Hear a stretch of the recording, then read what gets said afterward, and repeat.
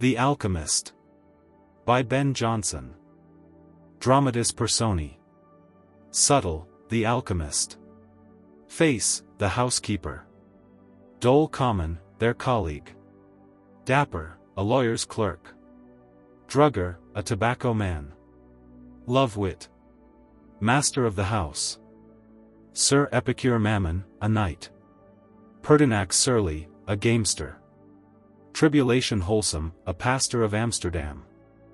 Ananias, a deacon there. Castrol. The angry boy. Dame Pliant, his sister, a widow.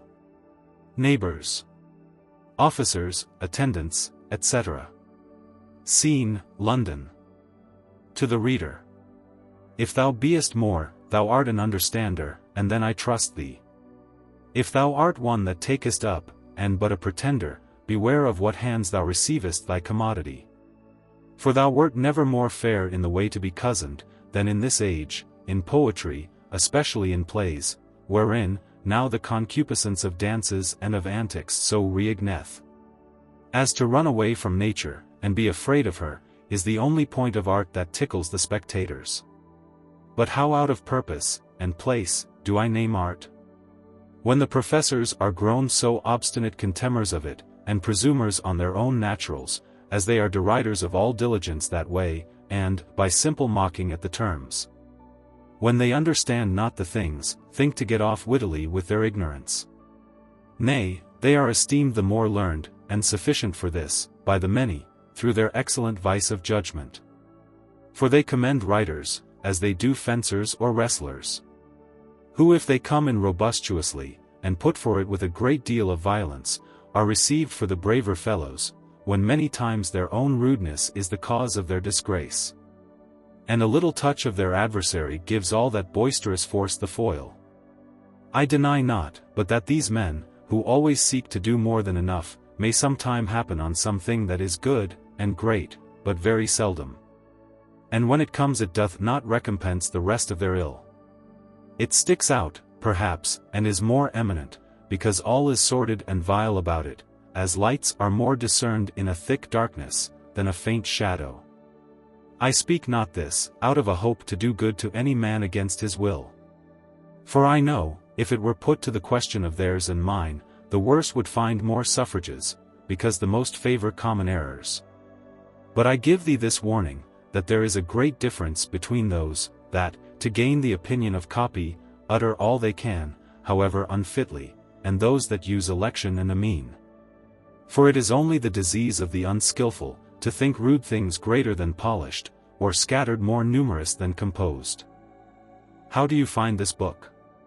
Any thoughts about the book or the author? Any suggestion for improvement? Please take a moment to share your thoughts in a comment. If you like it, share it with your friends who might enjoy it as well. Subscribe to keep in touch. Visit CompleteAudiobooks.com for more quality content. Argument. The sickness hot, a master quit, for fear. His house in town, and left one servant there. Ease him corrupted, and gave means to know. A cheater, and his punk. Who now brought low. Leaving their narrow practice, were become cozeners at large. And only wanting some house to set up, with him they here contract. Each for a share, and all begin to act. Much company they draw, and much abuse. In casting figures, telling fortunes, news. Selling of flies, flat bawdry with the stone.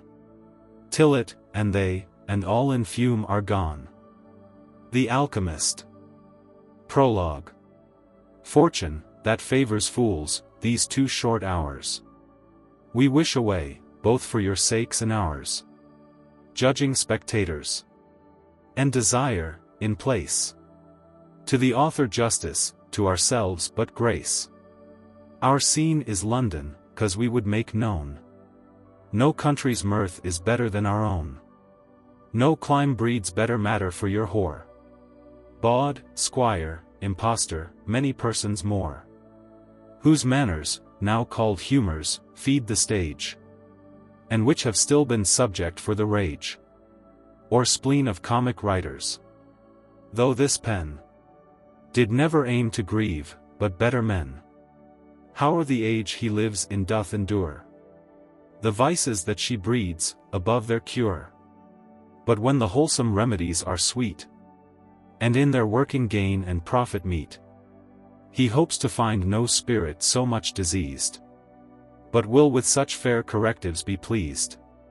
For here he doth not fear who can apply, if there be any that will sit so nigh unto the stream, to look what it doth run. They shall find things, they'd think or wish were done. They are so natural follies, but so shown, as even the doers may see, and yet not own. Act. Chapter 1. Scene. Chapter 1. A room in Lovewit's house. Face. Believed, I will. Subtle. Thy worst. I fart at thee. Dole common. Have you your wits? Why, gentlemen? For love. Face. Sirrah, I'll strip you. Subtle. What to do? Lick figs. Out at my face. Rogue, rogue, out of all your sleights. Dole common. Nay, look ye, sovereign, general, are you madmen? Subtle. Oh, let the wild sheep loose. I'll gum your silks with good strong water, and you come. Dole common. Will you have the neighbors hear you? Will you betray all? Hark! I hear somebody. Face. Sirrah. Subtle. I shall mar all that the tailor has made, if you approach. Face. You most notorious whelp, you insolent slave. Dare you do this? Subtle. Yes, faith, yes, faith. Face. Why, who am I, my mongrel? Who am I? Subtle. I'll tell you, since you know not yourself. Face. Speak lower, rogue. Subtle. Yes, you were once, times not long past, the good, honest, plain, livery 3-pound thrum, that kept your master's worship's house here in the Friars. For the vacations. Face. Will you be so loud? Subtle. Since, by my means, translated suburb captain. Face. By your means, Dr. Dog. Subtle. Within man's memory. All this I speak of. Face. Why, I pray you, have I been countenanced by you, or you by me? Do but collect, sir, where I met you first. Subtle. I do not hear well. Face. Not of this, I think it. But I shall put you in mind, sir. At Pie Corner. Taking your meal of steam in, from cook's stalls. Where, like the father of hunger, you did walk. Piteously costive, with your pinch-torn nose. And your complexion of the Roman wash. Stuck full of black and melancholic worms. Like powder corns shot at the artillery yard. Subtle. I wish you could advance your voice a little. Face. When you went pinned up in the several rags you had raked and picked from dunghills, before day. Your feet in mouldy slippers, for your kibes. A felt of rug, and a thin threaden cloak. That scarce would cover your no buttocks. Subtle. So, sir. Face. When all your alchemy, and your algebra. Your minerals, vegetals, and animals. Your conjuring, cousining, and your dozen of trades. Could not relieve your core with so much linen. Would make you tinder, but to see a fire. I gave you countenance, credit for your coals. Your stills, your glasses, your materials. Built you a furnace, drew you customers. Advanced all your black arts. Lent you, beside, a house to practice in. Subtle. Your master's house. Face. Where you have studied the more thriving skill of bawdry since. Subtle. Yes, in your master's house. You and the rats here kept possession. Make it not strange. I know you were one could keep the buttery hatch still locked, and save the chippings. Sell the dole beer to aquavitae men. The which, together with your Christmas veils, at post and pair, your letting out of counters, made you a pretty stock, some 20 marks, and gave you credit to converse with cobwebs. Here, since your mistress death hath broke up house. Face. You might talk softlier, rascal. Subtle. No, you scarab. I'll thunder you in pieces, I will teach you how to beware to tempt a fury again that carries tempest in his hand and voice. Face. The place has made you valiant. Subtle. No, your clothes.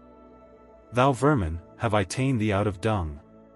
So poor, so wretched, when no living thing would keep thee company, but a spider, or worse, raised thee from brooms, and dust, and watering pots, sublimed thee, and exalted thee, and fixed thee in the third region, called our state of grace, wrought thee to spirit, to quintessence, with pains, would twice have won me the philosopher's work, put thee in words and fashion, made thee fit for more than ordinary fellowships, given thee thy oaths, thy quarrelling dimensions, thy rules to cheat at horse race, cockpit, cards, dice, or whatever gallant tincture else, made thee a second in mine own great art? And have I this for thanks? Do you rebel? Do you fly out in the projection? Would you be gone now? Dole common. Gentlemen, what mean you? Will you mar all? Subtle. Slave, thou hadst had no name. Dole common. Will you undo yourselves with civil war? Subtle. Never been known, past equiclibinum. The heat of horse dung, underground, in cellars, or an alehouse darker than deaf John's. Been lost to all mankind, but laundresses and tapsters. Had not I been dole common. Do you know who hears you, sovereign? Face. Sirrah. Dole common. Nay, general, I thought you were civil. Face. I shall turn desperate, if you grow thus loud. Subtle. And hang thyself, I care not. Face. Hang thee, collier. And all thy pots, and pans, in picture, I will. Since thou hast moved me. Dole common. Oh, this will o'erthrow all. Face. Write thee up bawd and palls, have all thy tricks of cozening with a hollow coal, dust, scrapings, searching for things lost, with a sieve and shears, erecting figures in your rows of houses, and taking in of shadows with a glass, told in red letters, and a face cut for thee, worse than Gamaliel Ratsies. Dole common. Are you sound? Have you your senses, masters? Face. I will have a book, but barely reckoning thy impostures, shall prove a true philosopher's stone to printers. Subtle. Away, you trencher rascal. Face. Out, you dog leech. The vomit of all prisons. Dole common. Will you be your own destructions, gentlemen? Face. Still spewed out. For lying too heavy on the basket. Subtle. Cheater. Face. Bawd. Subtle. Cowherd. Face. Conjurer. Subtle. Cut purse. Face. Witch. Dole common. Oh me! We are ruined, lost. Have you no more regard? To your reputations? Where's your judgment? Slight. Have yet some care of me, of your republic. Face. Away, this Brock. I'll bring thee, rogue, within. The statute of sorcery, tricesimo tertio. Of Harry the Eighth, I, and perhaps thy neck. Within a noose, for laundering gold and barbing it. Dole common. Snatches face's sword. You'll bring your head within a coxcomb, will you? And you, sir, with your menstru. Dashes subtle's veil out of his hand. Gather it up. Steth, you abominable pair of stinkards. Leave off your barking, and grow one again. Or, by the light that shines, I'll cut your throats. I'll not be made a prey unto the marshal. For ne'er a snarling dog-bolt of you both. Have you together cozened all this while? And all the world, and shall it now be said? You've made most courteous shift to cozen yourselves? To face. You will accuse him. You will bring him in. Within the statute. Who shall take your word? A whoreson, upstart, apocryphal captain. Whom not a Puritan in Blackfriars will trust. So much as for a feather. To subtle. And you, too, will give the cause, forsooth. You will insult. And claim a primacy in the divisions. You must be chief. As if you only had the powder to project with, and the work were not begun out of equality. The venture tripartite. All things in common. Without priority. Steth. You perpetual curs. Fall to your couples again, and cozen kindly. And heartily, and lovingly, as you should. And lose not the beginning of a term. Or, by this hand, I shall grow factious too. And take my part, and quit you. Face. 'Tis his fault. He ever murmurs, and objects his pains.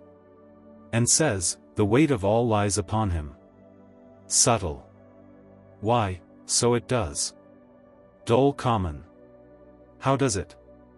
Do not we sustain our parts? Subtle.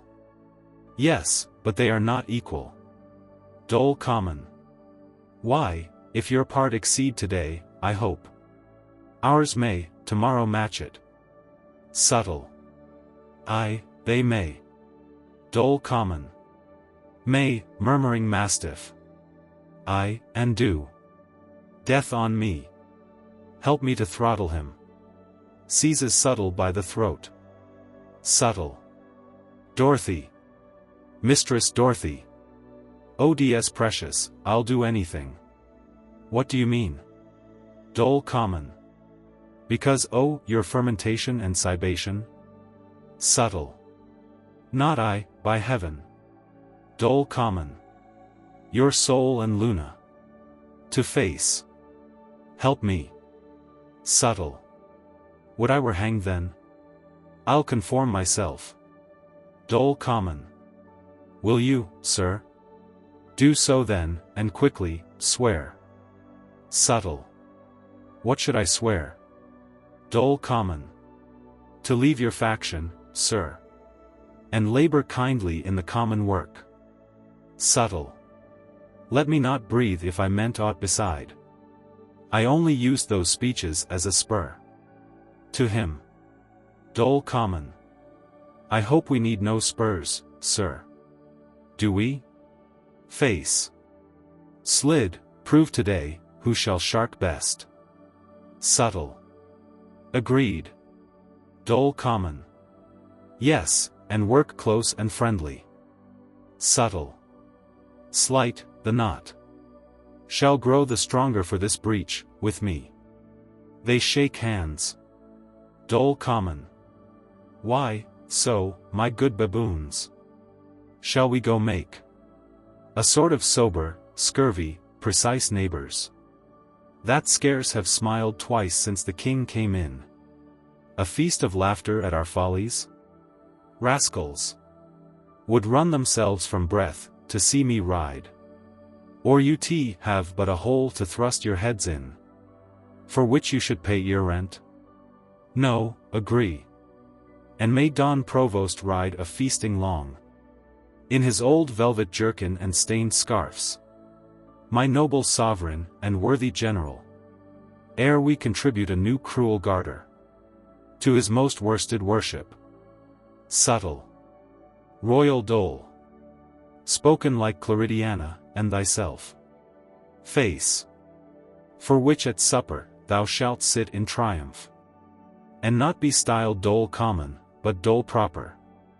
Dole singular, the longest cut at night, shall draw thee for his dole particular. Bell rings without. Subtle. Who's that? One rings. To the window, dole. Exit dole. Pray heaven the master do not trouble us this quarter. Face. Oh, fear not him, while there dies one a week. Oh, the plague, he's safe, from thinking toward London. Beside, he's busy at his hop yards now. I had a letter from him. If he do, he'll send such word, for airing of the house, as you shall have sufficient time to quit it. Though we break up a fortnight, 'tis no matter. Re-enter dole. Subtle. Who is it, dole? Dole common. A fine young quadling. Face. Oh. My lawyer's clerk, I lighted on last night. In Holborn, at the Dagger. He would have. I told you of him, a familiar. To rifle with at horses, and win cups. Dole common. Oh, let him in. Subtle. Stay. Who shall do't? Face. Get you your robes on, I will meet him as going out. Dole common. And what shall I do? Face. Not be seen, away. Exit dole. Seem you very reserved. Subtle. Enough. Exit. Face. Aloud and retiring. God be you, sir. I pray you let him know that I was here. His name is Dapper. I would gladly have stayed, but Dapper. Within. Captain, I am here. Face. Who's that? He's come, I think, doctor. Enter Dapper. Good faith, sir, I was going away.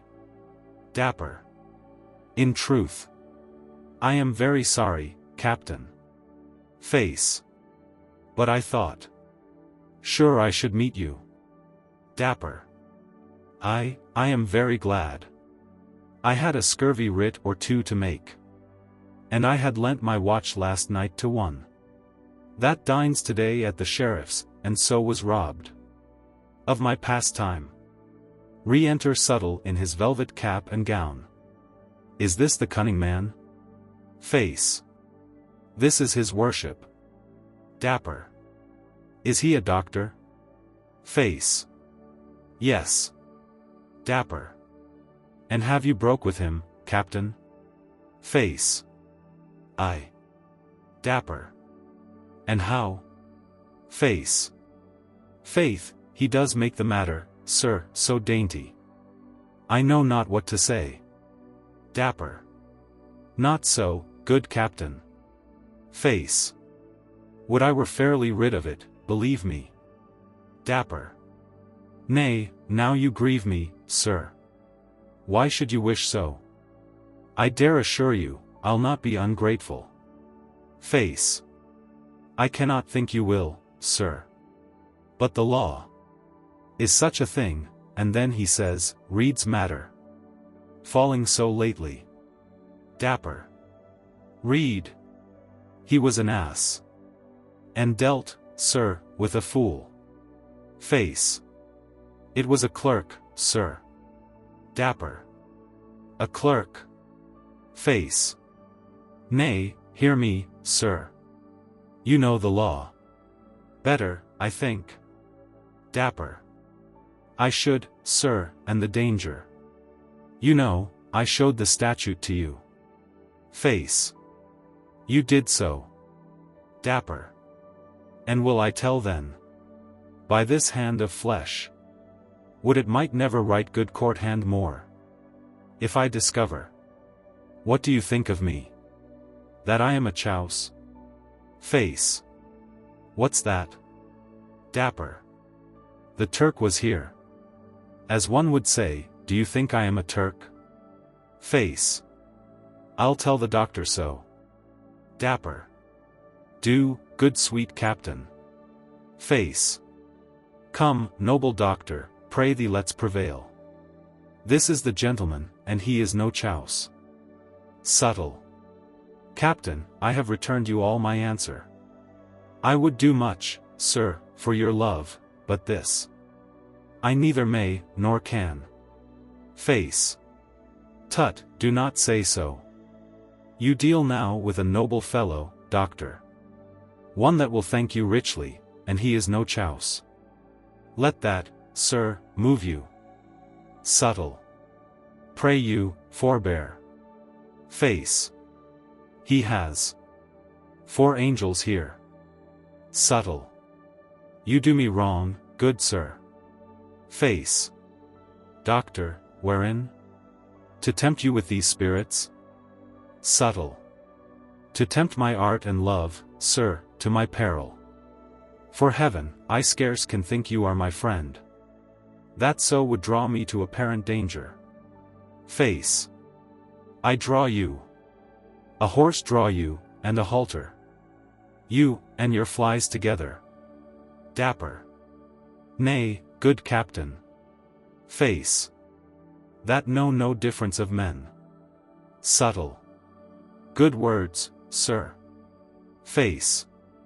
Good deeds, sir, Dr. Dog's meat. Slight, I bring you.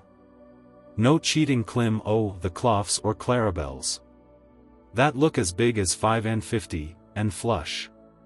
And spit out secrets like hot custard. Dapper. Captain. Face. Nor any melancholic underscribe. Shall tell the vicar. But a special gentle. That is the heir to 40 marks a year. Consorts with the small poets of the time. Is the sole hope of his old grandmother.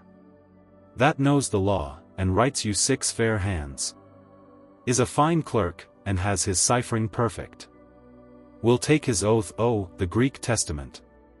If need be, in his pocket. And can court his mistress out of Ovid. Dapper. Nay, dear captain. Face. Did you not tell me so? Dapper. Yes. But I'd have you use Master Doctor with some more respect. Face. Hang him, proud stag, with his broad velvet head. But for your sake, I'd choke, ere I would change an article of breath with such a puck fist. Come, let's be gone. Going. Subtle. Pray you let me speak with you. Dapper. His worship calls you, captain. Face. I am sorry. I e'er embarked myself in such a business. Dapper. Nay, good sir, he did call you. Face. Will he take then? Subtle. First, hear me. Face. Not a syllable, less you take. Subtle. Pray you, sir. Face. Upon no terms but an assumpsit. Subtle. Your humor must be law. He takes the 4 angels. Face. Why now, sir, talk. Now I dare hear you with mine honor. Speak. So may this gentleman too.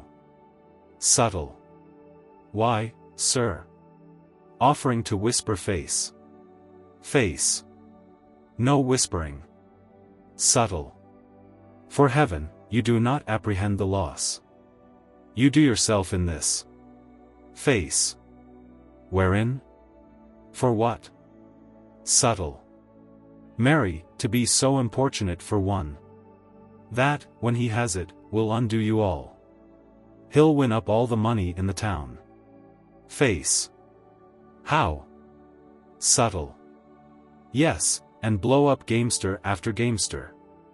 As they do crackers in a puppet play. If I do give him a familiar, give you him all you play for. Never set him, for he will have it. Face. You are mistaken, doctor. Why he does ask one but for cups and horses. A rifling fly, none of your great familiars. Dapper. Yes, captain, would have it for all games. Subtle. I told you so. Face. Taking Dapper aside. Slight, that is a new business. I understood you, a tame bird, to fly. Twice in a term, or so, on Friday nights. When you had left the office, for a nag. Of 40 or 50 shillings. Dapper. Aye, 'tis true, sir. But I do think now I shall leave the law. And therefore. Face. Why, this changes quite the case. Do you think that I dare move him? Dapper. If you please, sir. All's one to him, I see. Face. What? For that money? I cannot with my conscience, nor should you. Make the request, methinks. Dapper. No, sir, I mean. To add consideration. Face. Why then, sir? I'll try. Goes to Subtle. Say that it were for all games, doctor. Subtle. I say then, not a mouth shall eat for him. At any ordinary, but on the score. That is a gaming mouth, conceive me. Face. Indeed. Subtle. He'll draw you all the treasure of the realm. If it be set him. Face. Speak you this from art? Subtle. Aye, sir, and reason too, the ground of art. He is of the only best complexion. The queen of fairy loves. Face. What? Is he? Subtle. Peace. He'll overhear you. Sir, should she but see him. Face. What? Subtle. Do not you tell him. Face. Will he win at cards too? Subtle. The spirits of dead Holland, living Isaac. You'd swear, were in him, such a vigorous luck. As cannot be resisted. Slight, he'll put 6 of your gallants to a cloak, indeed. Face. A strange success, that some man shall be born to. Subtle. He hears you, man. Dapper. Sir, I'll not be ingrateful. Face. Faith, I have confidence in his good nature. You hear, he says he will not be ingrateful. Subtle. Why, as you please, my venture follows yours. Face. Troth, do it, doctor, think him trusty, and make him. He may make us both happy in an hour. Win some £5,000, and send us 2 on't. Dapper. Believe it, and I will, sir. Face. And you shall, sir. Takes him aside. You have heard all? Dapper. No, what was't? Nothing, sir. Face. Nothing. Dapper. A little, sir. Face. Well, a rare star. Reigned at your birth. Dapper. At mine, sir. No. Face. The doctor. Swears that you are. Subtle. Nay, captain, you'll tell all now. Face. Allied to the queen of fairy. Dapper. Who? That I am? Believe it, no such matter. Face. Yes, and that. You were born with a caul on your head. Dapper. Who says so? Face. Come. You know it well enough, though you dissemble it. Dapper. IFAC, I do not, you are mistaken. Face. How? Swear by your FAC, and in a thing so known. Unto the doctor? How shall we, sir, trust you? In the other matter? Can we ever think? When you have won 5 or 6,000 pound. You'll send us shares in't, by this rate? Dapper. By Jove, sir. I'll win 10,000 pound, and send you half. IFAC's no oath. Subtle. No, no, he did but jest. Face. Go thank the doctor, he's your friend. To take it so. Dapper. I thank his worship. Face. So. Another angel. Dapper. Must I? Face. Must you? Slight. What else is thanks? Will you be trivial, doctor? Dapper gives him the money. When must he come for his familiar? Dapper. Shall I not have it with me? Subtle. Oh, good sir. There must a world of ceremonies pass. You must be bathed and fumigated first. Besides, the Queen of Fairy does not rise till it be noon. Face. Not, if she danced, tonight. Subtle. And she must bless it. Face. Did you never see Her Royal Grace yet? Dapper. Whom? Face. Your Aunt of Fairy? Subtle. Not since she kissed him in the cradle, Captain. I can resolve you that. Face. Well, see her Grace. Whatever it cost you, for a thing that I know.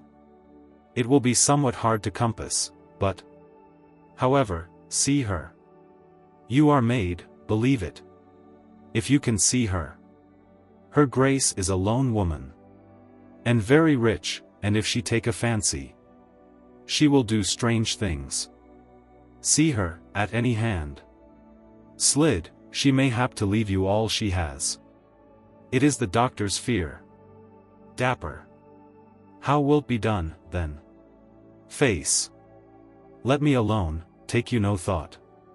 Do you? But say to me, Captain, I'll see her Grace. Dapper. Captain, I'll see her Grace. Face. Enough. Knocking within. Subtle. Who's there? Anon. Aside to Face. Conduct him forth by the back way. Sir, against 1 o'clock prepare yourself. Till when you must be fasting. Only take 3 drops of vinegar in at your nose, 2 at your mouth, and 1 at either ear. Then bathe your fingers' ends and wash your eyes. To sharpen your 5 senses, and cry, hum. Thrice, and then buzz, as often, and then come. Exit. Face. Can you remember this? Dapper. I warrant you. Face. Well then, away. It is but your bestowing. Some 20 nobles among her Grace's servants. And put on a clean shirt, you do not know. What grace her Grace may do you in clean linen. Exeunt Face and Dapper. Subtle. Within. Come in. Good wives, I pray you forbear me now. Troth I can do you no good till afternoon. Re-enters, followed by Drugger. What is your name, say you? Abel Drugger? Drugger. Yes, sir. Subtle. A seller of tobacco? Drugger. Yes, sir. Subtle. Free of the grocers? Drugger. Aye, an't please you. Subtle. Well. Your business, Abel? Drugger. This, an't please your worship. I am a young beginner, and am building of a new shop, an't like your worship, just at corner of a street, here is the plot on't. And I would know by art, sir, of your worship. Which way I should make my door, by necromancy. And where my shelves. And which should be for boxes. And which for pots. I would be glad to thrive, sir. And I was wished to your worship by a gentleman. One Captain Face, that says you know men's planets. And they're good angels, and they're bad. Subtle. I do.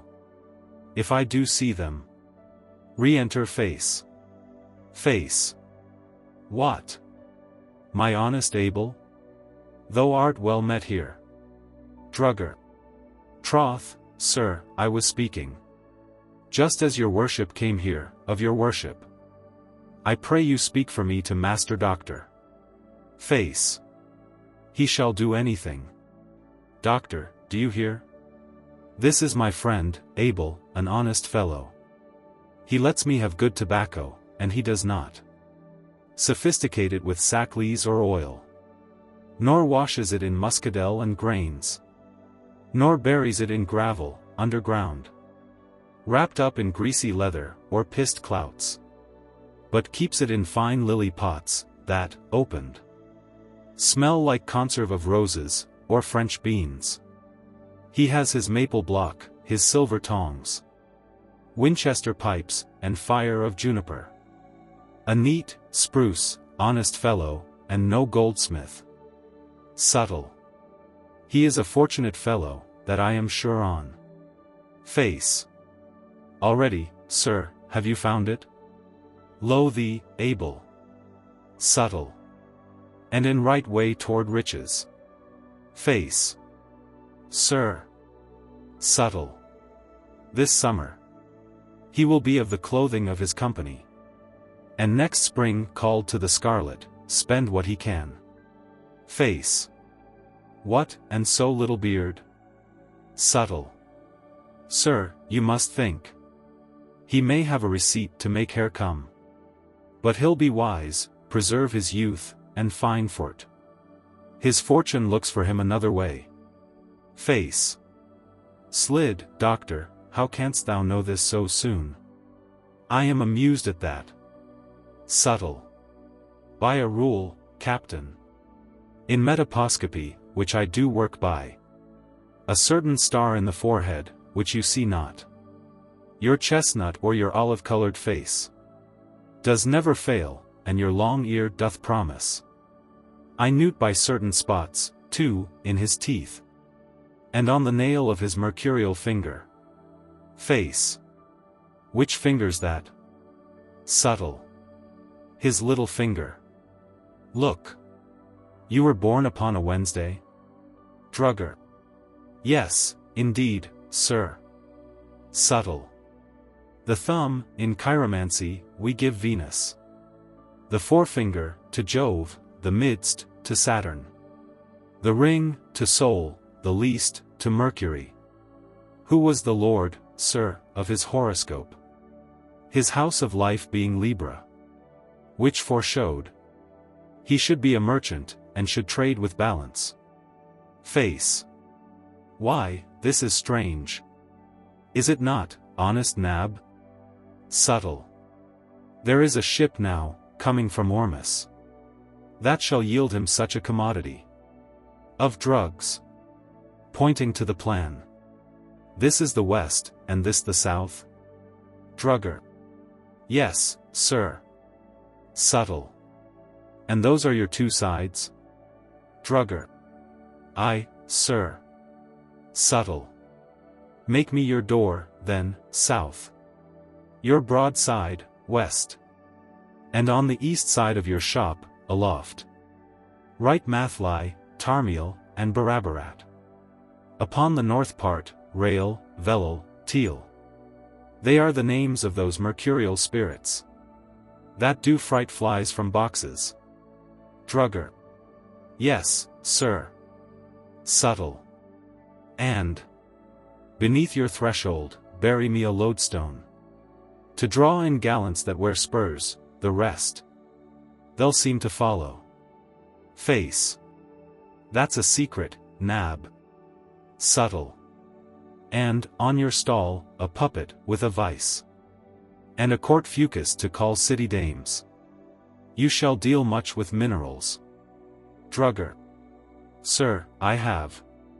At home, already. Subtle. I know you have arsenic.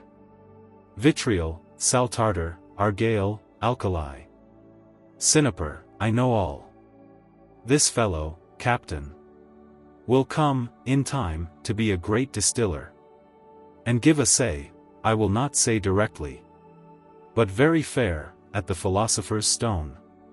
Face. Why, how now, Abel? Is this true? Drugger. Aside to face. Good Captain. What must I give? Face. Nay, I'll not counsel thee. Thou hear'st what wealth, he says, spend what thou canst. Thou art he like to come to. Drugger. I would gi him a crown. Face. A crown. And toward such a fortune? Heart. Thou shalt rather gi him thy shop. No gold about thee? Drugger. Yes, I have a portage, I have kept this half year. Face. Out on thee, Nab. Slight, there was such an offer. Shalt keep no longer, I'll give him for thee. Doctor. Nab prays your worship to drink this, and swears he will appear more grateful, as your skill does raise him in the world. Drugger. I would entreat another favor of his worship. Face. What is't, Nab? Drugger. But to look over, sir, my almanac, and cross out my ill days, that I may neither bargain, nor trust upon them. Face. That he shall, Nab. Leave it, it shall be done, gainst afternoon. Subtle. And a direction for his shelves. Face. Now, Nab. Art thou well pleased, Nab? Drugger. Thank, sir, both your worships. Face. Away. Exit Drugger. Why, now, you smoky persecutor of nature. Now do you see, that something's to be done? Beside your beach coal, and your corsive waters, your crosslets, crucibles, and cucurbits, you must have stuff brought home to you, to work on. And yet you think, I am at no expense in searching out these veins, then following them, then trying them out. For God, my intelligence costs me more money, than my share oft comes to, in these rare works. Subtle. You are pleasant, sir. Re-enter Dole. How now? What says my dainty Dalkin? Dole common. Yonder fishwife will not away. And there's your giantess, the bawd of Lambeth. Subtle. Heart, I cannot speak with them. Dole common. Not afore night, I have told them in a voice thorough the trunk, like one of your familiars. But I have spied Sir Epicure Mammon. Subtle. Where?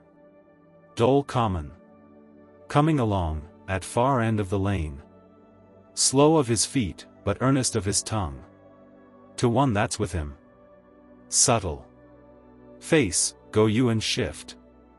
Exit Face. Dole, you must presently make ready, too.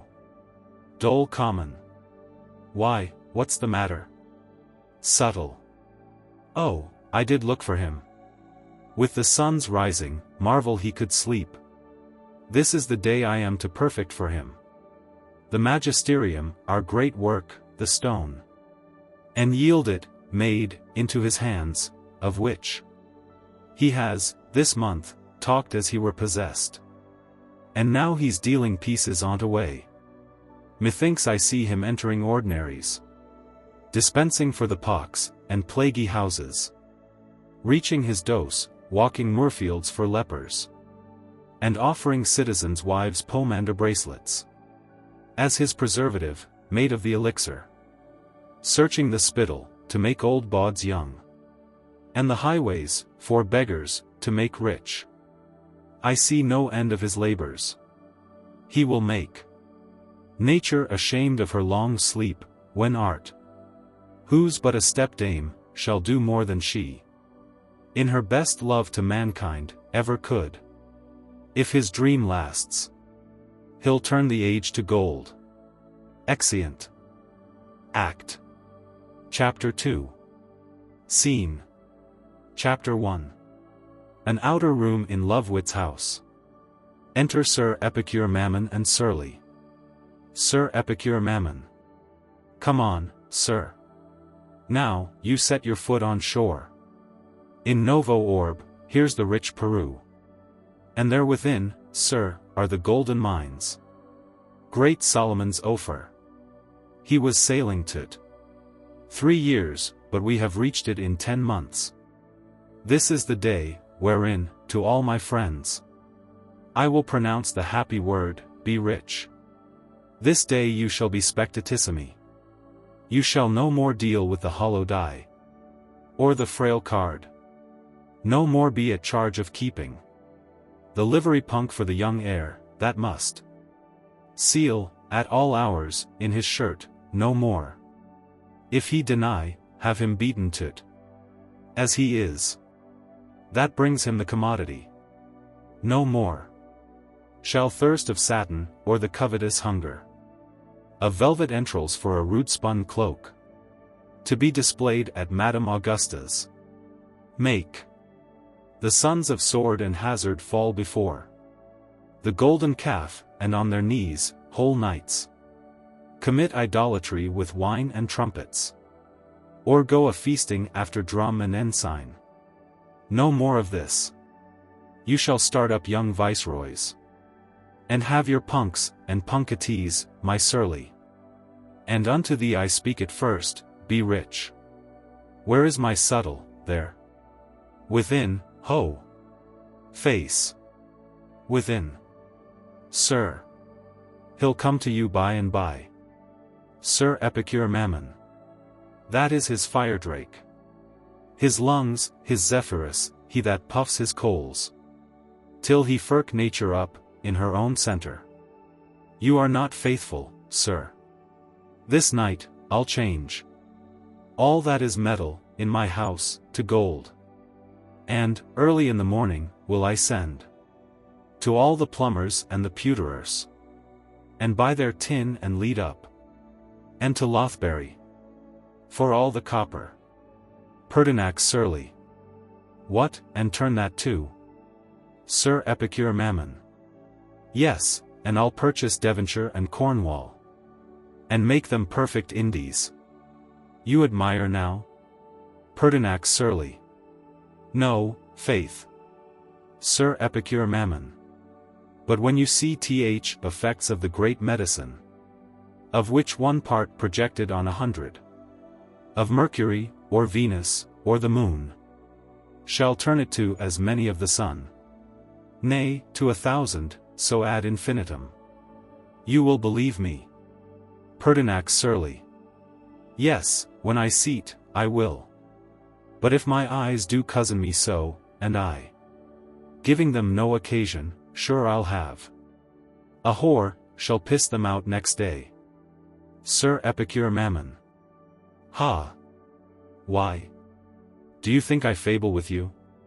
I assure you, he that has once the flower of the sun, the perfect ruby, which we call elixir, not only can do that, but, by its virtue, can confer honor, love, respect, long life, give safety, valor, yea, and victory, to whom he will. In 28 days, I'll make an old man of 80, a child. Pertinax Surly. No doubt, he's that already. Sir Epicure Mammon. Nay, I mean, restore his years, renew him, like an eagle. To the 5th age, make him get sons and daughters, young giants, as our philosophers have done, the ancient patriarchs, afore the flood. But taking, once a week, on a knife's point, the quantity of a grain of mustard of it, become stout Marses, and beget young cupids. Pertinax surly. The decayed vestals of Picthatch would thank you. That keep the fire alive, there. Sir Epicure Mammon. 'Tis the secret of nature naturiste gainst all infections. Cures all diseases coming of all causes. A month's grief in a day, a year's in 12. And, of what age soever, in a month. Past all the doses of your drugging doctors. I'll undertake, withal, to fright the plague out of the kingdom in 3 months. Pertinax surly. And I'll be bound, the players shall sing your praises, then. Without their poets. Sir Epicure Mammon. Sir, I'll do't. Meantime, I'll give away so much unto my man. Shall serve the whole city, with preservative. Weekly. Each house his dose, and at the rate. Pertinax surly. As he that built the waterwork, does with water? Sir Epicure Mammon. You are incredulous. Pertinax surly. Faith, I have a humor. I would not willingly be gulled. Your stone cannot transmute me. Sir Epicure Mammon. Pertinax, my surly. Will you believe antiquity? Records? I'll show you a book where Moses and his sister and Solomon have written of the art. Aye, and a treatise penned by Adam. Pertinax surly. How? Sir Epicure Mammon. Of the philosopher's stone, and in High Dutch. Pertinax surly. Did Adam write, sir, in High Dutch? Sir Epicure Mammon. He did. Which proves it was the primitive tongue. Pertinax surly. What paper? Sir Epicure Mammon. On cedar board. Pertinax surly. Oh that, indeed, they say, will last, gainst worms. Sir Epicure Mammon. 'Tis like your Irish wood. Gainst cobwebs. I have a piece of Jason's fleece, too. Which was no other than a book of alchemy. Writ in large sheepskin, a good fat ram vellum.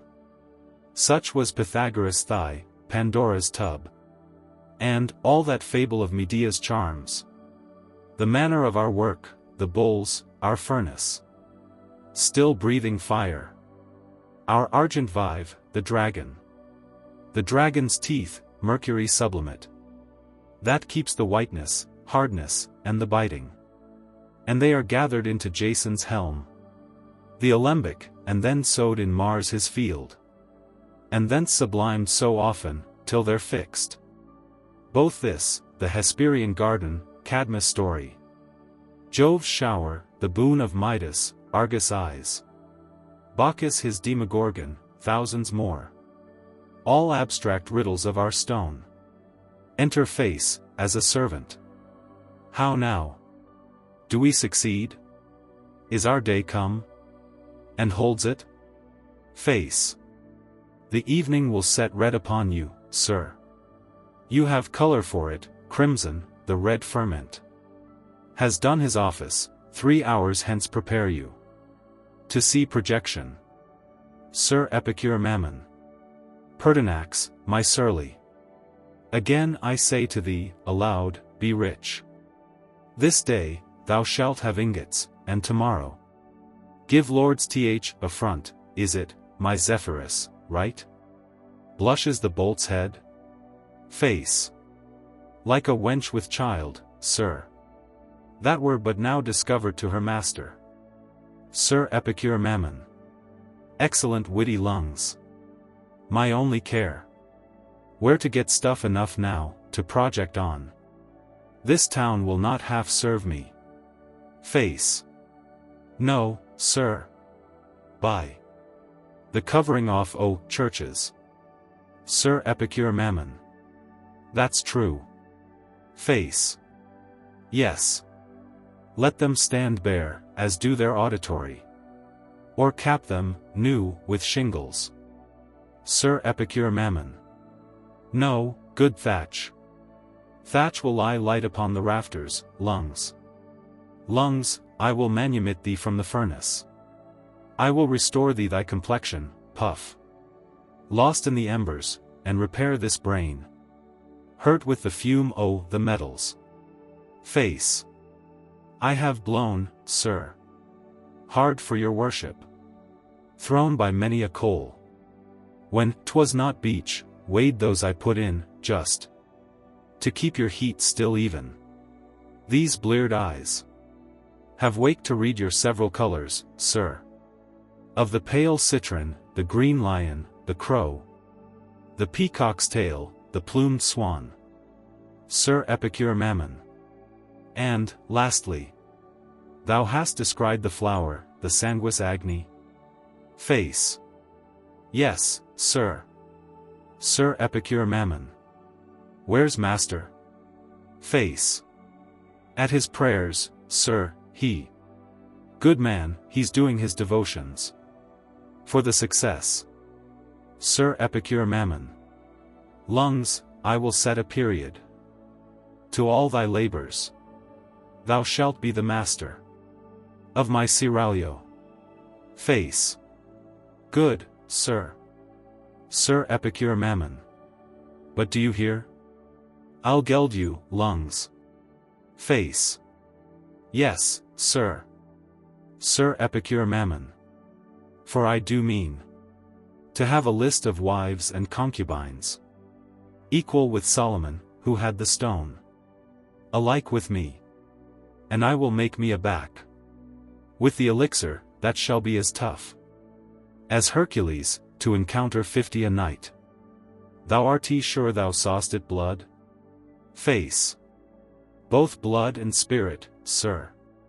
Sir Epicure Mammon.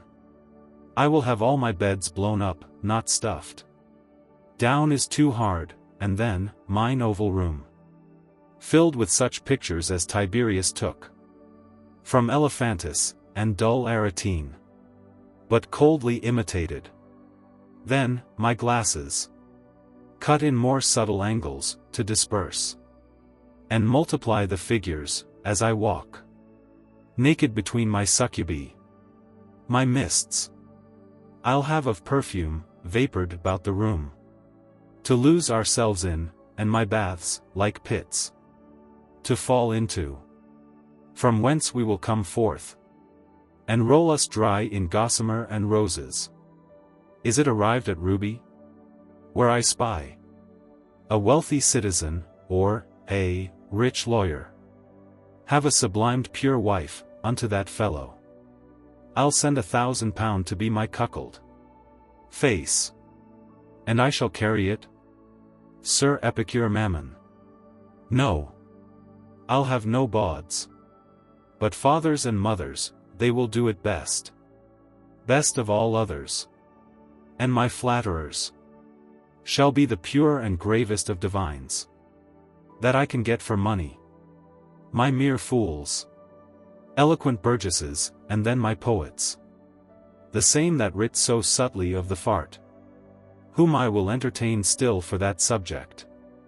The few that would give out themselves to be court and town stallions, and, each wear, belly, ladies who are known most innocent for them. Those will I beg, to make me eunuchs of. And they shall fan me with 10 ostrich tails apiece, made in a plume to gather wind. We will be brave, puff, now we have the medicine. My meat shall all come in Indian shells. Dishes of agate set in gold, and studded with emeralds, sapphires, hyacinths, and rubies. The tongues of carps, dormice, and camels' heels, boiled in the spirit of soul, and dissolved pearl. A picious diet gainst the epilepsy. And I will eat these broths with spoons of amber, headed with diamond and carbuncle. My footboy shall eat pheasants, calvered salmons, knots, godwits, lampreys. I myself will have the beards of barbels served, instead of salads, oiled mushrooms, and the swelling unctuous paps of a fat pregnant sow, newly cut off. dressed with an exquisite and poignant sauce. For which, I'll say unto my cook, there's gold. Go forth, and be a knight. Face. Sir, I'll go look. A little, how it heightens. Exit. Sir Epicure Mammon. Do, my shirts. I'll have of taffetas arsenic, soft and light as cobwebs. And for all my other raiment, it shall be such as might provoke the Persian, were he to teach the world riot anew. My gloves of fishes and birds' skins, perfumed with gums of paradise and eastern air. Pertinax surly. And do you think to have the stone with this? Sir Epicure Mammon. No, I do think t have all this with the stone. Pertinax surly. Why, I have heard he must be homo frugi, a pious, holy, and religious man, one free from mortal sin, a very virgin. Sir Epicure Mammon. That makes it, sir, he is so, but I buy it. My venture brings it me. He, honest wretch, a notable, superstitious, good soul, has worn his knees bare, and his slippers bald, with prayer and fasting for it, and, sir, let him do it alone, for me, still. Here he comes. Not a profane word afore him, 'tis poison. Enter Subtle.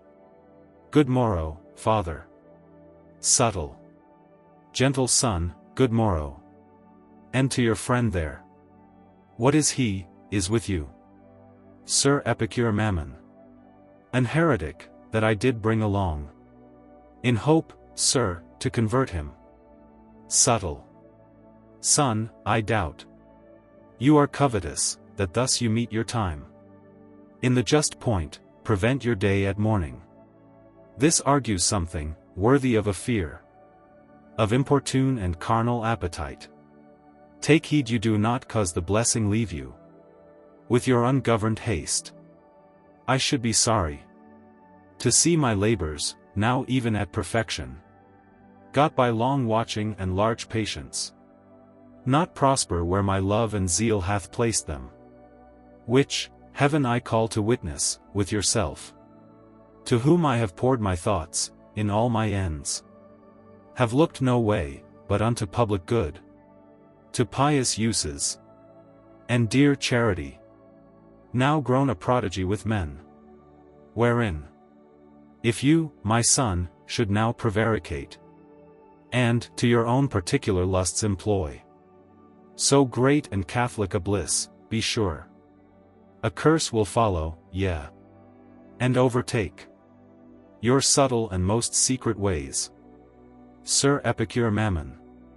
I know, sir, you shall not need to fear me, I but come to have you confute this gentleman. Pertinax surly. Who is, indeed, sir, somewhat costive of belief toward your stone, would not be gulled. Subtle. Well, son, all that I can convince him in, is this. The work is done, bright soul is in his robe. We have a medicine of the triple soul, the glorified spirit. Thanks be to heaven. And make us worthy of it, Eulenspiegel.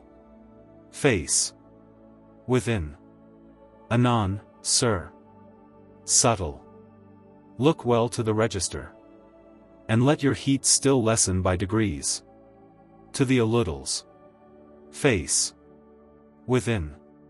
Yes, sir. Subtle. Did you look on the bolt's head yet? Face. Within. Which? On D, sir. Subtle. I. What's the complexion? Face. Within. Whitish.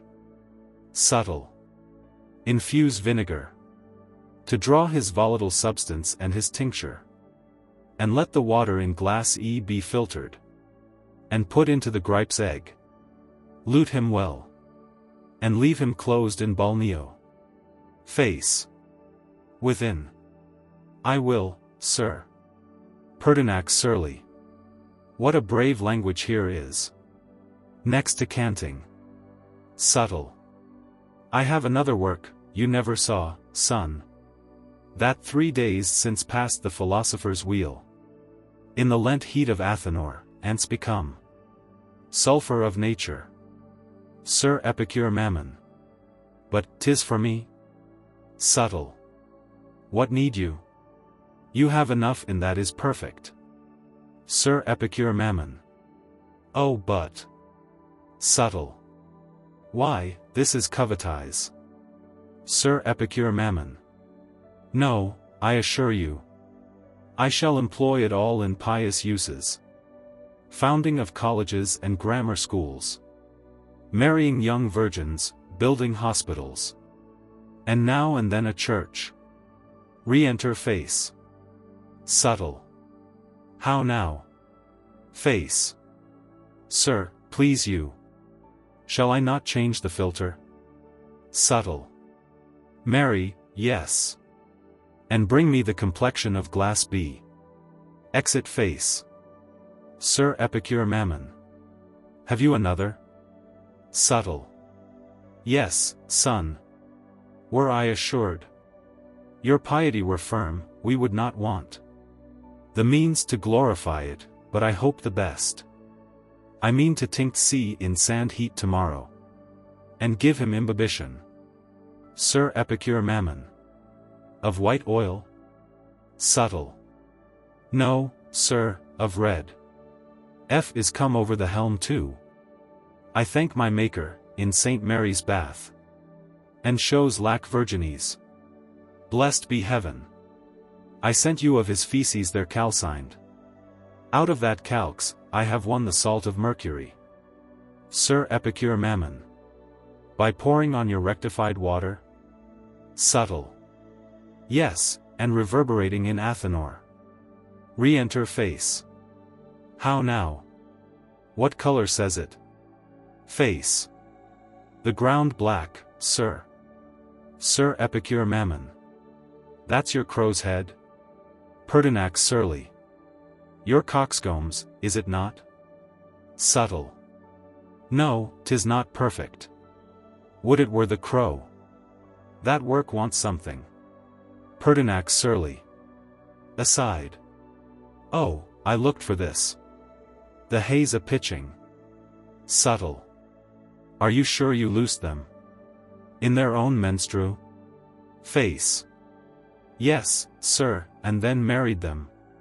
And put them in a bolt's head nipped to digestion. According as you bade me. When I set the liquor of Mars to circulation. In the same heat. Subtle. The process then was right. Face. Yes, by the token, sir, the retort brake.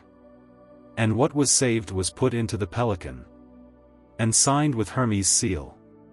Subtle. I think 'twas so. We should have a new amalgama.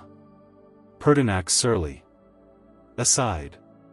Oh, this ferret is rank as any polecat. Subtle. But I care not. Let him e'en die, we have enough beside. In embryon. H has his white shirt on. Face. Yes, sir. He's ripe for insuration, he stands warm. In his ash fire. I would not you should let any die now, if I might counsel, sir. For luck's sake to the rest, it is not good. Sir Epicure Mammon. He says right. Pertinax surly. Aside. Are you bolted? Face. Nay, I note, sir. I have seen the ill fortune. What is some 3 ounces of fresh materials? Sir Epicure Mammon. Is no more? Face. No more, sir. Of gold, amalgam with some 6 of mercury. Sir Epicure Mammon.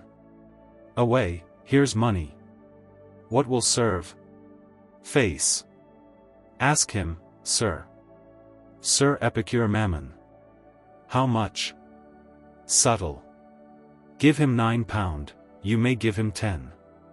Pertinax surly. Yes, 20, and be cozened, do. Sir Epicure Mammon. There 'tis. Gives face the money. Subtle. This needs not.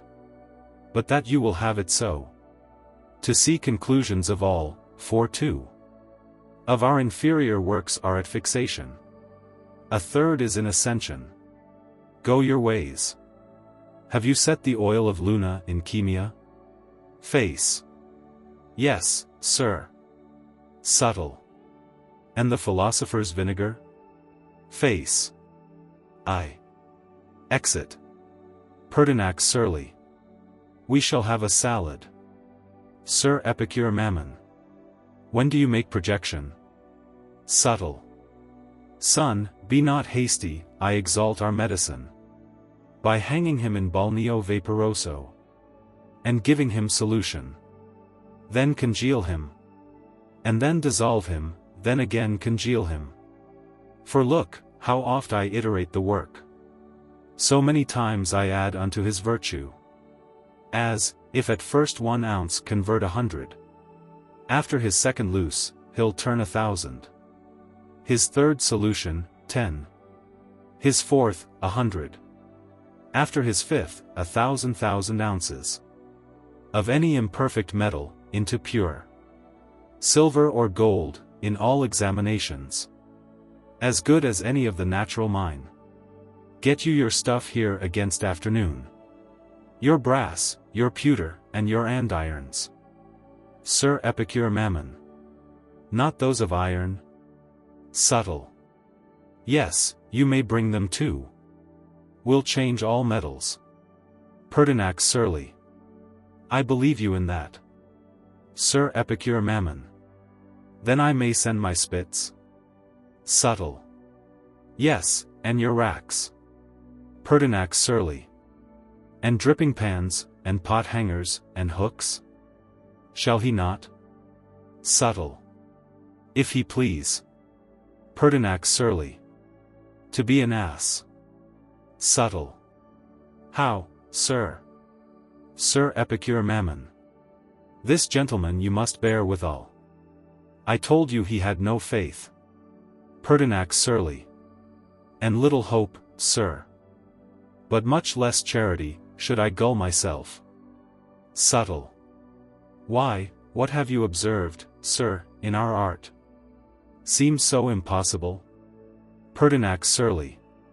But your whole work, no more. That you should hatch gold in a furnace, sir. As they do eggs in Egypt. Subtle. Sir, do you believe that eggs are hatched so? Pertinax surly. If I should? Subtle.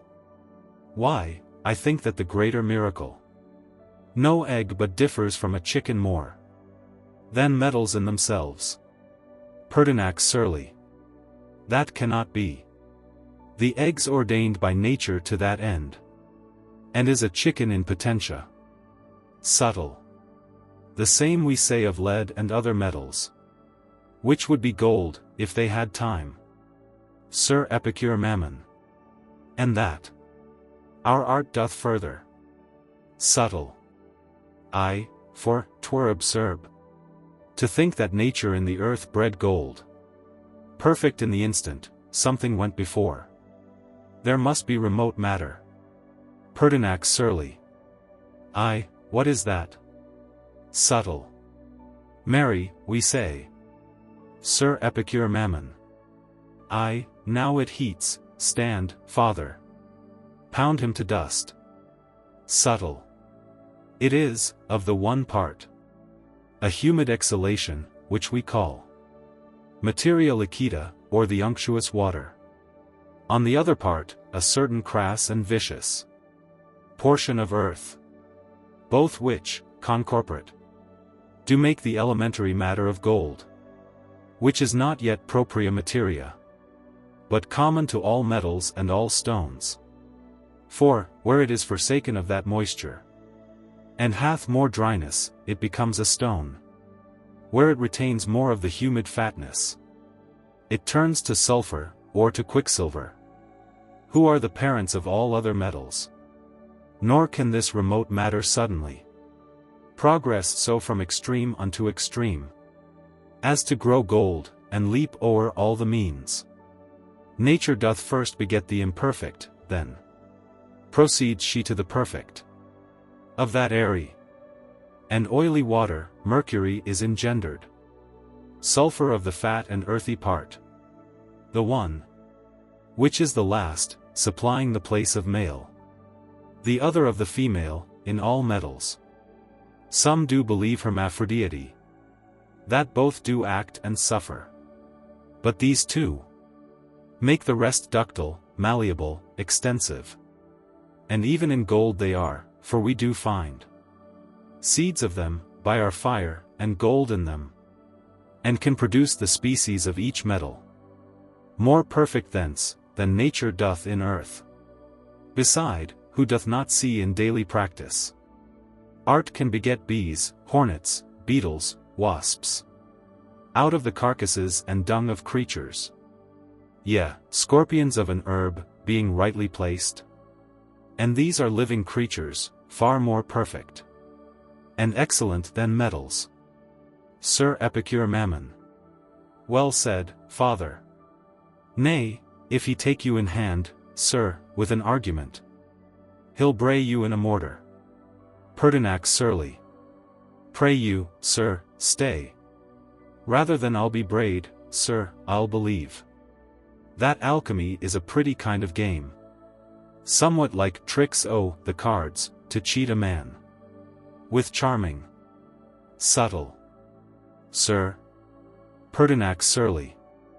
What else are all your terms, whereon no one of your writers agrees with other?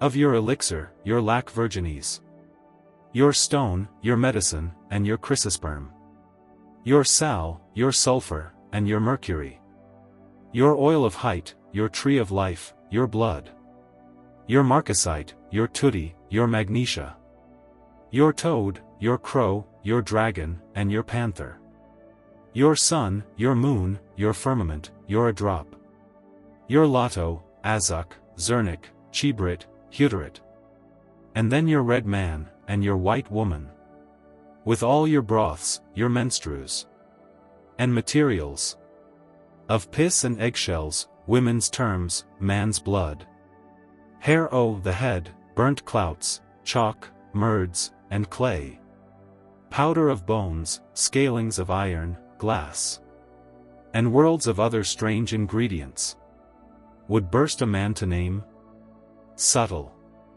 And all these named, intending but one thing, which art our writers used to obscure their art. Sir Epicure Mammon. Sir, so I told him, because the simple idiot should not learn it, and make it vulgar. Subtle was not all the knowledge of the Egyptians writ in mystic symbols? Speak not the scriptures oft in parables? Are not the choicest fables of the poets, that were the fountains and first springs of wisdom, wrapped in perplexed allegories? Sir Epicure Mammon. I urged that, and cleared to him, that Sisyphus was damned to roll the ceaseless stone, only because he would have made ours common. Dull common. Appears at the door. Who is this? Subtle. Sprecious, what do you mean? Go in, good lady. Let me entreat you. Dole retires. Where's this varlet? Re-enter face. Face. Sir. Subtle. You very knave. Do you use me thus?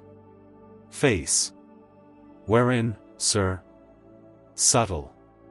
Go in and see, you traitor. Go. Exit face. Sir Epicure Mammon. Who is it, sir? Subtle. Nothing, sir, nothing. Sir Epicure Mammon. What's the matter, good sir? I have not seen you thus distempered. Who is't? Subtle. All arts have still had, sir, their adversaries. but ours the most ignorant. Re-enter face. What now? Face. 'Twas not my fault, sir, she would speak with you. Subtle.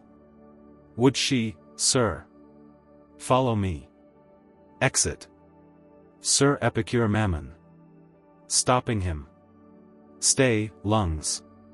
Face. I dare not, sir. Sir Epicure Mammon. Stay, man, what is she? Face. A lord's sister, sir. Sir Epicure Mammon. How? Pray thee, stay. Face. She's mad, sir, and sent hither. He'll be mad too. Sir Epicure Mammon. I warrant thee. Why sent hither? Face. Sir, to be cured. Subtle. Within. Why, rascal? Face. Lo you, here, sir. Exit. Sir Epicure Mammon. For God, a Bradamante, a brave piece. Pertinax surly. Heart, this is a bawdy house. I will be burnt else. Sir Epicure Mammon. Oh, by this light, no, do not wrong him. He's too scrupulous that way, it is his vice. No, he's a rare physician, do him right.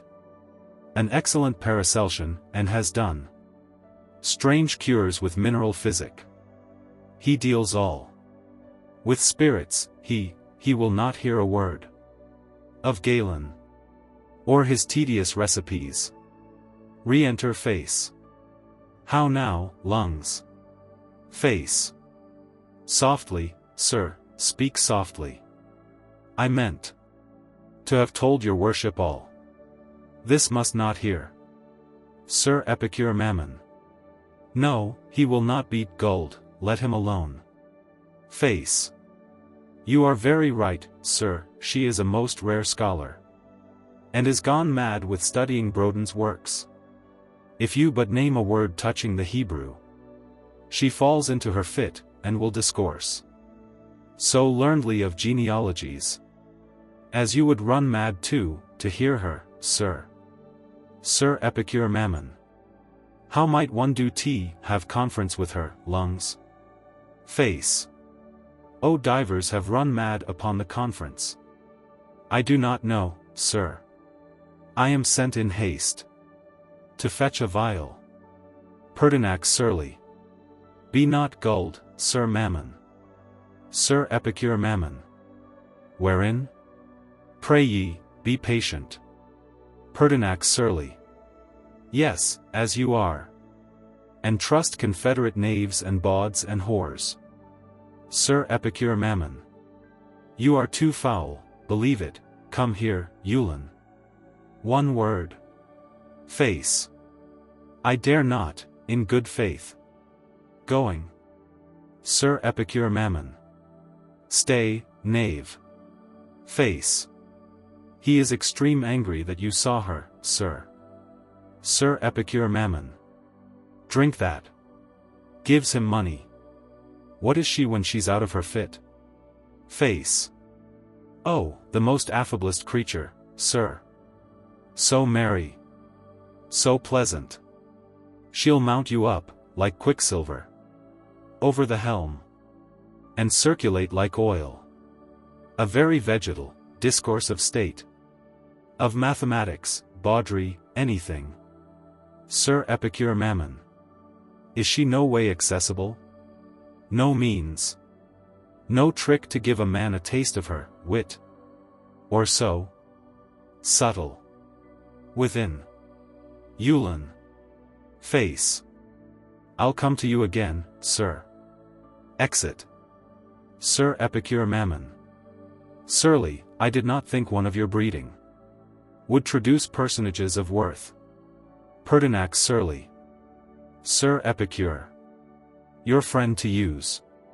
Yet still loath to be gulled. I do not like your philosophical bawds. Their stone is lechery enough to pay for. Without this bait. Sir Epicure Mammon. Heart, you abuse yourself. I know the lady, and her friends, and means. The original of this disaster. Her brother has told me all. Pertinax surly. And yet you never saw her. Till now. Sir Epicure Mammon. Oh yes, but I forgot. I have, believe it. One of the treacherousest memories, I do think. Of all mankind. Pertinax surly. What call you her brother? Sir Epicure Mammon. My lord. He will not have his name known, now I think on't. Pertinax surly. A very treacherous memory. Sir Epicure Mammon. On my faith. Pertinax surly. Tut, if you have it not about you, pass it. Till we meet next. Sir Epicure Mammon. Nay, by this hand, 'tis true. He's one I honor, and my noble friend. And I respect his house. Pertinax surly. Heart. Can it be? That a grave sir, a rich, that has no need. A wise sir, too, at other times, should thus. With his own oaths, and arguments, make hard means. To gull himself? And this be your elixir. Your lapis mineralis, and your lunary. Give me your honest trick yet at primero. Or gleek, and take your ludum sapientis. Your menstruum simplex. I'll have gold before you. And with less danger of the quicksilver. Or the hot sulphur. Re-enter Face. Face. Here's one from Captain Face, sir. To Surly. Desires you meet him in the temple church. Some half-hour hence, and upon earnest business. Whispers to Mammon. Sir, if you please to quit us, now. And come. Again within 2 hours, you shall have. My master busy examining the works. And I will steal you in, unto the party. That you may see her converse. Sir, shall I say? You'll meet the captain's worship? Pertinax surly. Sir, I will. Walks aside. But, by attorney, and to a second purpose. Now, I am sure it is a bawdy house. I'll swear it, were the marshal here to thank me. The naming this commander doth confirm it. Don Face. Why, he's the most authentic dealer. In these commodities, the superintendent. To all the quainter traffickers in town. He is the visitor, and does appoint. Who lies with whom, and at what hour, what price. Which gown, and in what smock, what fall, what tire.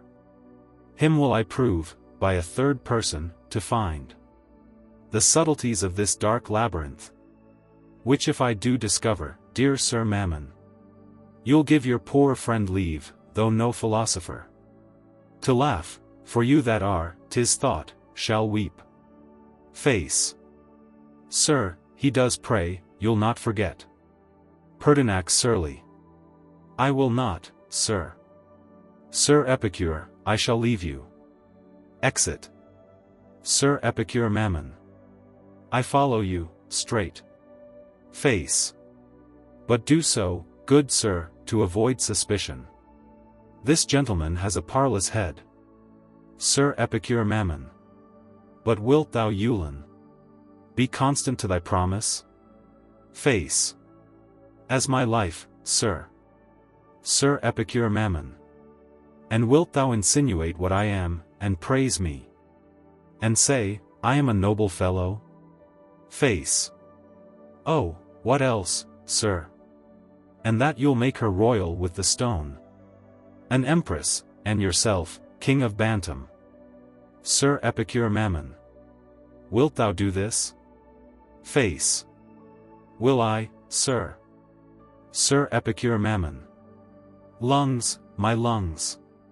I love thee. Face. Send your stuff, sir, that my master may busy himself about projection. Sir Epicure Mammon. Thou hast witched me, rogue, take, go. Gives him money. Face. Your Jack, and all, sir. Sir Epicure Mammon. Thou art a villain, I will send my Jack. And the weights too. Slave, I could bite thine ear. Away, thou dost not care for me. Face. Not I, sir. Sir Epicure Mammon. Come, I was born to make thee, my good weasel. Set thee on a bench, and have thee twirl a chain. With the best lord's vermin of them all. Face. Away, sir. Sir Epicure Mammon. Account, nay, account palatine. Face. Good, sir, go. Sir Epicure Mammon. Shall not advance thee better, no, nor faster. Exit. Re-enter Subtle and Dole. Subtle. Has he bit? Has he bit? Face.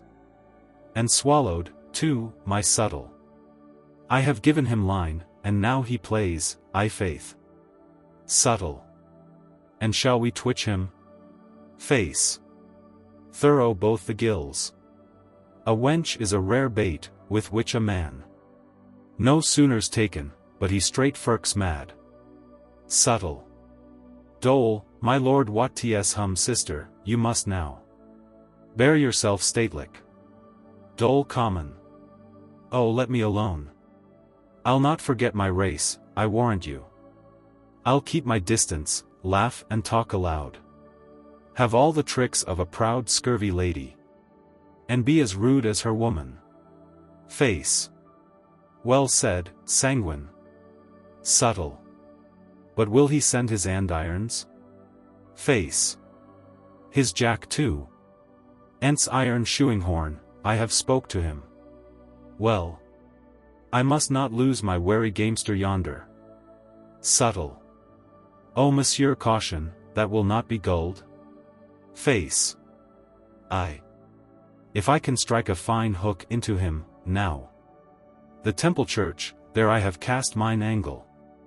Well, pray for me. I'll about it. Knocking without. Subtle. What, more gudgeons? Dole, scout, scout. Dole goes to the window.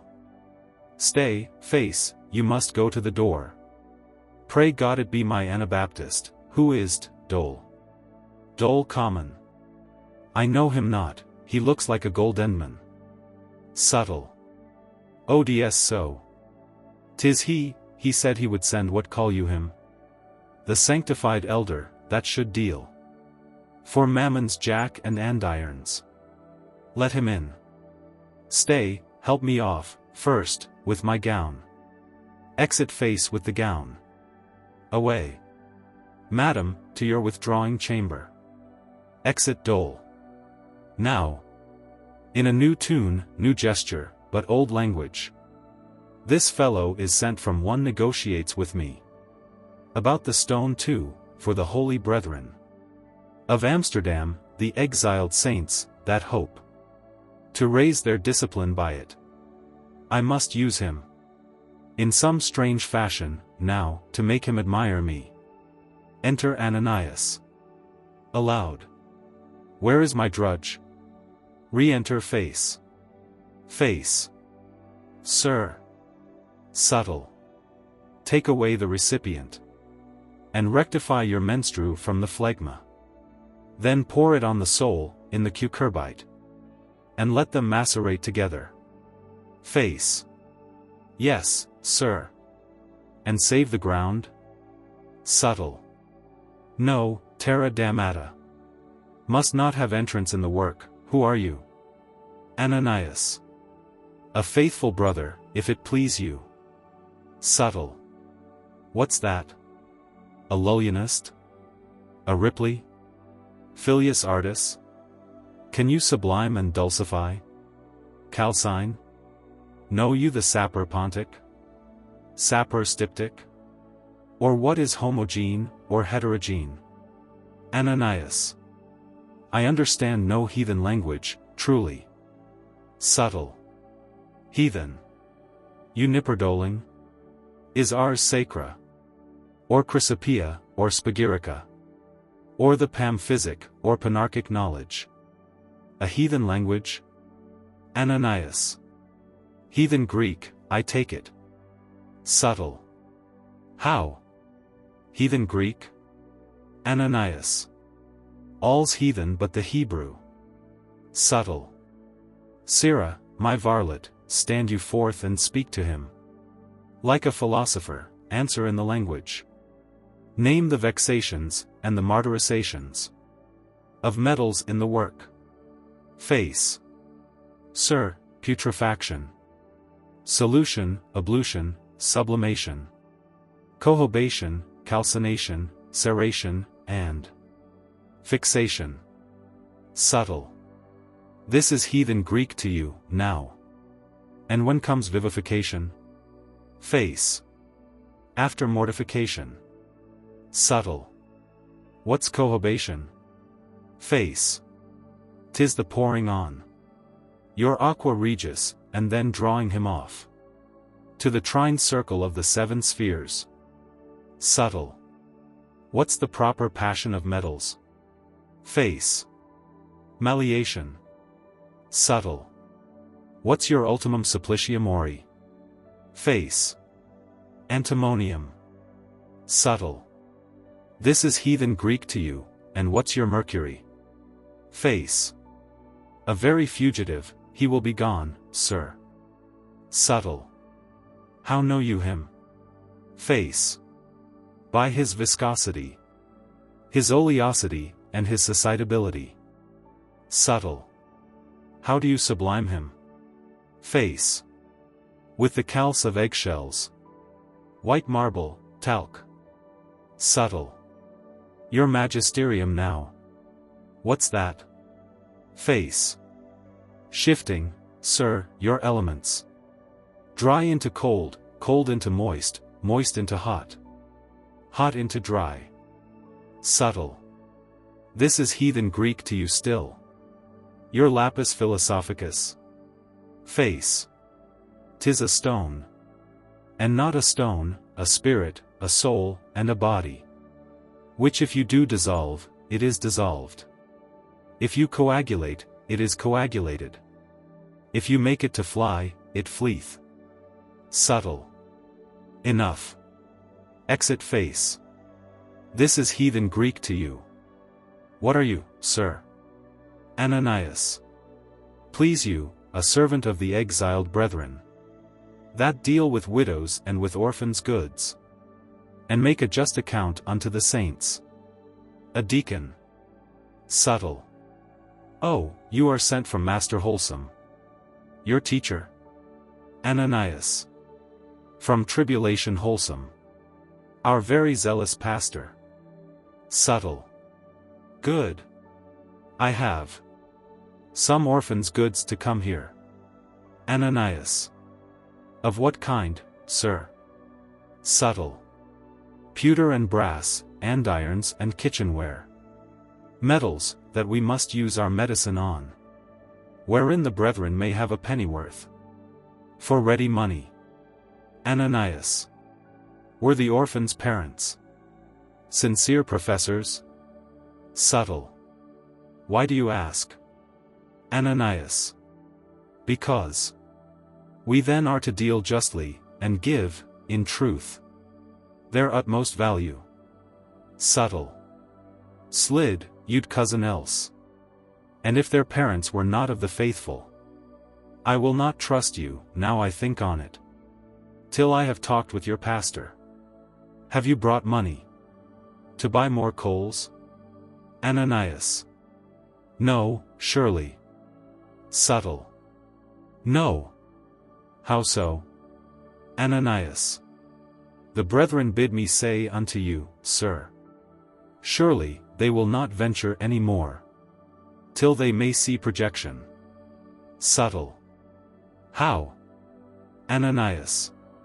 You have had, for the instruments, as bricks, and loam, and glasses, already £30. And for materials, they say, some 90 more, and they have heard since, that one at Heidelberg, made it of an egg. And a small paper of pin dust. Subtle. What's your name? Ananias. My name is Ananias. Subtle. Out, the varlet. That cozened the apostles. Hence, away. Flee, mischief. Had your holy consistory no name to send me, of another sound? Then wicked Ananias? Send your elders hither to make atonement for you quickly, and give me satisfaction. Or out goes the fire, and down th alembics, and the furnace. Pigor Henricus, or what not? Thou wretch! Both Sarikon and Bufo shall be lost. Tell them all hope of rooting out the bishops, or the anti-Christian hierarchy, shall perish. If they stay 60 minutes, the equity, turiety, and sulphuriety shall run together again, and all be annulled. Thou wicked Ananias! Exit Ananias! This will fetch M, and make them haste towards their gulling more. A man must deal like a rough nurse, and fright those that are froward, to an appetite. Re-enter Face, in his uniform, followed by Drugger. Face. He is busy with his spirits, but will upon him. Subtle. How now? What mates, what bairds have we here? Face. I told you, he would be furious. Sir, here's Nab. Has brought you another piece of gold to look on. We must appease him. Give it me, and praise you.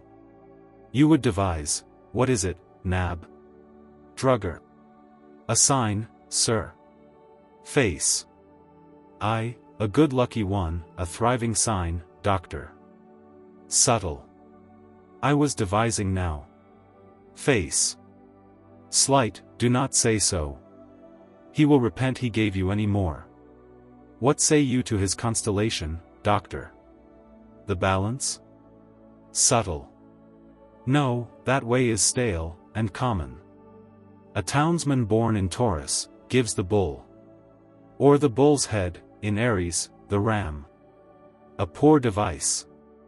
No, I will have his name. Formed in some mystic character. Whose radii, striking the senses of the passers-by, shall, by a virtual influence, breed affections that may result upon the party owns it. As thus. Face. Nab. Subtle. He shall have a bell, that's able. And by it standing one whose name is Dee. In a rug gown, there's Dee, and rug, that's drug. And right against him a dog snarling, brr. There's Drugger, able Drugger. That's his sign. And here's now mystery and hieroglyphic. Face. Able, thou art made. Drugger. Sir, I do thank his worship. Face. 6-0, thy legs more will not do it, Nab. He has brought you a pipe of tobacco, doctor. Drugger. Yes, sir. I have another thing I would impart. Face. Out with it, Nab. Drugger. Sir, there is lodged, hard by me, a rich young widow. Face. Good. A bona roba? Drugger. But 19, at the most. Face. Very good, able. Drugger. Marry, she's not in fashion yet, she wears a hood, but it stands a cop. Face. No matter, able. Drugger. And I do now and then give her a fucus. Face. What? Dost thou deal, Nab? Subtle. I did tell you, Captain. Drugger. And physic too, sometime, sir, for which she trusts me with all her mind. She's come up here of purpose to learn the fashion. Face. Good, his match too. On, Nab. Drugger. And she does strangely long to know her fortune. Face. Ods lid, nab, send her to the doctor, hither. Drugger. Yes, I have spoke to her of his worship already. But she's afraid it will be blown abroad. And hurt her marriage. Face. Hurt it. 'Tis the way. To heal it, if 'twere hurt, to make it more. Followed and sought, nab, thou shalt tell her this. She'll be more known, more talked of. And your widows are ne'er of any price till they be famous. Their honor is their multitude of suitors. Send her, it may be thy good fortune. What? Thou dost not know. Drugger. No, sir, she'll never marry. Under a night, her brother has made a vow. Face. What? And dost thou despair, my little nab? Knowing what the doctor has set down for thee? And seeing so many of the city dubbed? One glass o' thy water, with a madam I know. We'll have it done, nab. What's her brother, a knight? Drugger. No, sir, a gentleman newly warm in his land, sir. Scarce cold in his 21, that does govern. His sister here. And is a man himself. Of some 3,000 a year, and is come up to learn to quarrel, and to live by his wits. And will go down again, and die in the country. Face. How? To quarrel? Drugger. Yes, sir, to carry quarrels. As gallants do, to manage them by line. Face. Slid, nab, the doctor is the only man in Christendom for him. He has made a table with mathematical demonstrations touching the art of quarrels. He will give him an instrument to quarrel by. Go, bring them both, him and his sister. And, for thee, with her, the doctor haply may persuade. Go to. Shalt give his worship a new damask suit upon the premises. Subtle. Oh, good captain. Face. He shall. He is the honestest fellow, doctor, stay not. No offers, bring the damask, and the parties. Drugger. I'll try my power, sir. Face. And thy will too, nab. Subtle. 'Tis good tobacco, this. What is denounce? Face. He'll send you £1, doctor. Subtle. Oh no. Face. He will do't. It is the goodest soul able about it. Thou shalt no more anon. Away, be gone. Exit drugger. A miserable rogue, and lives with cheese. And has the worms. That was the cause, indeed. Why he came now, he dealt with me in private. To get a medicine for them. Subtle. And shall, sir. This works. Face. A wife for one on us, my dear Subtle. Will e'en draw lots, and he that fails, shall have. The more in goods, the other has in tail. Subtle. Rather the less, for she may be so light. She may want grains. Face. Ay, or be such a burden. A man would scarce endure her for the whole. Subtle. Faith, best let's see her first, and then determine. Face. Content, but dole must have no breath on't. Subtle. Mum. Away you, to your surly yonder, catch him. Face. Pray God I have not stayed too long. Subtle. I fear it. Exeunt. Act. Chapter 3. Scene. Chapter 1. The lane before Lovewit's house. Enter Tribulation Wholesome and Ananias. Tribulation Wholesome. These chastisements are common to the saints. And such rebukes, we of the separation must bear with willing shoulders. As the trials sent forth to tempt our frailties. Ananias. In pure zeal. I do not like the man, he is a heathen. And speaks the language of Canaan, truly. Tribulation wholesome. I think him a profane person indeed. Ananias. He bears the visible mark of the beast in his forehead.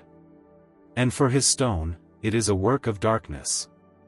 And with philosophy blinds the eyes of man. Tribulation wholesome. Good brother, we must bend unto all means that may give furtherance to the holy cause. Ananias. Which his cannot, the sanctified cause should have a sanctified course. Tribulation wholesome. Not always necessary. The children of perdition are ofttimes made instruments even of the greatest works. Beside, we should give somewhat to man's nature. The place he lives in, still about the fire, and fume of metals, that intoxicate the brain of man, and make him prone to passion. Where have you greater atheists than your cooks? Or more profane, or choleric, than your glassmen? More anti-Christian than your bell-founders? What makes the devil so devilish, would ask you? Satan, our common enemy, but his being perpetually about the fire, and boiling brimstone and arsenic? We must give, I say, unto the motives, and the stirrers up of humors in the blood. It may be so. When as the work is done, the stone is made.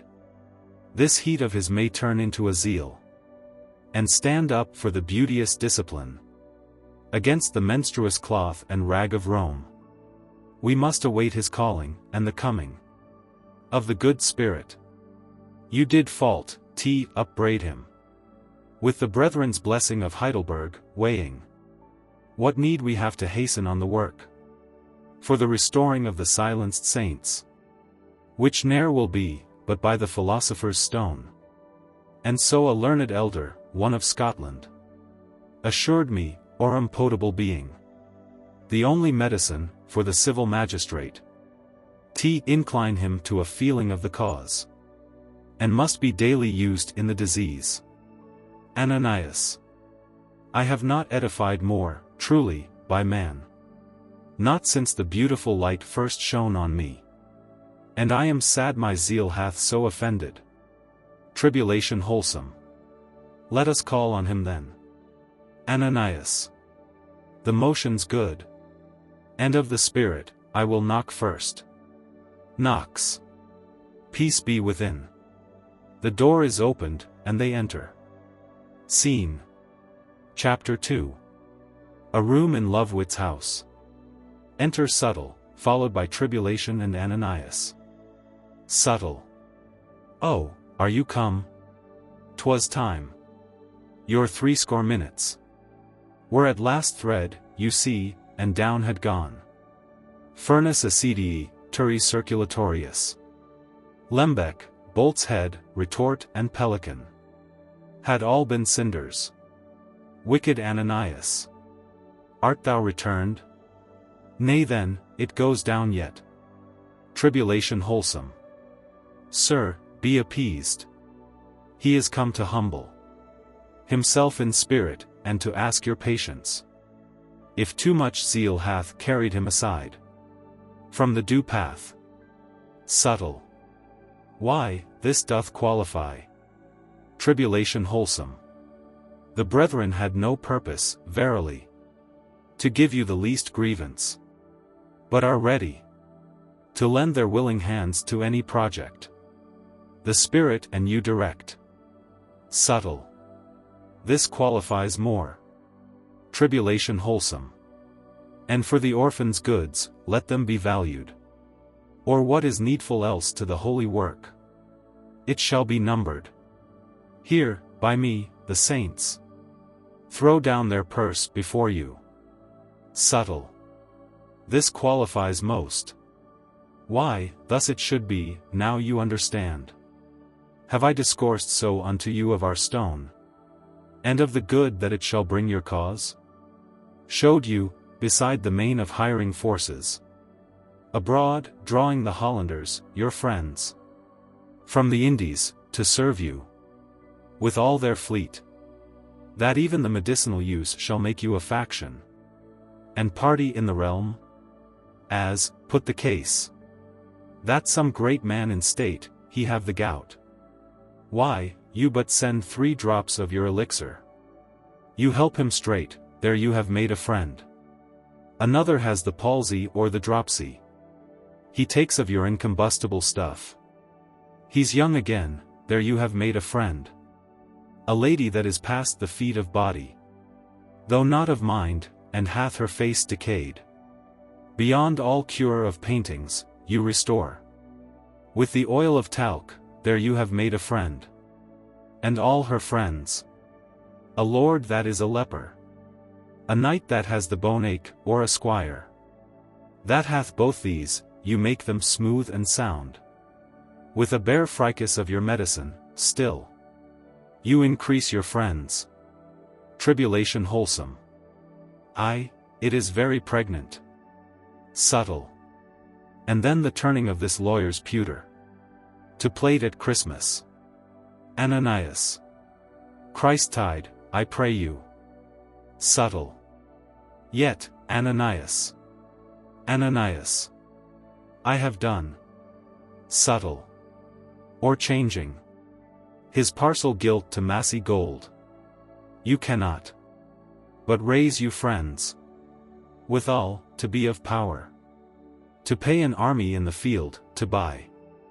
The King of France out of his realms, or Spain. Out of his Indies. What can you not do? Against lords spiritual or temporal.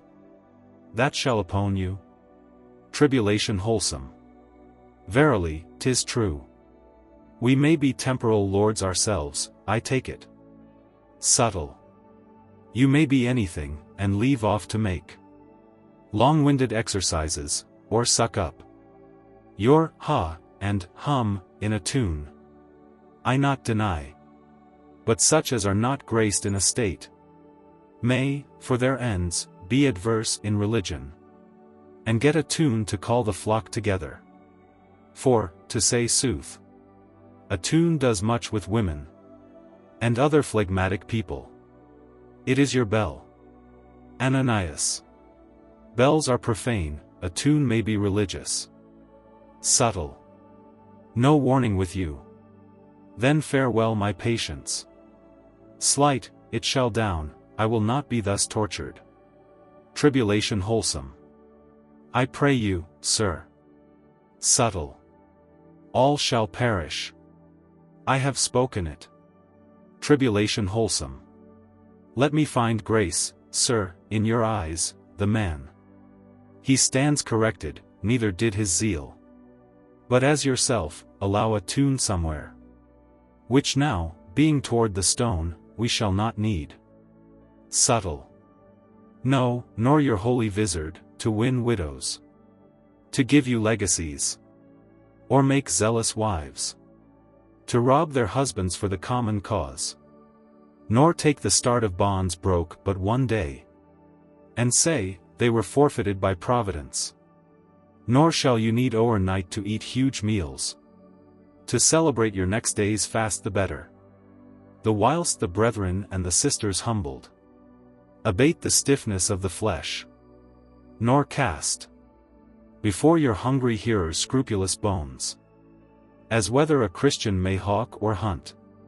Or whether matrons of the Holy Assembly may lay their hair out, or wear doublets. Or have that idle starch about their linen. Ananias. It is indeed an idol. Tribulation wholesome. Mind him not, sir. I do command thee, spirit of zeal, but trouble. To peace within him. Pray you, sir, go on. Subtle. Nor shall you need to libel, 'gainst the prelates. And shorten so your ears against the hearing. Of the next wire-drawn grace. Nor of necessity. Rail against plays, to please the alderman. Whose daily custard you devour, nor lie. with zealous rage till you are hoarse. Not one of these so singular arts. Nor call yourselves by names of tribulation, persecution, restraint, long patience, and such like, affected by the whole family or wood of you, only for glory, and to catch the ear of the disciple.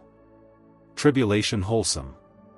Truly, sir, they are ways that the godly brethren have invented for propagation of the glorious cause, as very notable means, and whereby also themselves grow soon, and profitably, famous. Subtle. Oh, but the stone, all's idle to it. Nothing. The art of angels nature's miracle. The divine secret that doth fly in clouds from east to west, and whose tradition is not from men, but spirits. Ananias. I hate traditions. I do not trust them. Tribulation wholesome. Peace. Ananias. They are popish all. I will not peace, I will not. Tribulation wholesome. Ananias. Ananias. Please the profane, to grieve the godly, I may not. Subtle. Well, Ananias, thou shalt overcome. Tribulation wholesome. It is an ignorant zeal that haunts him, sir. But truly, else, a very faithful brother. A botcher, and a man, by revelation, that hath a competent knowledge of the truth. Subtle. Has he a competent sum there in the bag to buy the goods within? I am made guardian, and must, for charity, and conscience sake, now see the most be made for my poor orphan. Though I desire the brethren too good gainers, there they are within. When you have viewed and bought and ta'en the inventory of what they are ready for projection. There's no more to do. Cast on the medicine, so much silver as there is tin there, so much gold as brass. I'll give you in by weight. Tribulation wholesome. But how long time, sir, must the saints expect yet? Subtle. Let me see. How's the moon now? 8, 9, 10 days hence. He will be silver pot 8, then 3 days. Before he citronize, some 15 days. The magisterium will be perfected. Ananias. About the 2nd day of the 3rd week. In the 9th month? Subtle. Yes, my good Ananias. Tribulation wholesome. What will the orphan's goods arise to, think you? Subtle. Some 100 marks, as much as filled 3 cars. Unladed now, you'll make 6 millions of them. But I must have more coals laid in. Tribulation wholesome. How? Subtle. Another load. And then we have finished. We must now increase our fire to ignis ardens. We are past Fimus Aquinas, Balnei, Cineris, and all those Lenter heats. If the holy purse should with this draught fall low, and that the saints do need a present sum, I have a trick to melt the pewter. You shall buy now, instantly, and with a tincture make you as good Dutch dollars as any are in Holland. Tribulation wholesome. Can you so? Subtle. I, and shall, bide the 3rd examination. Ananias. It will be joyful tidings to the brethren. Subtle. But you must carry it secret. Tribulation wholesome. I, but stay. This act of coining, is it lawful? Ananias. Lawful. We know no magistrate. Or, if we did. This is foreign coin. Subtle. It is no coining, sir. It is but casting. Tribulation wholesome. Ha! You distinguish well. Casting of money may be lawful. Ananias. 'Tis, sir. Tribulation wholesome. Truly, I take it so. Subtle. There is no scruple. Sir, to be made of it, believe Ananias.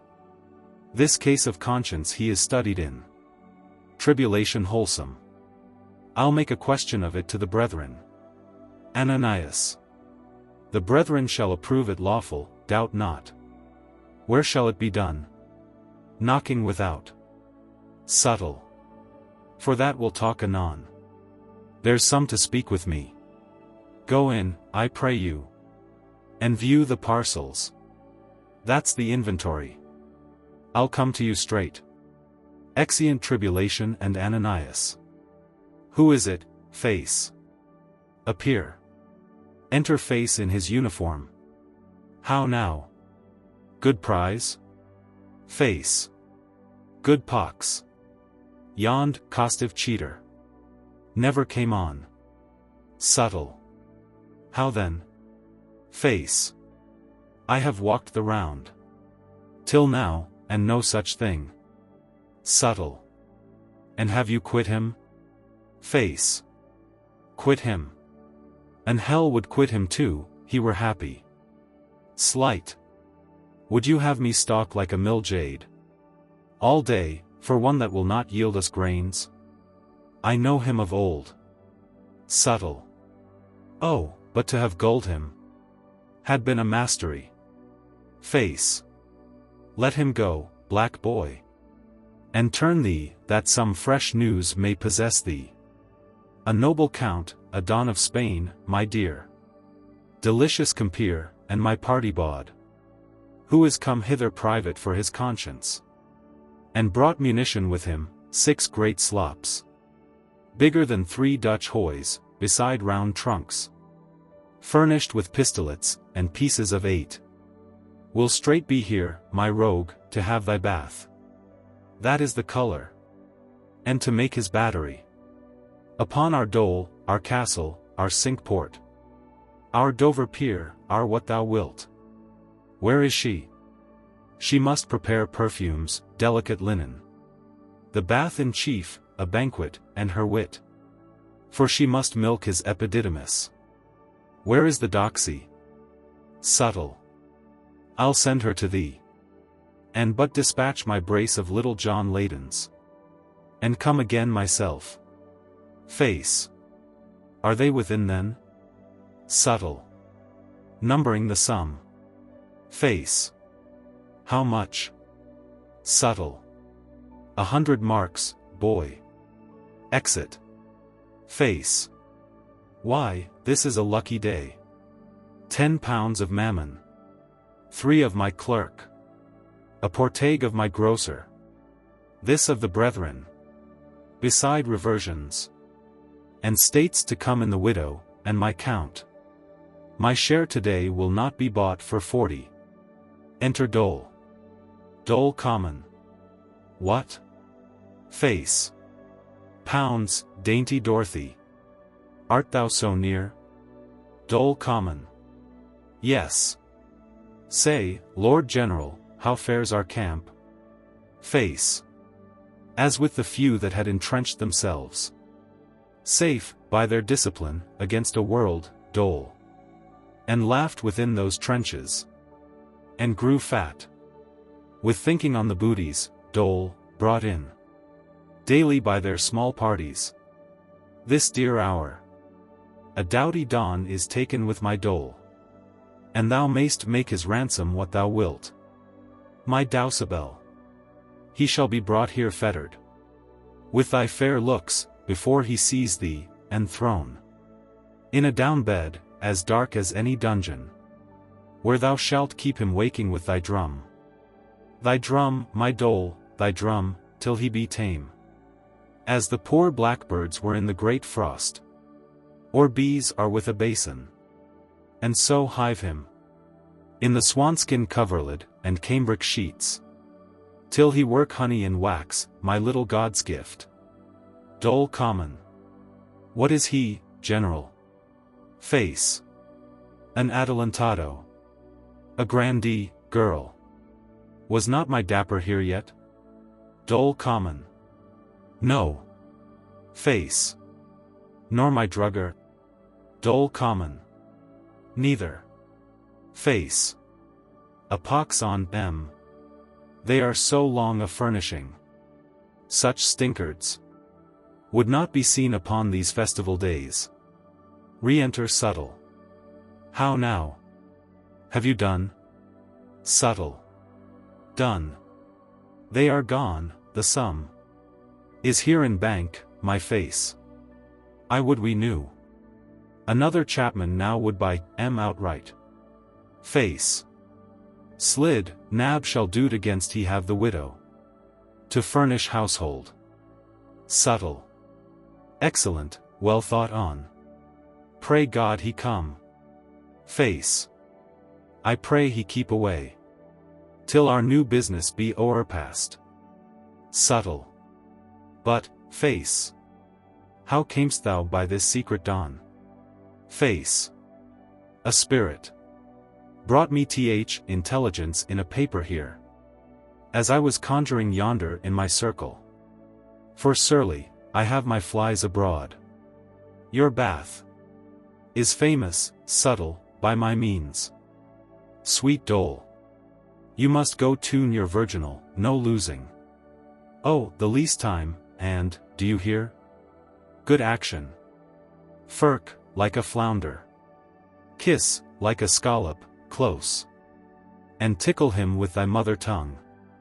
His great verdugoship has not a jot of language. So much the easier to be cozened, my dolly. He will come here in a hired coach, obscure. And our own coachman, whom I have sent as guide. No creature else. Knocking without. Who's that? Exit Dole. Subtle. It is not he? Face. Oh no, not yet this hour. Re-enter Dole. Subtle. Who is't? Dole common. Dapper. Your clerk. Face. God's will then, Queen of Fairy. On with your tire, and, Doctor, with your robes. Exit Dole. Let's dispatch him for God's sake. Subtle. 'Twill be long. Face. I warrant you, take but the cues I give you.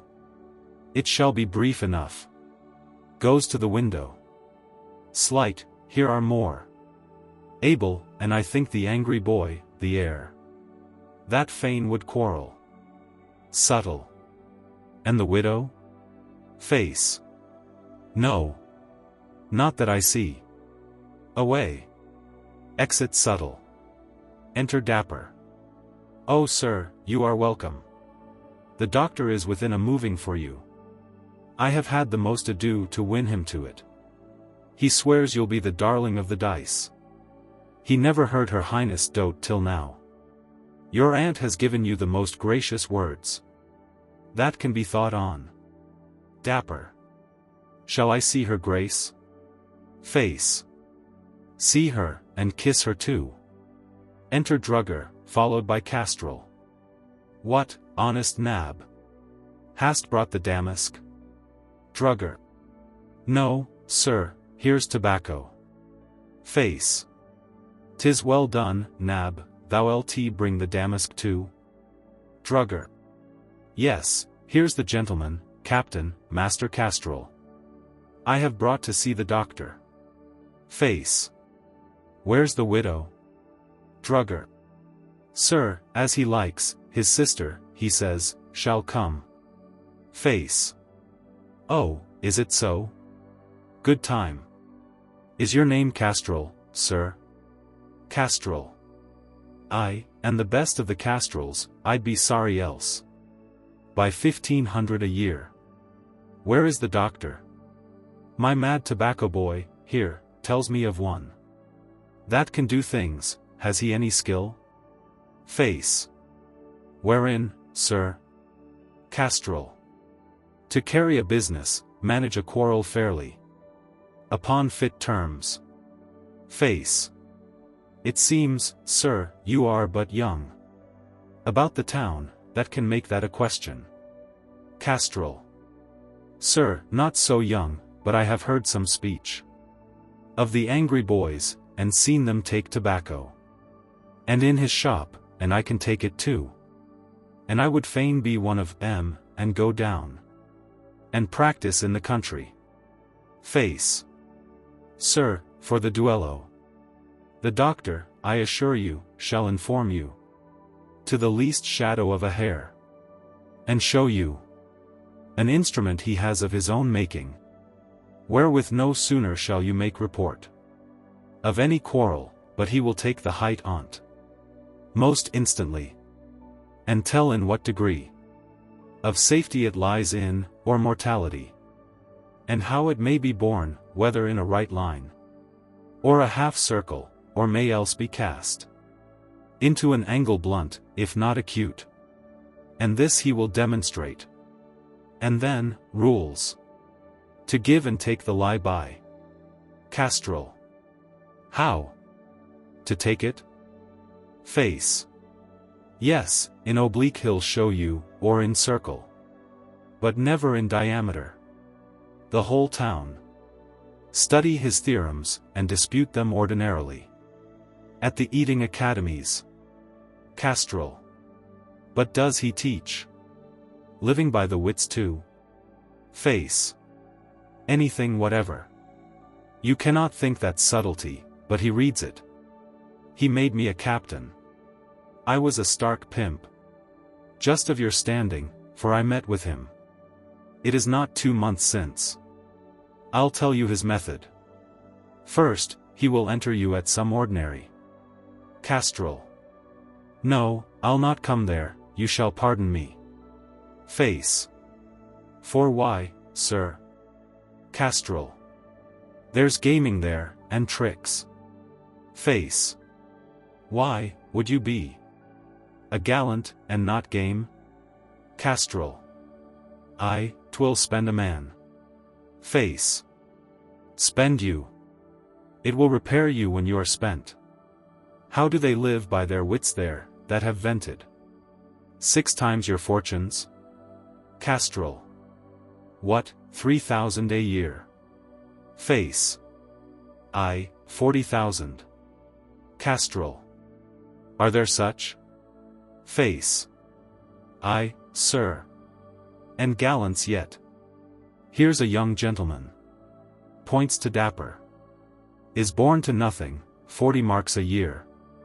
Which I count nothing, he is to be initiated. And have a fly of the doctor.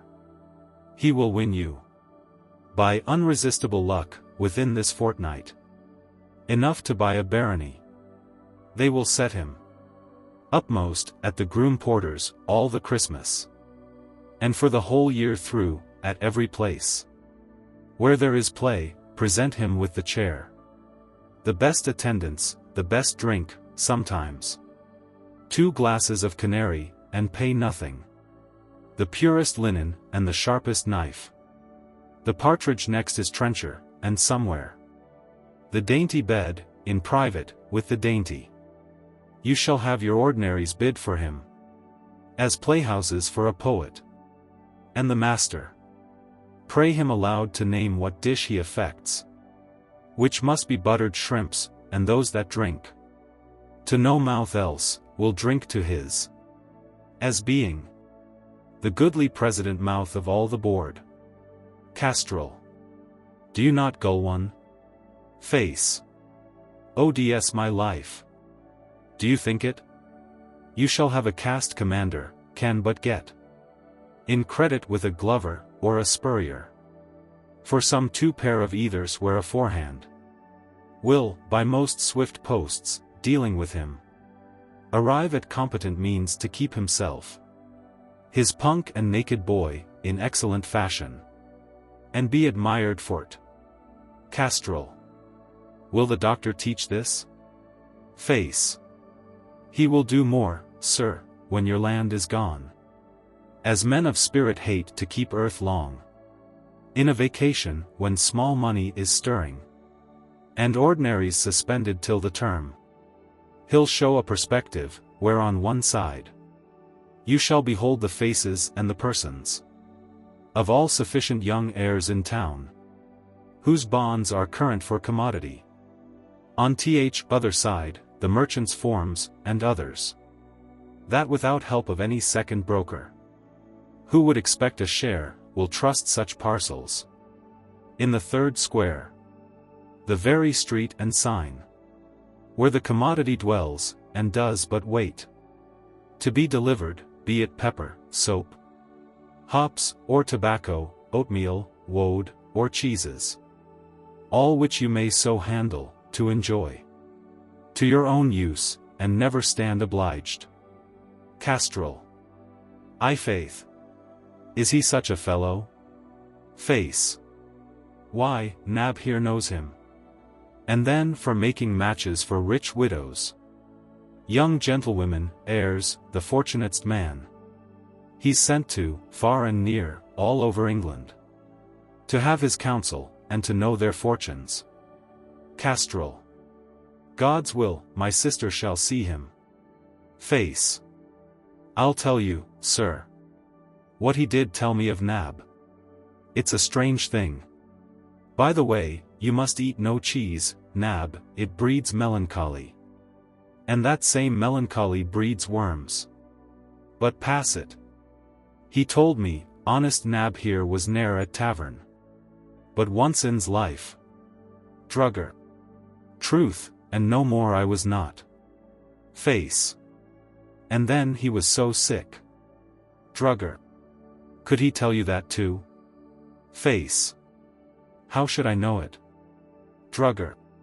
In troth we had been shooting, and had a piece of fat ram mutton to supper, that lay so heavy o' my stomach. Face. And he has no head to bear any wine. For what with the noise of the fiddlers, and care of his shop, for he dares keep no servants. Drugger. My head did so ache. Face. And he was fain to be brought home. The doctor told me, and then a good old woman. Drugger. Yes, faith, she dwells in Seacole Lane, did cure me. With sodden ale, and pellitory of the wall. Cost me but twopence. I had another sickness. Was worse than that. Face. Aye, that was with the grief thou tookst for being cessed at 18 pence. For the water work. Drugger. In truth, and it was like have cost me almost my life. Face. Thy hair went off? Drugger. Yes, sir, 'twas done for spite. Face. Nay, so says the doctor. Castrol. Pray thee, tobacco boy, go fetch my sister. I'll see this learned boy before I go. And so shall she. Face. Sir, he is busy now. But if you have a sister to fetch hither, perhaps your own pains may command her sooner, and he by that time will be free. Castrol. I go. Exit. Face. Drugger, she's thine, the damask. Exit drugger. Subtle and I must wrestle for her. Aside. Come on, Master Dapper. You see how I turn clients here away. To give your cause dispatch, have you performed the ceremonies were enjoined you? Dapper. Yes, of the vinegar. And the clean shirt. Face. 'Tis well, that shirt may do you more worship than you think. Your aunt's a fire. But that she will not show it, have a sight of you. Have you provided for her grace's servants? Dapper. Yes, here are 60 Edward shillings. Face. Good. Dapper. And an old Harry's sovereign. Face. Very good. Dapper. And 3 James shillings, and an Elizabeth groat. Just 20 nobles. Face. Oh, you are too just. I would you had had the other noble in Mary's. Dapper. I have some Philip and Mary's. Face. Aye, those same. Are best of all, where are they? Hark, the doctor. Enter subtle, disguised like a priest of faery, with a stripe of cloth. Subtle. In a feigned voice. Is yet her grace's cousin come? Face. He is come. Subtle. And is he fasting? Face. Yes. Subtle. And hath cried hum? Face. Thrice, you must answer. Dapper. Thrice. Subtle. And as oft buzz? Face. If you have, say. Dapper. I have. Subtle. Then, to her cuz. Hoping that he hath vinegared his senses. As he was bid, the fairy queen dispenses. By me, this robe, the petticoat of fortune. Which that he straight put on, she doth importune. And though to fortune near be her petticoat, yet nearer is her smock, the queen doth note. And therefore, even of that a piece she hath sent. Which, being a child, to wrap him in was rent. And praise him for a scarf he now will wear it. With as much love as then her grace did tear it. About his eyes, to show he is fortunate. They blind him with the rag. And, trusting unto her to make his state, he'll throw away all worldly pelf about him. Which that he will perform, she doth not doubt him. Face. She need not doubt him, sir. Alas, he has nothing. But what he will part withal as willingly. Upon her grace's word, throw away your purse.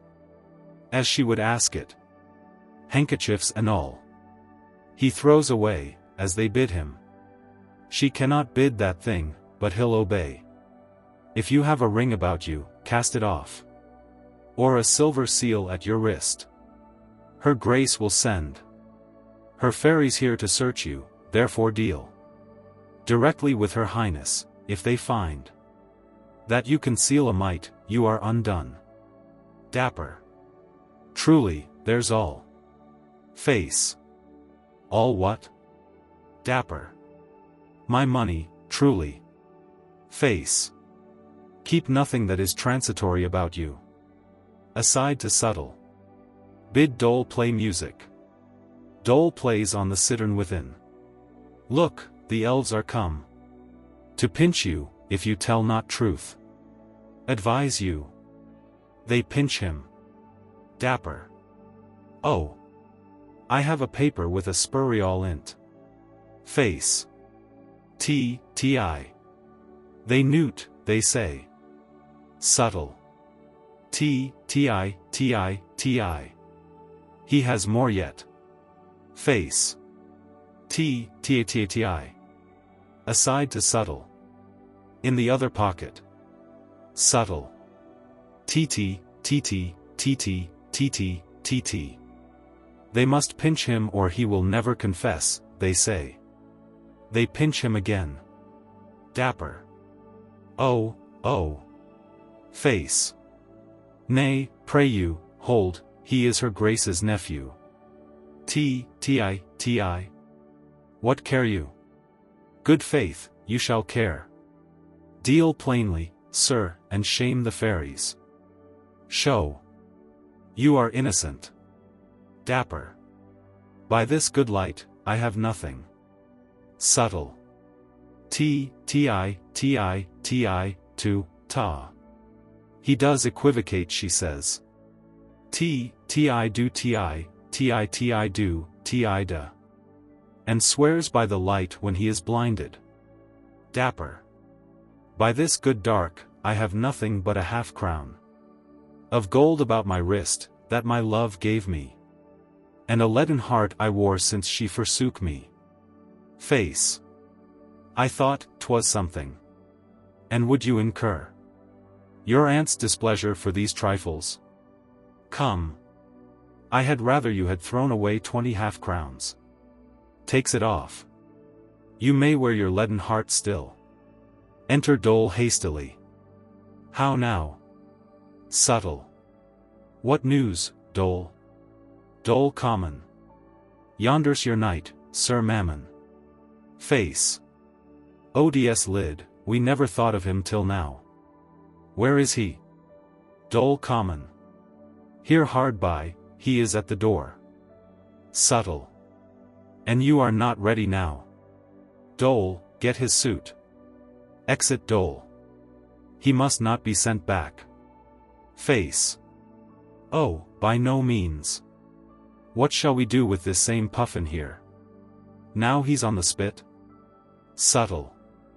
Why, lay him back a while. With some device. Re-enter Dole, with Face's clothes. Ti, would her grace speak with me? I come. Help, Dole. Knocking without. Face. Speaks through the keyhole. Who's there? Sir Epicure. My master's in the way. Please you to walk. 3 or 4 turns, but till his back be turned. And I am for you, quickly, Dole. Subtle. Her grace. Commends her kindly to you, Master Dapper. Dapper. I long to see her grace. Subtle. She now is set. At dinner in her bed, and she has sent you. From her own private trencher, a dead mouse. And a piece of gingerbread, to be merry withal. And stay your stomach, lest you faint with fasting. Yet if you could hold out till she saw you, she says, it would be better for you. Face. Sir, he shall. Hold out, and 'twere this 2 hours, for her highness. I can assure you that. We will not lose. All we have done. Subtle. He must not see, nor speak. To anybody, till then. Face. For that will put, sir. A stay in's mouth. Subtle. Of what? Face. Of gingerbread. Make you it fit. He that hath pleased her grace. Thus far, shall not now crinkle for a little. Gape, sir, and let him fit you. They thrust a gag of gingerbread in his mouth. Subtle. Where shall we now bestow him? Dole common. In the privy. Subtle. Come along, sir. I now must show you Fortune's privy lodgings. Face. Are they perfumed, and his bath ready? Subtle. All. Only the fumigation somewhat strong. Face. Speaking through the keyhole. Sir Epicure, I am yours, sir, by and by. Exeunt with Dapper. Act. Chapter 4. Scene. Chapter 1.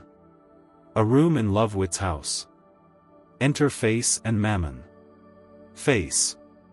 Oh sir, you're come in the only finest time. Sir Epicure Mammon. Where's master?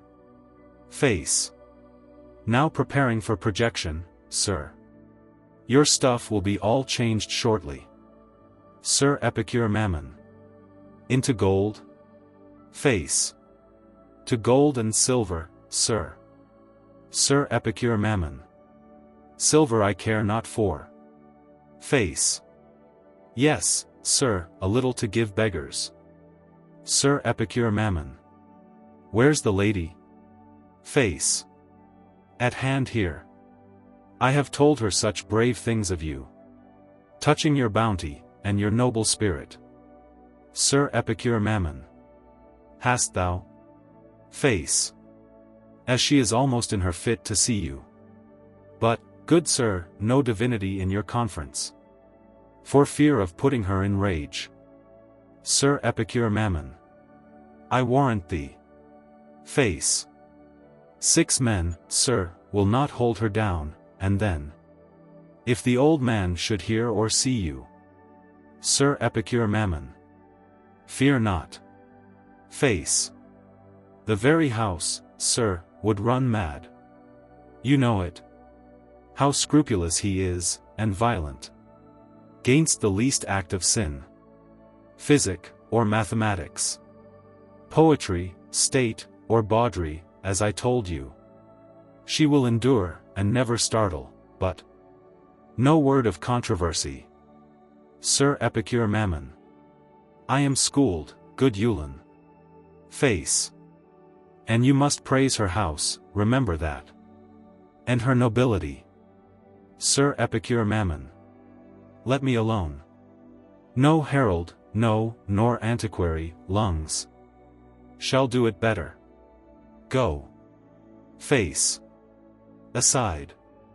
Why, this is yet a kind of modern happiness, to have dole common for a great lady. Exit. Sir Epicure Mammon. Now, Epicure. Heighten thyself, talk to her all in gold. Rain her as many showers as Jove did drops. Unto his Danae. Show the god a miser. Compared with Mammon. What? The stone will do't. She shall feel gold, taste gold, hear gold, sleep gold. Nay, we will concumbier gold, I will be puissant and mighty in my talk to her. Re-enter face, with dole richly dressed. Here she comes. Face. To him, dole, suckle him, this is the noble knight. I told your ladyship. Sir Epicure Mammon. Madam, with your pardon. I kiss your vesture. Dole common. Sir, I were uncivil. If I would suffer that, my lip to you, sir. Sir Epicure Mammon. I hope my lord your brother be in health, lady. Dole common. My lord, my brother is, though I know lady, sir. Face. Aside. Well said, my guinea bird. Sir Epicure Mammon. Right noble madam. Face. Aside. Oh, we shall have most fierce idolatry. Sir Epicure Mammon. 'Tis your prerogative. Dole common. Rather your courtesy. Sir Epicure Mammon. Were there naught else to enlarge your virtues to me? These answers speak your breeding and your blood. Dole common. Blood we boast none, sir, a poor baron's daughter. Sir Epicure Mammon. Poor. And gat you? Profane not. Had your father slept all the happy remnant of his life? After that act, lean but there still, and panted. He had done enough to make himself, his issue, and his posterity noble. Dole common. Sir, although we may be said to want the gilt and trappings, the dress of honor, yet we strive to keep the seeds and the materials. Sir Epicure Mammon. I do see. The old ingredient, virtue, was not lost.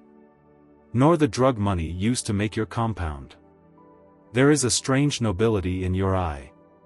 This lip, that chin. Methinks you do resemble one of the Austriac princes. Face. Very like. Aside. Her father was an Irish costermonger. Sir Epicure Mammon. The house of Valois just had such a nose. And such a forehead, yet the Medici of Florence boast. Dole common. Troth, and I have been likened to all these princes. Face. Aside. I'll be sworn, I heard it. Sir Epicure Mammon. I know not how. It is not anyone, but e'en the very choice of all their features. Face.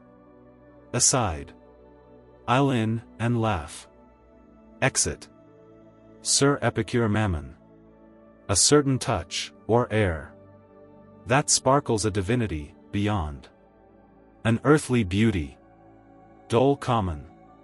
Oh, you play the courtier. Sir Epicure Mammon. Good lady, give me leave. Dole common. In faith, I may not. To mock me, sir. Sir Epicure Mammon. to burn in this sweet flame. The phoenix never knew a nobler death. Dull common. Nay, now you court the courtier, and destroy what you would build. This art, sir, in your words, calls your whole faith in question. Sir Epicure Mammon. By my soul. Dull common. Nay, oaths are made of the same air, sir. Sir Epicure Mammon. Nature never bestowed upon mortality a more unblamed, a more harmonious feature. She played the stepdame in all faces else. Sweet madam, let me be particular. Dull common. Particular, sir. I pray you know your distance. Sir Epicure Mammon. In no ill sense, sweet lady, but to ask how your fair graces pass the hours. I see. You are lodged here, in the house of a rare man. An excellent artist. But what's that to you? Dull common. Yes, sir, I study here the mathematics and distillation. Sir Epicure Mammon. Oh, I cry your pardon. He's a divine instructor. Can extract the souls of all things by his art, call all the virtues, and the miracles of the sun into a temperate furnace, teach dull nature what her own forces are. A man, the emperor, has courted above Kelly, sent his medals and chains, to invite him. Dull common. Aye, and for his physic, sir. Sir Epicure Mammon. Above the art of Aesculapius, that drew the envy of the thunderer. I know all this, and more. Dull common. Troth, I am taken, sir, whole with these studies, that contemplate nature. Sir Epicure Mammon. It is a noble humor. But this form was not intended to so dark a use. Had you been crooked, foul, of some coarse mold, a cloister had done well. But such a feature that might stand up the glory of a kingdom to live recluse is a mere soloicism. Though in a nunnery it must not be. I muse, my lord your brother will permit it. You should spend half my land first, were I he. Does not this diamond better on my finger than in the quarry? Dull common. Yes. Sir Epicure Mammon. Why, you are like it. You were created, lady, for the light. Here, you shall wear it. Take it, the first pledge of what I speak, to bind you to believe me. Dull common. In chains of adamant? Sir Epicure Mammon. Yes, the strongest bands. And take a secret too, here, by your side. Doth stand this hour, the happiest man in Europe. Dull common. You are contended, sir. Sir Epicure Mammon. Nay, in true being, the envy of princes and the fear of states. Dull common. Say you so, Sir Epicure? Sir Epicure Mammon. Yes, and thou shalt prove it. Daughter of honor. I have cast mine eye upon thy form, and I will rear this beauty above all styles. Dull common. You mean no treason, sir? Sir Epicure Mammon. No, I will take away that jealousy. I am the lord of the philosopher's stone, and thou the lady. Dull common. How, sir? Have you that? Sir Epicure Mammon. I am the master of the mystery. This day the good old wretch here the house has made it for us, now he's at projection. Think therefore thy first wish now, let me hear it. And it shall rain into thy lap, no shower, but floods of gold, whole cataracts, a deluge, to get a nation on thee. Dull common. You are pleased, sir, to work on the ambition of our sex. Sir Epicure Mammon. I am pleased the glory of her sex should know This nook, here, of the friars is no climate for her to live obscurely in, to learn physic and surgery. For the constable's wife of some odd hundred in Essex. But come forth and taste the air of palaces, eat, drink the toils of empirics, and their boasted practice. Tincture of pearl, and coral, gold, and amber. Be seen at feasts and triumphs, have it asked what miracle she is. Set all the eyes of court afire, like a burning glass, and work them into cinders, when the jewels of 20 states adorn thee, and the light strikes out the stars, that when thy name is mentioned, queens may look pale, and we but showing our love. Nero's Poppaea may be lost in story. Thus will we have it. Dole common. I could well consent, sir. But, in a monarchy, how will this be? The prince will soon take notice, and both seize you and your stone, it being a wealth unfit for any private subject.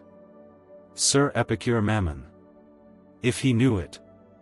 Dole common. Yourself do boast it, sir. Sir Epicure Mammon. To thee, my life. Dole common. Oh, but beware, sir. You may come to end the remnants of your days in a loathed prison by speaking of it. Sir Epicure Mammon. 'Tis no idle fear. Will therefore go withal, my girl, and live in a free state, where we will eat our mullets soused in high country wines, sup pheasants' eggs, and have our cockles boiled in silver shells, our shrimps to swim again, as when they lived in a rare butter made of dolphin's milk, whose cream does look like opals.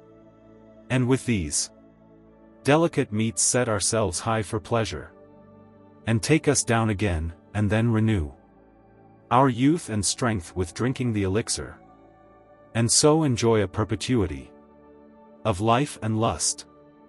And thou shalt have thy wardrobe richer than nature's, still to change thyself, and very oftener, for thy pride, than she, or art, her wise and almost equal servant. Re-enter Face. Face. Sir, you are too loud. I hear you every word. Into the laboratory. Some fitter place. The garden, or great chamber above. How like you her? Sir Epicure Mammon. Excellent. Lungs.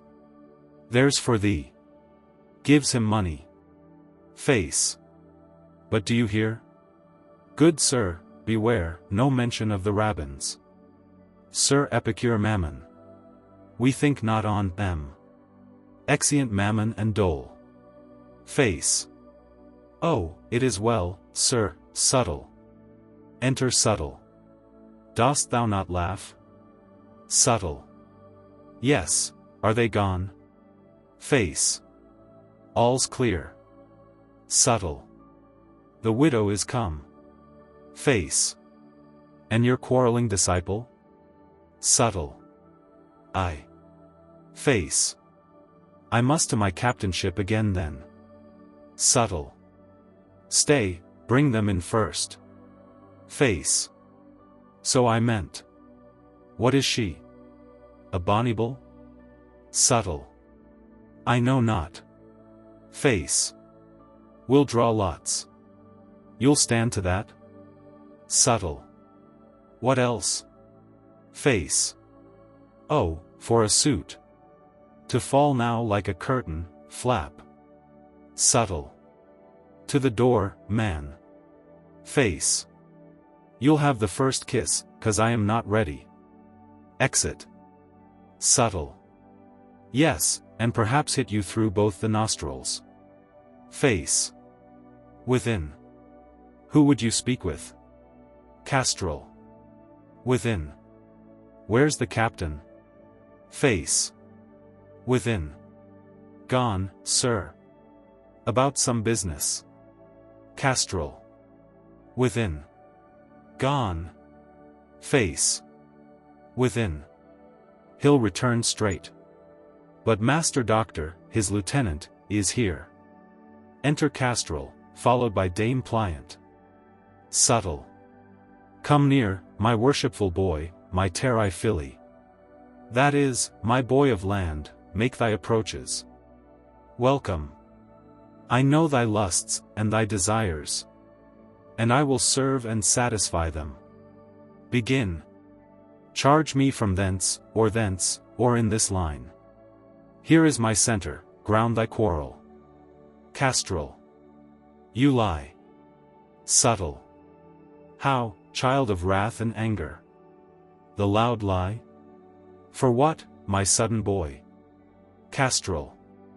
Nay, that look you to. I am aforehand. Subtle. Oh, this is no true grammar. And as ill logic. You must render causes, child. Your first and second intentions, know your canons. And your divisions, moods, degrees, and differences. Your predicaments, substance, and accident. Series, extern and intern, with their causes. Efficient, material, formal, final. And have your elements perfect. Castrol. Aside. What is this? The angry tongue he talks in? Subtle. That false precept of being aforehand has deceived a number, and made them enter quarrels, oftentimes, before they were aware, and afterward, against their wills. Castrol. How must I do then, sir? Subtle. I cry this lady mercy, she should first have been saluted. Kisses her. I do call you lady, because you are to be one, ere't be long. My soft and buxom widow. Castrol. Is she, I faith? Subtle.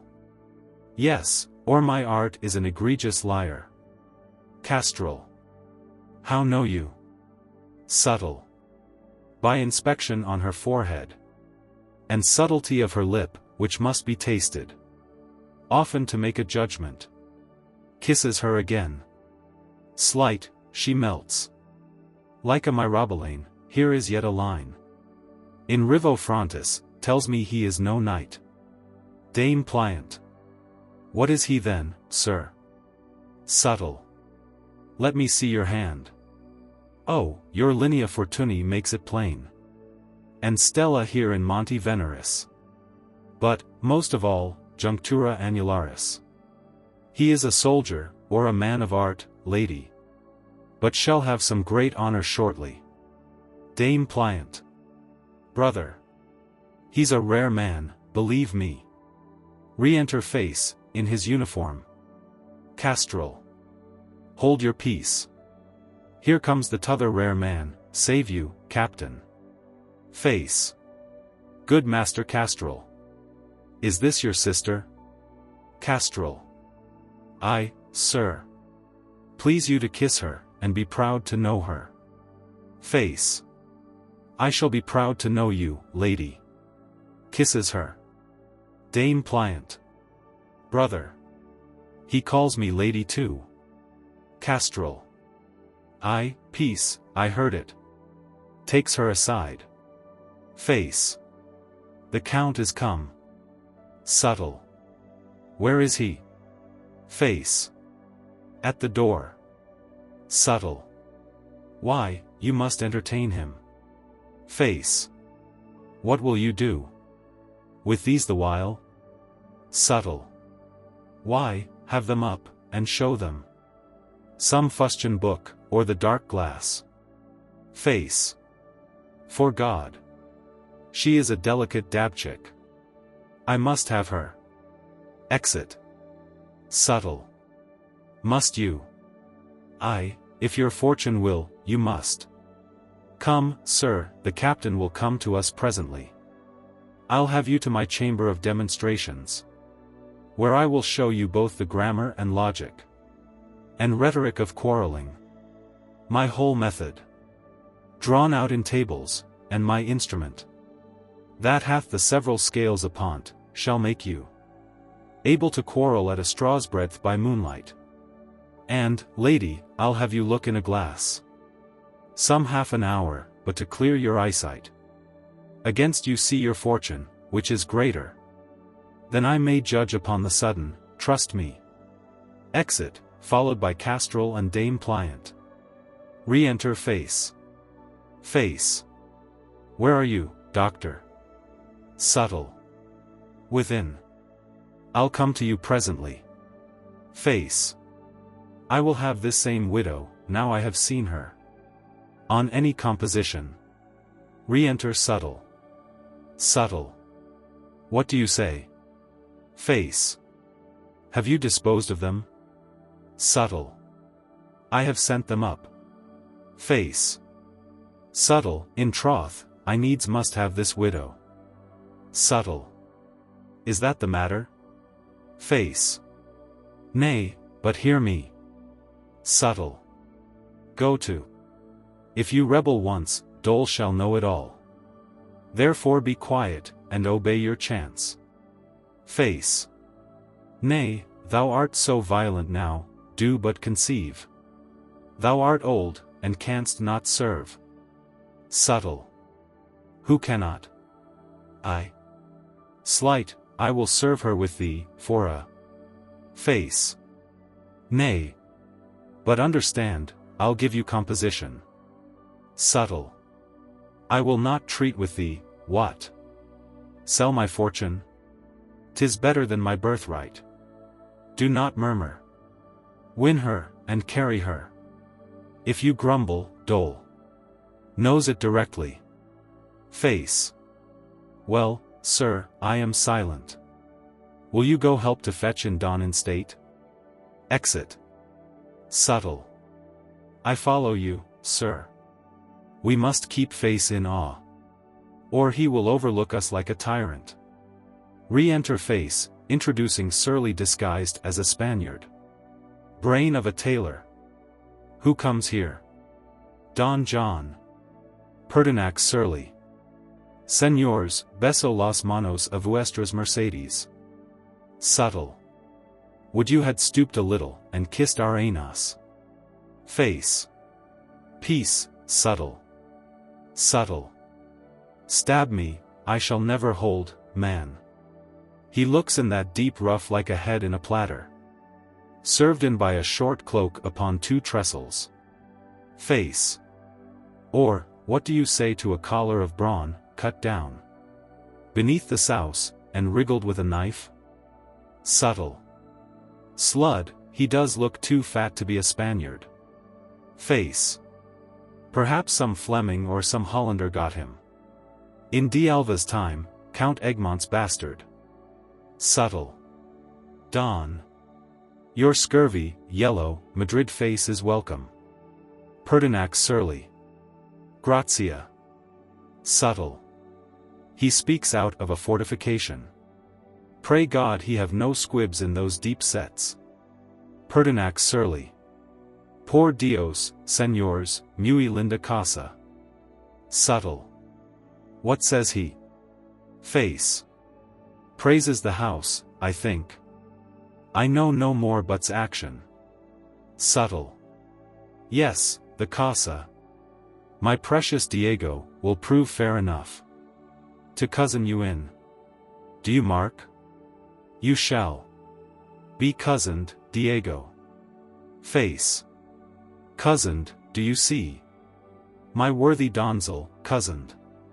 Pertinax Surly. Entiendo. Subtle. Do you intend it? So do we, dear Don. Have you brought pistolets, or portagues? My solemn Don, dost thou feel any? Face. Feels his pockets full. Subtle. You shall be emptied, Don, pumped and drawn dry, as they say. Face. Milked, in troth, sweet Don. Subtle.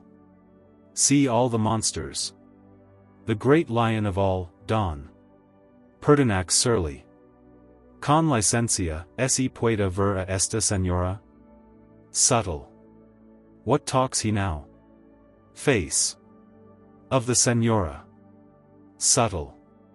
Oh, dawn. This is the lioness, which you shall see. Also, my dawn. Face. Slid, subtle, how shall we do? Subtle. For what? Face. Why dole's employed, you know. Subtle. That's true. For heaven, I know not, he must stay, that's all. Face. Stay. That he must not by no means. Subtle. No. Why? Face. Unless you'll mar all.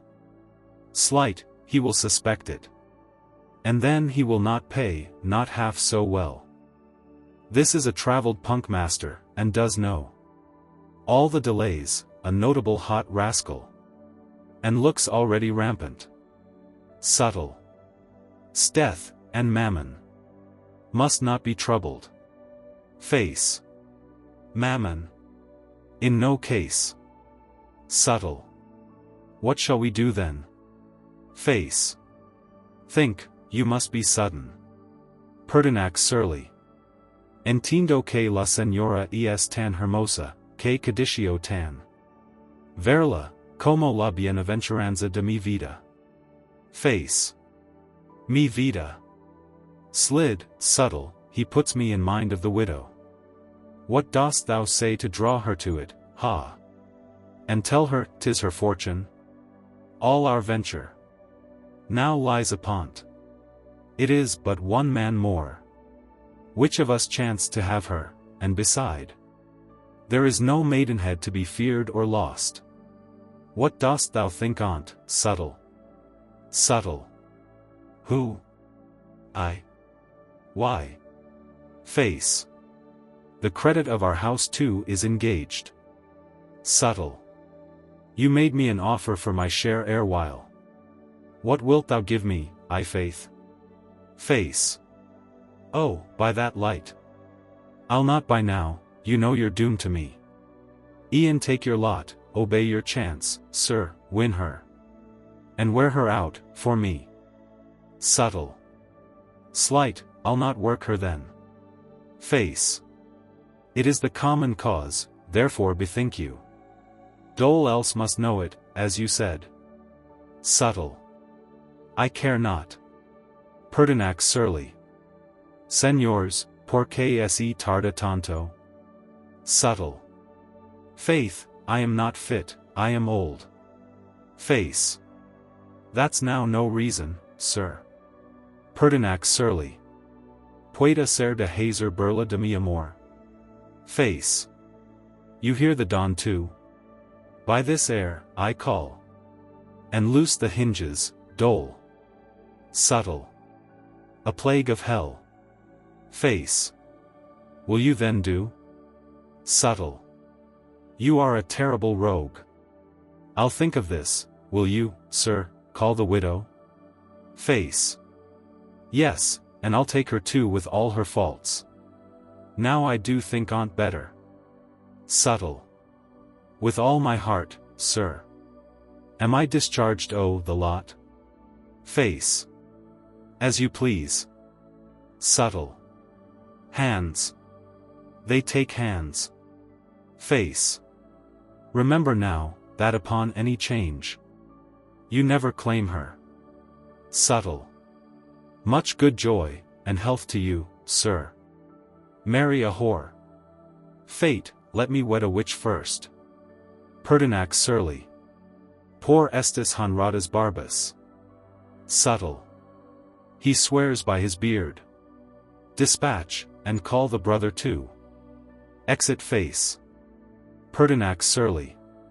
Tengo duda, señors. Que no me hagan alguna traición. Subtle. How, issue on? Yes, presto, senor. Please you. In Throtha the Shambrata, worthy dawn. Where if you please the fates, in your bath Ada. You shall be soaked, and stroked, and tubbed and rubbed. And scrubbed, and fubbed. Dear dawn, before you go. You shall in faith, my scurvy baboon don. Be curried, clawed, and flawed, and tawed, indeed. I will the heartlier go about it now. And make the widow a punk so much the sooner. To be revenged on this impetuous face. The quickly doing of it is the grace. Exeunt subtle and surly. Scene. Chapter 2. Another room in the same. Enter Face, Castrol, and Dame Pliant. Face. Come, lady, I knew the doctor would not leave. Till he had found the very nick of her fortune. Castrol. To be a countess, say you, a Spanish countess, sir? Dame Pliant. Why, is that better than an English countess? Face. Better. Slight, make you that a question, lady? Castrol. Nay, she is a fool, captain, you must pardon her.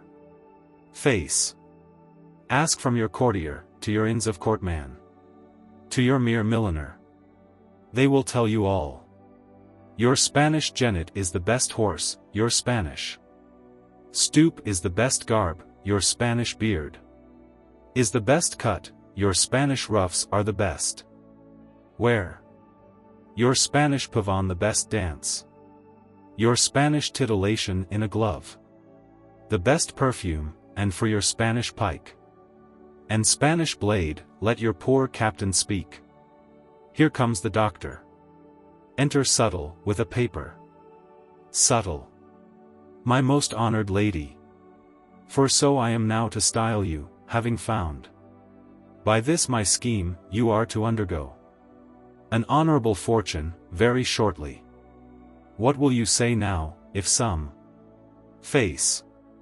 I have told her all, sir. And her right worshipful brother here, that she shall be a countess, do not delay them, sir. A Spanish countess. Subtle. Still, my scarce worshipful captain, you can keep no secret. Well, since he has told you, madam, do you forgive him, and I do. Castrol. She shall do that, sir. I'll look to it, 'tis my charge. Subtle. Well then, not rests. But that she fit her love now to her fortune. Dame Pliant. Truly I shall never brook a Spaniard. Subtle. No. Dame Pliant. Never since '88 could I abide them. And that was some 3 year afore I was born, in truth. Subtle. Come, you must love him, or be miserable. Choose which you will. Face. By this good rush, persuade her. She will cry strawberries else within this 12-month. Subtle. Nay, shads and mackerel, which is worse. Face. Indeed, sir. Castrol. Odie's lid, you shall love him, or I'll kick you. Dame Pliant. Why? I'll do as you will have me, brother. Castrol. Do. Or by this hand I'll maul you. Face. Nay, good sir. Be not so fierce. Subtle. No, my enraged child. She will be ruled. What, when she comes to taste the pleasures of a countess? To be courted. Face. And kissed, and ruffled. Subtle. I, behind the hangings. Face. And then come forth in pomp. Subtle. And know her state. Face. Of keeping all the idolaters of the chamber bearer to her, then at their prayers. Subtle. Is served. Upon the knee. Face. And has her pages, ushers, footmen, and coaches. Subtle. Her 6 mares. Face. Nay, 8. Subtle.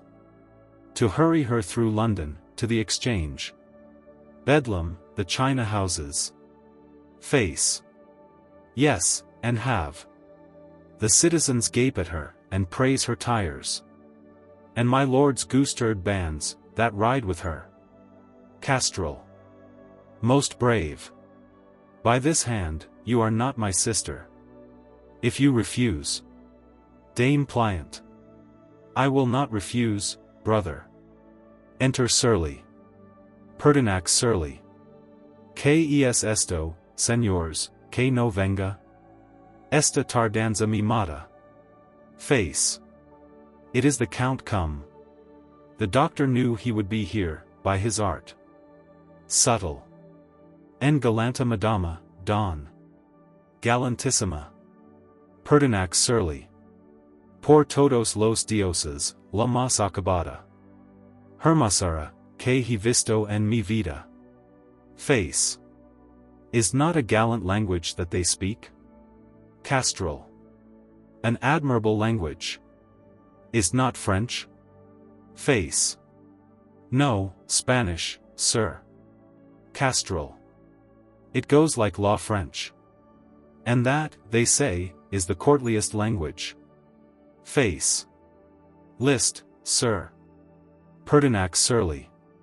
El sol ha perdido su lumbra, con el esplandecer que trae esta dama. Valgame Dios. Face.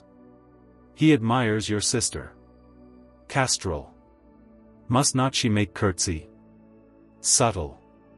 Ods will, she must go to him, man, and kiss him. It is the Spanish fashion, for the women. To make first court. Face. 'Tis true he tells you, sir. His art knows all. Pertinax Surly. Porque no es acude? Castrol. He speaks to her, I think. Face. That he does, sir. Pertinax Surly. Por el amor de Dios, que es esto que es tarda? Castrol. Nay, see, she will not understand him. Gull. Naughty. Dame Pliant. What say you, brother? Castrol. Ass, my sister. Go kiss him, as the cunning man would have you. I'll thrust a pin in your buttocks else. Face. Oh no, sir. Pertinax Surly. Señora mia, mi persona está muy indignada. Alegura tanta hermosura. Face. Does he not use her bravely? Castrol. Bravely, I faith. Face. Nay, he will use her better. Castrol. Do you think so? Pertinax Surly. Señora, si será servida, entremonos. Exit with Dame Pliant. Castrol. Where does he carry her? Face. Into the garden, sir. Take you no thought, I must interpret for her. Subtle. Give Dole the word. Aside to Face, who goes out.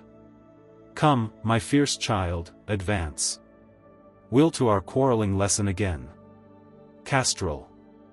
Agreed. I love a Spanish boy with all my heart. Subtle. Nay, and by this means, sir, you shall be brother. To a great count.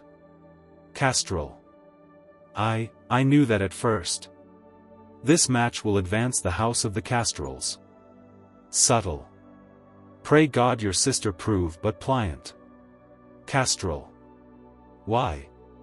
Her name is so, by her other husband. Subtle. How? Castrol. The widow Pliant. Knew you not that? Subtle. No, faith, sir. Yet, by erection of her figure, I guessed it. Come, let's go practice. Castrol. Yes, but do you think, doctor, I e'er shall quarrel well? Subtle. I warrant you. Exeunt. Scene. Chapter 3. Another room in the same. Enter Dole in her fit of raving, followed by Mammon. Dole common. For after Alexander's death. Sir Epicure Mammon. Good lady. Dole common. that Perdiccas and Antigonus were slain. The two that stood, Celiac and Ptolemy. Sir Epicure Mammon, Madam, Dole Common, made up the two legs and the fourth beast. That was Gog north, and Egypt south, which after was called Gog Iron Leg and South Iron Leg. Sir Epicure Mammon, Lady, Dole Common, and then Gog Horned. So was Egypt too. Then Egypt Clayleg and Gog Clayleg. Sir Epicure Mammon, Sweet Madam, Dole Common, and last Gog Dust and Egypt Dust, which fall in the last link of the fourth chain. And these be stars in story, which none see or look at. Sir Epicure Mammon, what shall I do? Dole Common, for, as he says, except we call the rabbins and the heathen Greeks. Sir Epicure Mammon, dear lady, Dole Common, to come from Salem and from Athens, and teach the people of Great Britain. Enter Face, hastily, in his servant's dress. Face, what's the matter, sir? Dole Common, to speak the tongue of Eber and Javan. Sir Epicure Mammon, oh, she's in her fit. Dole Common, we shall know nothing. Face, death, sir, we are undone. Dole Common, where then a learned linguist shall see the ancient used communion of vowels and consonants. Face, my master will hear. Dole Common, a wisdom which Pythagoras held most high. Sir Epicure Mammon, sweet honorable lady, Dole Common, to comprise all sounds of voices in few marks of letters. Face, nay, you must never hope to lay her now. They all speak together. Dole Common, and so we may arrive by Talmud skill and profane Greek to raise the building up of Helen's house against the Ismaelite king of Thagarma and his habergeons, brimstony, blue, and fiery, and the force of King Abaddon and the beast of Siddim, which Rabbi David Kimchi, Onkelos, and Aben Ezra do interpret Rome. Face, how did you put her into't? Sir Epicure Mammon, alas, I talked of a fifth monarchy I would erect with the philosopher's stone, by chance, and she falls on the other four straight. Face, out of Broughton, I told you so. Slid, stop her mouth. Sir Epicure Mammon, is't best? Face, she'll never leave else. If the old man hear her, we are but feces, ashes. Subtle, within, what's to do there? Face, oh, we are lost. Now she hears him, she is quiet. Enter Subtle, they run different ways. Sir Epicure Mammon, where shall I hide me? Subtle, how? What sight is here? Close deeds of darkness, and that shun the light. Bring him again. Who is he? What, my son? Oh, I have lived too long. Sir Epicure Mammon, nay, good, dear father. There was no unchaste purpose. Subtle, not? And flee me when I come in? Sir Epicure Mammon, that was my error. Subtle, error? Guilt, guilt, my son, give it the right name. No marvel if I found check in our great work within, when such affairs as these were managing. Sir Epicure Mammon, why, have you so? Subtle, it has stood still this half hour, and all the rest of our less works gone back. Where is the instrument of wickedness? My lewd false drudge? Sir Epicure Mammon. Nay, good sir, blame not him. Believe me, 'twas against his will or knowledge. I saw her by chance. Subtle. Will you commit more sin? To excuse a varlet? Sir Epicure Mammon. By my hope, 'tis true, sir. Subtle. Nay, then I wonder less, if you, for whom the blessing was prepared, would so tempt heaven, and lose your fortunes. Sir Epicure Mammon. Why, sir? Subtle. This will retard the work a month at least. Sir Epicure Mammon. Why, if it do? What remedy? But think it not, good father. Our purposes were honest. Subtle. As they were.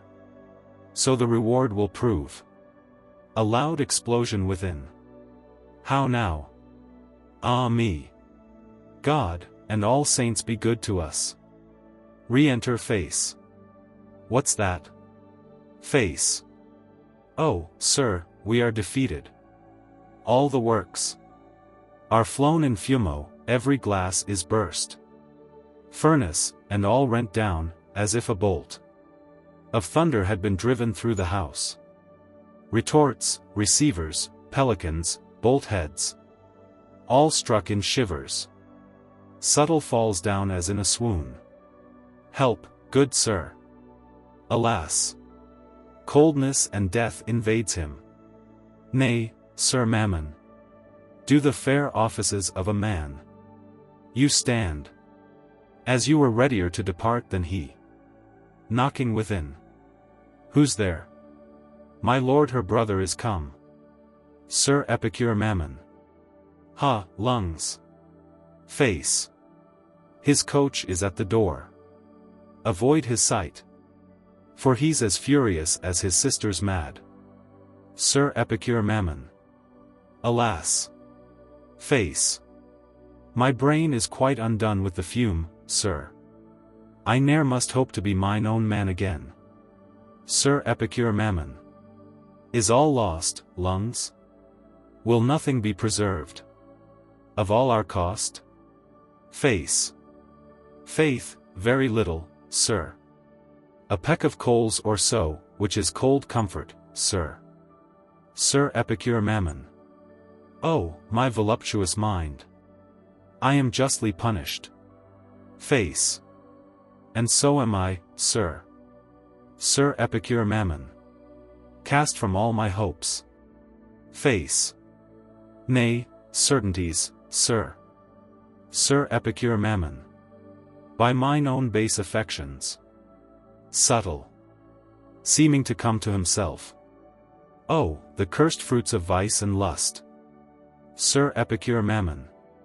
Good father. It was my sin. Forgive it. Subtle. Hangs my roof over us still, and will not fall, O justice, upon us, for this wicked man. Face.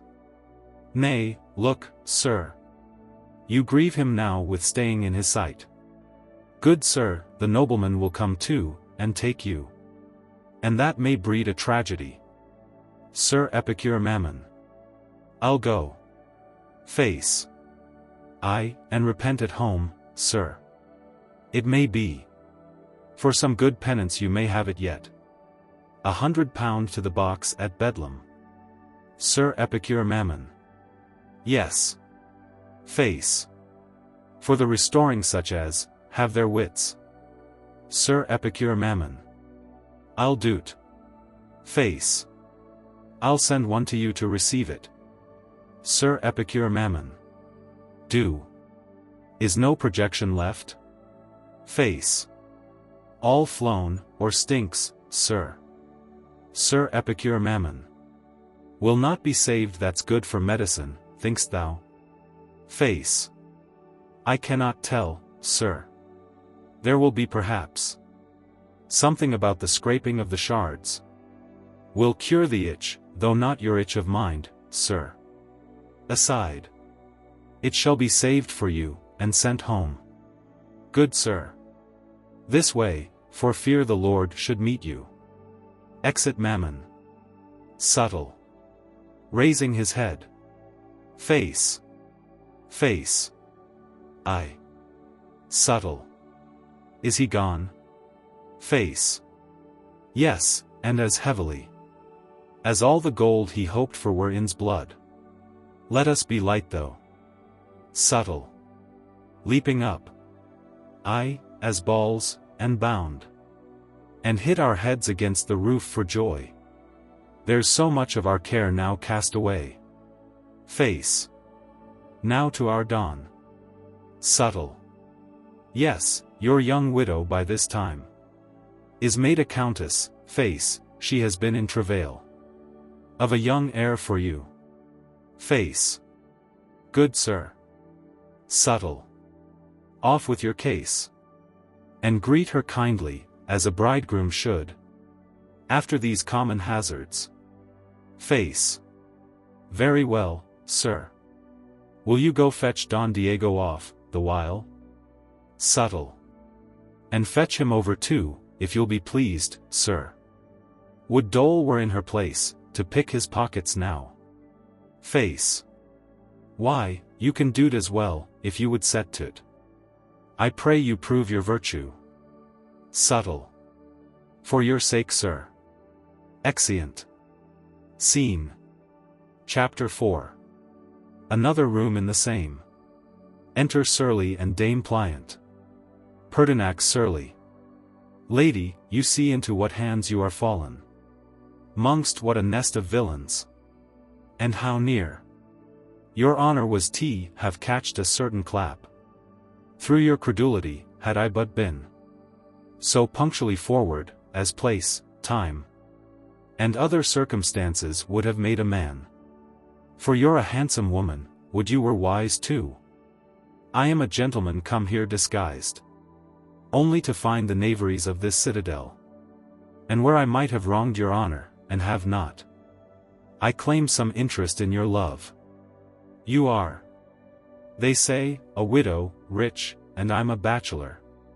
Worth not, your fortunes may make me a man, as mine have preserved you a woman. Think upon it, and whether I have deserved you or no. Dame Pliant. I will, sir. Pertinax Surly. And for these household rogues, let me alone to treat with them. Enter Subtle. Subtle. How doth my noble Diego? And my dear Madam Countess? Hath the Count been courteous, lady? Liberal, and open? Donzel, methinks you look melancholic. After your coitum, and scurvy, truly. I do not like the dullness of your eye. It hath a heavy cast, 'tis up-sea Dutch. And says you are a lumpish whoremaster. Be lighter, and I will make your pockets so. Attempts to pick them. Pertinax Surly. Throws open his cloak. Will you, Don Baud and pick purse? Strikes him down. How now? Reel you? Stand up, sir, you shall find, since I am so heavy, I'll give you equal weight. Subtle. Help. Murder. Pertinax Surly. No, sir. There's no such thing intended, a good cart and a clean whip shall ease you of that fear. I am the Spanish Don that should be cozened. Do you see, cozened? Where's your captain face? That parcel broker, and Holbawd, all rascal. Enter Face, in his uniform. Face. How, Surly? Pertinax Surly. Oh, make your approach, good captain. I have found from whence your copper rings and spoons. Come, now, wherewith you cheat abroad in taverns. 'Twas here you learned tea, anoint your boot with brimstone. Then rub men's gold on't for a kind of touch. And say, 'twas not, when you had changed the color, that you might have't for nothing. And this doctor, your sooty, smoky-bearded compeer, he Will close you so much gold, in a bolt's head. And, on a turn, convey in the stead another. With sublimed mercury. That shall burst in the heat. And fly out all in fumo. Then weeps Mammon. Then swoons his worship. Face slips out. Or, he is the Faustus. That casteth figures and can conjure, cures. Plagues, piles, and pox, by the ephemerides. And holds intelligence with all the bawds. And midwives of 3 shires, while you send in. Captain. What? Is he gone, damsels with child? Wives that are barren, or the waiting maid? With the green sickness. Seizes subtle as he is retiring.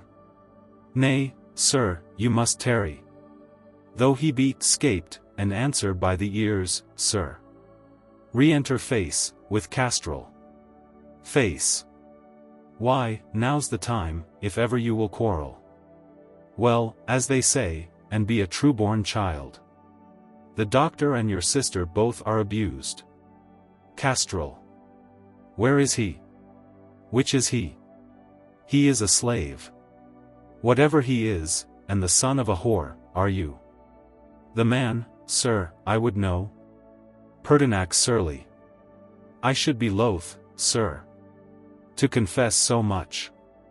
Castrol. Then you lie in your throat. Pertinax surly. How? Face. To Castrol. A very errant rogue, sir, and a cheater. Employed here by another conjurer.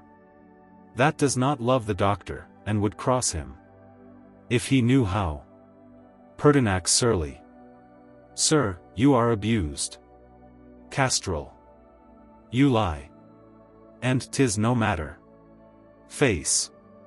Well said, sir. He is. The impudent rascal. Pertinax surly. You are indeed, will you hear me, sir? Face. By no means, bid him be gone. Castrol. Begone, sir, quickly. Pertinax surly. This strange, lady, do you inform your brother? Face. There is not such a foist in all the town. The doctor had him presently. And finds yet. The Spanish count will come here. Aside. Bear up, subtle. Subtle. Yes, sir, he must appear within this hour. Face. And yet this rogue would come in a disguise. By the temptation of another spirit. To trouble our art, though he could not hurt it. Castrol. I know. To his sister. Away, you talk like a foolish mother. Pertinax surly. Sir, all is truth she says. Face. Do not believe him, sir. He is the lyingst swabber. Come your ways, sir. Pertinax surly. You are valiant out of company. Castrol. Yes, how then, sir? Enter Drugger with a piece of damask. Face. Nay, here's an honest fellow, too, that knows him. And all his tricks. Make good what I say, Abel. Aside to Drugger. This cheater would have cozened thee the widow. He owes this honest Drugger here, £7. He has had on him, in 2 worths of tobacco. Drugger. Yes, sir. And he has damned himself 3 terms to pay me. Face. And what does he owe for Lodium? Drugger. 30 shillings, sir. And for 6 syringes. Pertinax surly. Hydra of villainy. Face. Nay, sir, you must quarrel him out the house. Castrol. I will. Sir, if you get not out of doors, you lie. And you are a pimp. Pertinax surly. Why, this is madness, sir. Not valor in you, I must laugh at this. Castrol. It is my humor, you are a pimp and a trig. And an Amadis de Gaul, or a Don Quixote. Drugger. Or a knight, oh, the curious coxcomb, do you see? Enter Ananias. Ananias. Peace to the household. Castrol. I'll keep peace for no man. Ananias. Casting of dollars is concluded lawful. Castrol. Is he the constable? Subtle. Peace, Ananias. Face. No, sir. Castrol. Then you are an otter, and a shad, a wit. A very Tim. Pertinax surly. You'll hear me, sir. Castrol. I will not. Ananias. What is the motive? Subtle. Zeal in the young gentleman. Against his Spanish slops. Ananias. They are profane. Lewd, superstitious, and idolatrous breeches. Pertinax surly. New rascals. Castrol. Will you begone, sir? Ananias. Avoid, Satan. Thou art not of the light, that ruff of pride. About thy neck, betrays thee. And is the same. With that which the unclean birds, in 77. Were seen to prank it with on divers coasts. Thou look'st like Antichrist, in that lewd hat. Pertinax surly. I must give way. Castrol. Be gone, sir. Pertinax surly. But I'll take a course with you. Ananias. Depart, proud Spanish fiend. Pertinax surly. Captain and doctor. Ananias. Child of perdition. Castrol. Hence, sir. Exit surly. Did I not quarrel bravely? Face. Yes, indeed, sir. Castrol. Nay, an I give my mind to't, I shall do't. Face. Oh, you must follow, sir, and threaten him tame. He'll turn again else. Castrol. I'll return him then. Exit. Subtle takes Ananias aside. Face. Drugger, this rogue prevented us for thee. We had determined that thou shouldst have come in a Spanish suit, and have carried her so, and he, a brokerly slave, goes, puts it on himself. Hast brought the damask? Drugger. Yes, sir. Face. Thou must borrow a Spanish suit. Hast thou no credit with the players?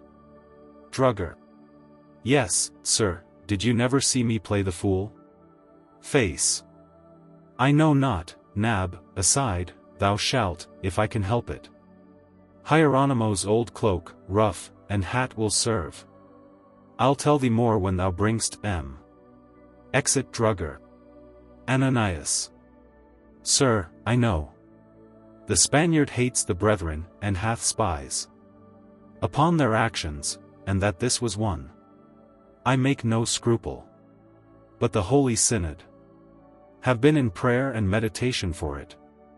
And 'tis revealed no less to them than me, that casting of money is most lawful. Subtle. True.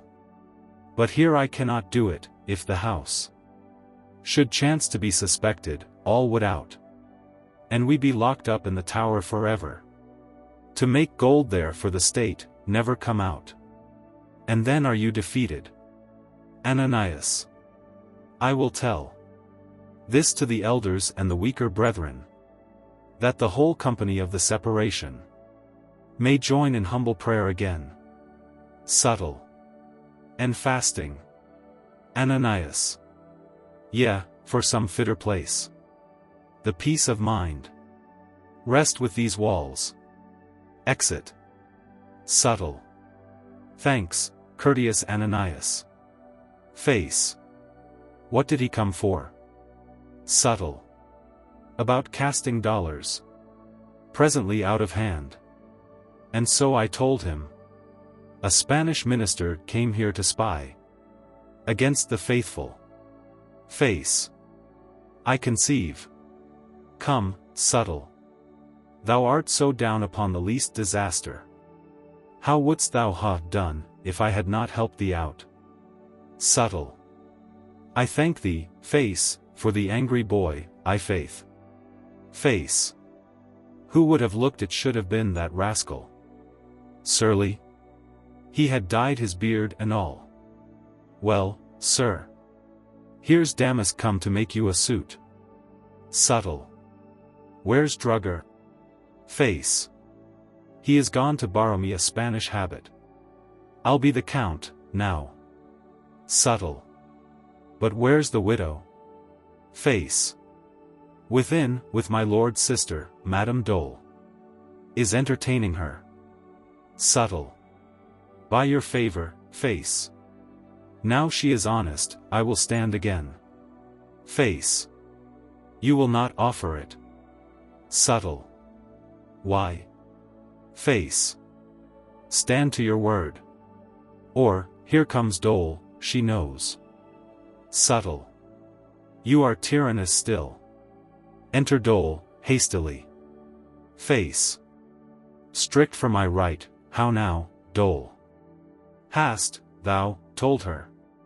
The Spanish count will come? Dole common. Yes. But another is come.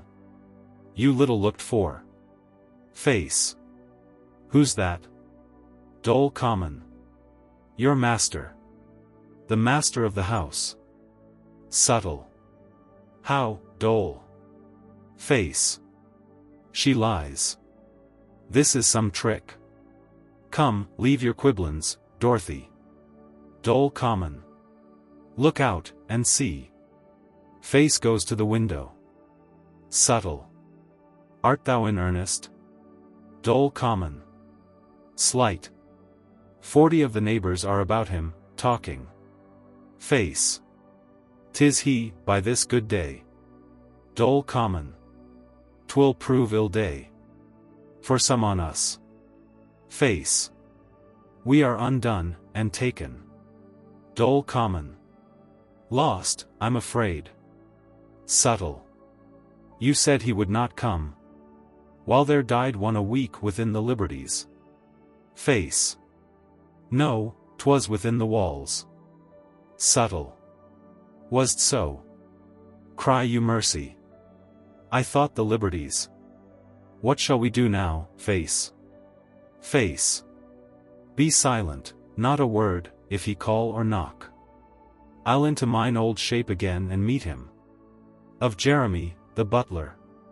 In the meantime, do you two pack up all the goods and purchase that we can carry in the 2 trunks.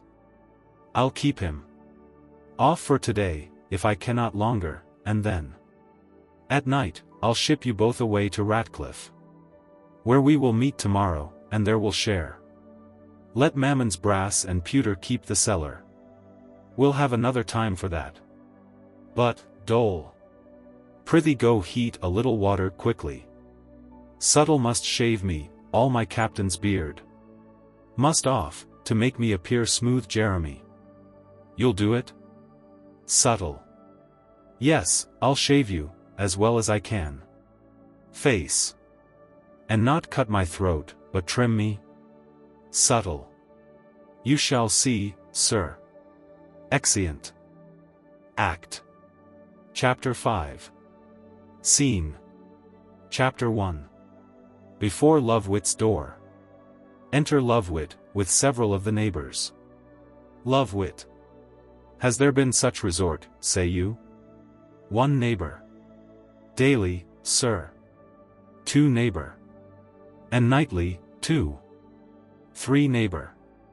Aye, some as brave as lords. 4 neighbor. Ladies and gentlewomen. 5 neighbor. Citizens' wives. 1 neighbor. And knights. 6 neighbor. In coaches. 2 neighbor. Yes, and oyster women. 1 neighbor. Beside other gallants. 3 neighbor. Sailors' wives. 4 neighbor. Tobacco men. 5 neighbor. Another Pimlico. Love wit. What should my knave advance? To draw this company? He hung out no banners. Of a strange calf with 5 legs to be seen. Or a huge lobster with 6 claws. 6 neighbor. No, sir. 3 neighbor. We had gone in then, sir. Love wit. He has no gift of teaching in the nose that e'er I knew of. You saw no bills set up that promised cure of agues, or the toothache. 2 neighbor. No such thing, sir. Love wit. Nor heard a drum struck for baboons or puppets. 5 neighbor. Neither, sir. Love wit. What device should he bring forth now? I love a teeming wit as I love my nourishment. Pray God he have not kept such open house, that he hath sold my hangings, and my bedding. I left him nothing else. If he have eat them, a plague the moth, say I. Sure he has got some bawdy pictures to call all this jing. The friar and the nun. Or the new motion of the knight's courser covering the parson's mare. Or, may be, he has the fleas that run at tilt upon a table, or some dog to dance. When saw you him? 1 neighbor. Who, sir, Jeremy? 2 neighbor. Jeremy Butler? We saw him not this month. Love wit. How? 4 neighbor. Not these 5 weeks, sir. 6 neighbor. These 6 weeks at the least. Love wit. You amaze me, neighbors. 5 neighbor. Sure, if your worship know not where he is. He's slipped away. 6 neighbor. Pray God, he be not made away. Love wit. Ha! It's no time to question, then. Knocks at the door. 6 neighbor. About. Some 3 weeks since, I heard a doleful cry, as I sat up amending my wife's stockings. Love wit. 'Tis strange that none will answer. Didst thou hear a cry, say'st thou? 6 neighbor. Yes, sir, like unto a man that had been strangled an hour, and could not speak. 2 neighbor. I heard it too, just this day 3 weeks, at 2 o'clock. Next morning. Love wit. These be miracles, or you make them so. A man an hour strangled, and could not speak. And both you heard him cry. 3 neighbor. Yes, downward, sir. Love wit. Thou art a wise fellow. Give me thy hand, I pray thee. What trade art thou on? 3 neighbor. A smith, an't please your worship. Love wit. A smith. Then lend me thy help to get this door open. 3 neighbor. That I will presently, sir, but fetch my tools. Exit. 1 neighbor. Sir, best to knock again, afore you break it. Love wit. I will. Knocks again. Enter Face, in his butler's livery. Face. What mean you, sir? 1, 2, 4 neighbor. Oh, here's Jeremy. Face. Good sir, come from the door. Love wit. Why, what's the matter? Face. Yet farther, you are too near yet. Love wit. In the name of wonder. What means the fellow? Face. The house, sir, has been visited. Love wit. What, with the plague? Stand thou then farther. Face. No, sir. I had it not. Love wit. Who had it then? I left. None else but thee in the house. Face. Yes, sir, my fellow. The cat that kept the buttery, had it on her. A week before I spied it. But I got her conveyed away in the night, and so I shut the house up for a month. Love wit. How? Face. Purposing then, sir, to have burnt rose vinegar, treacle, and tar, and have made it sweet, that you should ne'er have known it, because I knew the news would but afflict you, sir. Love wit. Breathe less, and farther off. Why this is stranger. The neighbors tell me all here that the doors have still been open. Face. How, sir? Love wit. Gallants, men and women, and of all sorts, tagrag, been seen to flock here in threaves, these 10 weeks, as to a second hog's den, in days of Pimlico and Eyebright. Face. Sir. Their wisdoms will not say so. Love wit. Today they speak of coaches and gallants, one in a French hood went in, they tell me, and another was seen in a velvet gown at the window, divers more pass in and out. Face. They did pass through the doors then, or walls, I assure their eyesights, and their spectacles. For here, sir, are the keys, and here have been in this my pocket, now above 20 days. And for before, I kept the fort alone there. But that, 'tis yet not deep in the afternoon. I should believe my neighbors had seen double through the black pot, and made these apparitions. For, on my faith to your worship, for these 3 weeks and upwards the door has not been opened. Love wit. Strange. One neighbor. Good faith, I think I saw a coach. 2 neighbor. And I too. I'd have been sworn. Love wit. Do you but think it now? And but 1 coach? 4 neighbor. We cannot tell, sir. Jeremy is a very honest fellow. Face.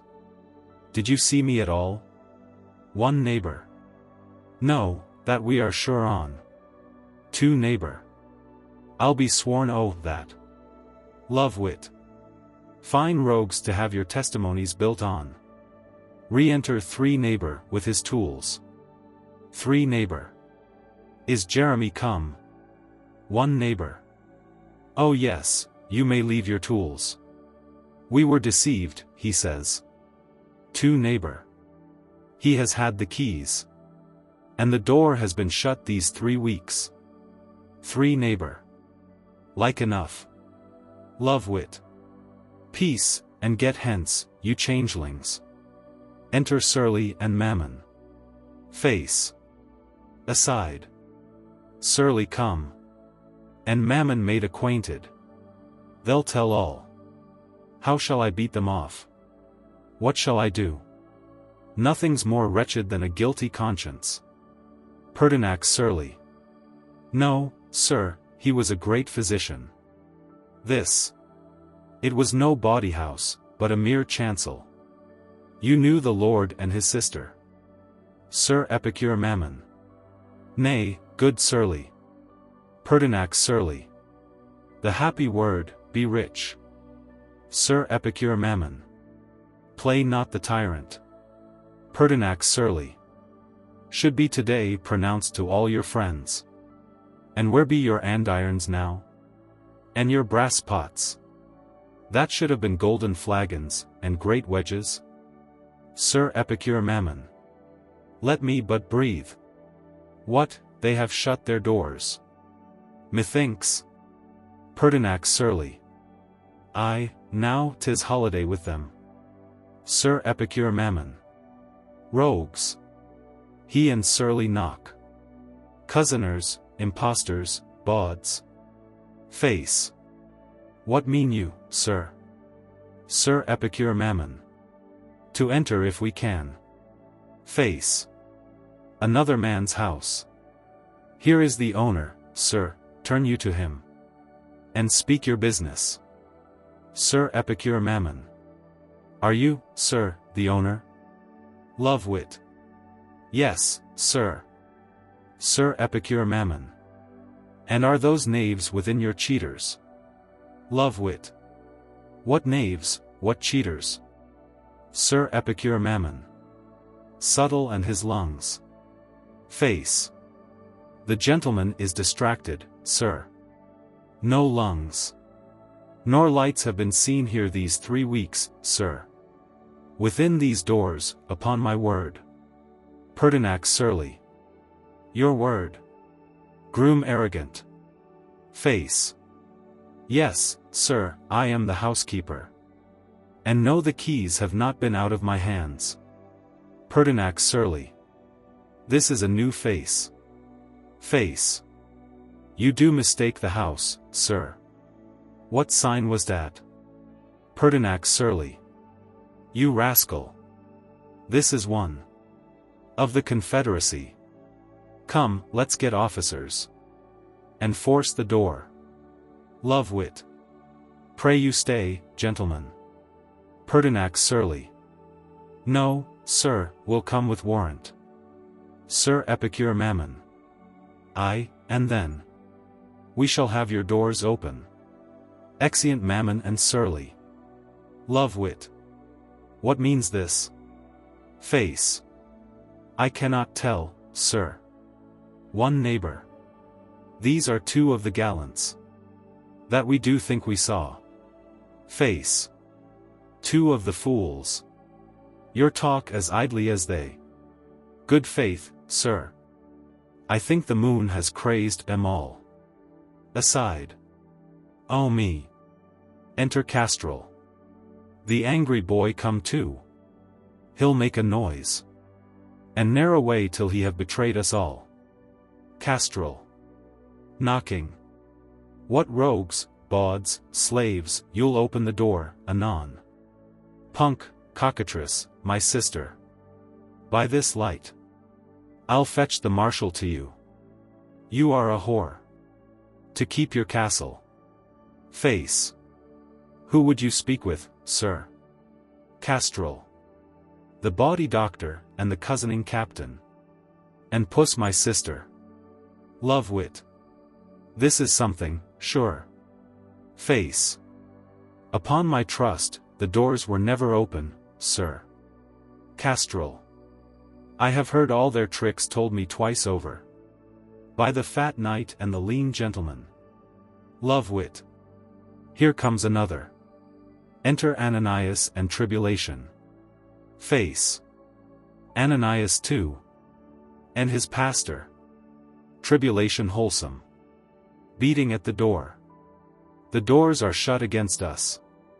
Ananias. Come forth, you seed of sulphur, sons of fire. Your stench it is broke forth, abomination. Is in the house. Castrol. Aye, my sister's there. Ananias. The place. It is become a cage of unclean birds. Castrol. Yes, I will fetch the scavenger, and the constable. Tribulation wholesome. You shall do well. Ananias. We'll join to weed them out. Castrol. You will not come then, punctivize, my sister. Ananias. Call her not sister, she's a harlot verily. Castrol. I'll raise the street. Love-wit. Good gentleman, a word. Ananias. Satan avoid, and hinder not our zeal. Exeunt Ananias, Tribulation, and Castrol. Love-wit. The world's turned bedlam. Face. These are all broke loose. Out of St. Catherine's, where they used to keep the better sort of mad folks. One neighbor. All these persons we saw go in and out here. 2 neighbor. Yes, indeed, sir. 3 neighbor. These were the parties. Face. Peace, you drunkards. Sir. I wonder at it, please you to give me leave. To touch the door, I'll try and the lock be changed. Love-wit. It mazes me. Face. Goes to the door. Good faith, sir, I believe. There's no such thing, 'tis all deceptio vicis. Aside. Would I could get him away. Dapper. Within. Master Captain. Master Doctor. Love wit. Who's that? Face. Aside. Our clerk within, that I forgot. I know not, sir. Dapper. Within. For God's sake, when will her grace be at leisure?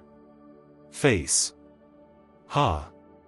Illusions, some spirit the air. Aside.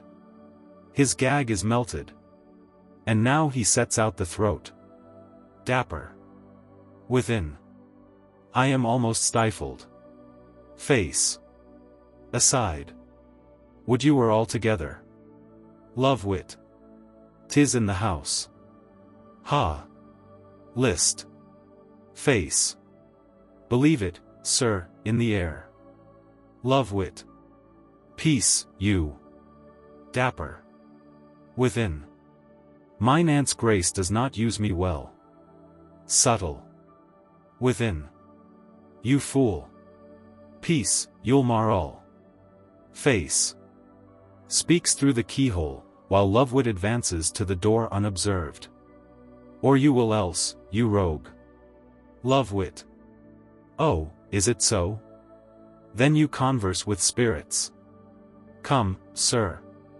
No more of your tricks, good Jeremy. The truth, the shortest way. Face. Dismiss this rabble, sir. Aside. What shall I do? I am catched. Lovewit. Good neighbors. I thank you all. You may depart. Exeunt neighbors. Come, sir. You know that I am an indulgent master. And therefore conceal nothing. What's your medicine? To draw so many several sorts of wild fowl? Face. Sir, you were wont to affect mirth and wit. But here's no place to talk on't in the street. Give me but leave to make the best of my fortune. And only pardon me the abuse of your house. It's all I beg. I'll help you to a widow. In recompense, that you shall give me thanks for. Will make you 7 years younger, and a rich one. 'Tis but you're putting on a Spanish cloak. I have her within. You need not fear the house. It was not visited. Lovewit. But by me, who came. Sooner than you expected. Face. It is true, sir. Pray you forgive me. Lovewit. Well, let's see your widow. Exeunt. Scene. Chapter 2. A room in the same. Enter Subtle, leading in Dapper, with his eyes bound as before. Subtle. How? You have eaten your gag? Dapper. Yes, faith, it crumbled away in my mouth. Subtle. You have spoiled all then. Dapper. No. I hope my Aunt of Fairy will forgive me. Subtle. Your aunt's a gracious lady. But in troth, you were to blame. Dapper. The fume did overcome me. And I did do't to stay my stomach. Pray you. So satisfy her grace. Enter Face, in his uniform. Here comes the captain. Face. How now? Is his mouth down? Subtle. Aye, he has spoken. Face. A pox, I heard him, and you too, he's undone then. I have been fain to say, the house is haunted. With spirits, to keep churl back. Subtle. And hast thou done it? Face. Sure, for this night. Subtle. Why, then triumph and sing. Of face so famous, the precious king. Of present wits. Face. Did you not hear the coil? About the door? Subtle. Yes, and I dwindled with it. Face. Show him his aunt, and let him be dispatched. I'll send her to you. Exit face. Subtle.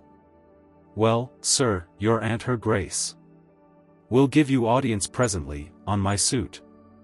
And the captain's word that you did not eat your gag in any contempt of her highness. Unbinds his eyes. Dapper. Not I, in troth, sir. Enter Dole, like the queen of faery. Subtle. Here she is come.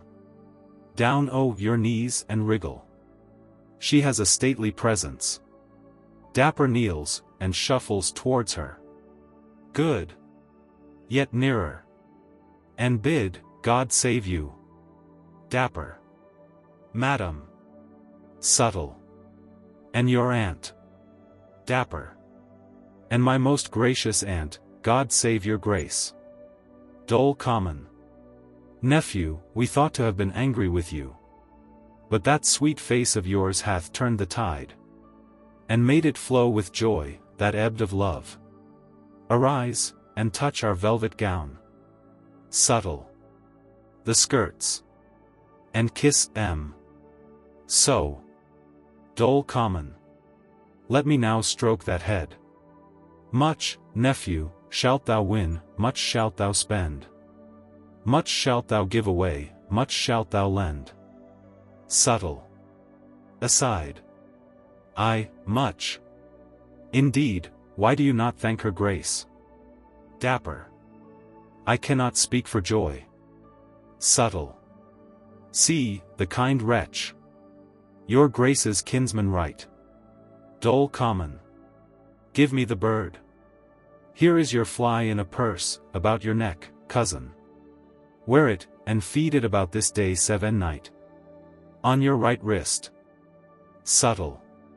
Open a vein with a pin. And let it suck but once a week, till then. You must not look on't.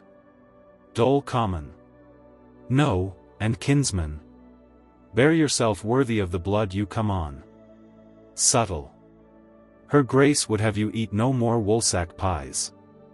Nor dagger fruity. Dole common. Nor break his fast. In heaven and hell. Subtle. She's with you everywhere. Nor play with costermongers, at mumchance, tray trip. God make you rich. When as your aunt has done it. But keep the gallantiest company, and the best games. Dapper. Yes, sir. Subtle. Gleek and primero, and what you get, be true to us. Dapper. By this hand, I will. Subtle. You may bring's £1,000. Before tomorrow night, if but 3,000. Be stirring, and you will. Dapper. I swear I will then. Subtle. Your fly will learn you all games. Face. Within. Have you done there? Subtle. Your grace will command him no more duties. Dole common. No. But come, and see me often. I may chance to leave him 300 or 400 chests of treasure, and some 12,000 acres of fairyland. If he game well and comely with good gamesters. Subtle. There's a kind aunt. Kiss her departing part. But you must sell your 40 mark a year, now.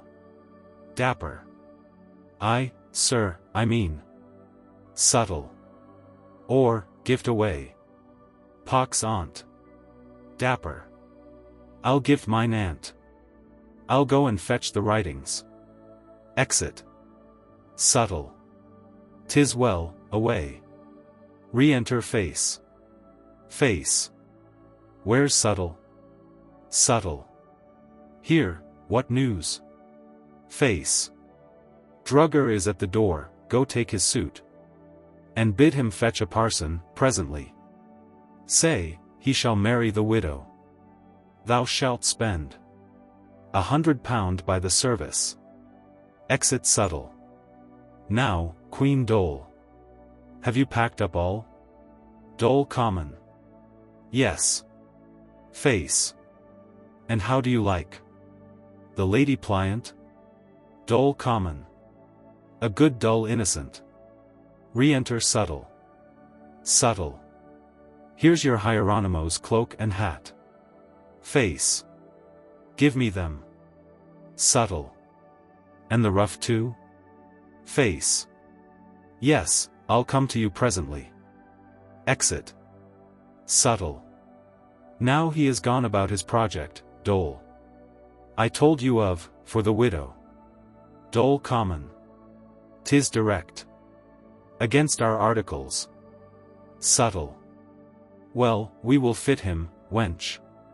Hast thou gulled her of her jewels or her bracelets? Dole common.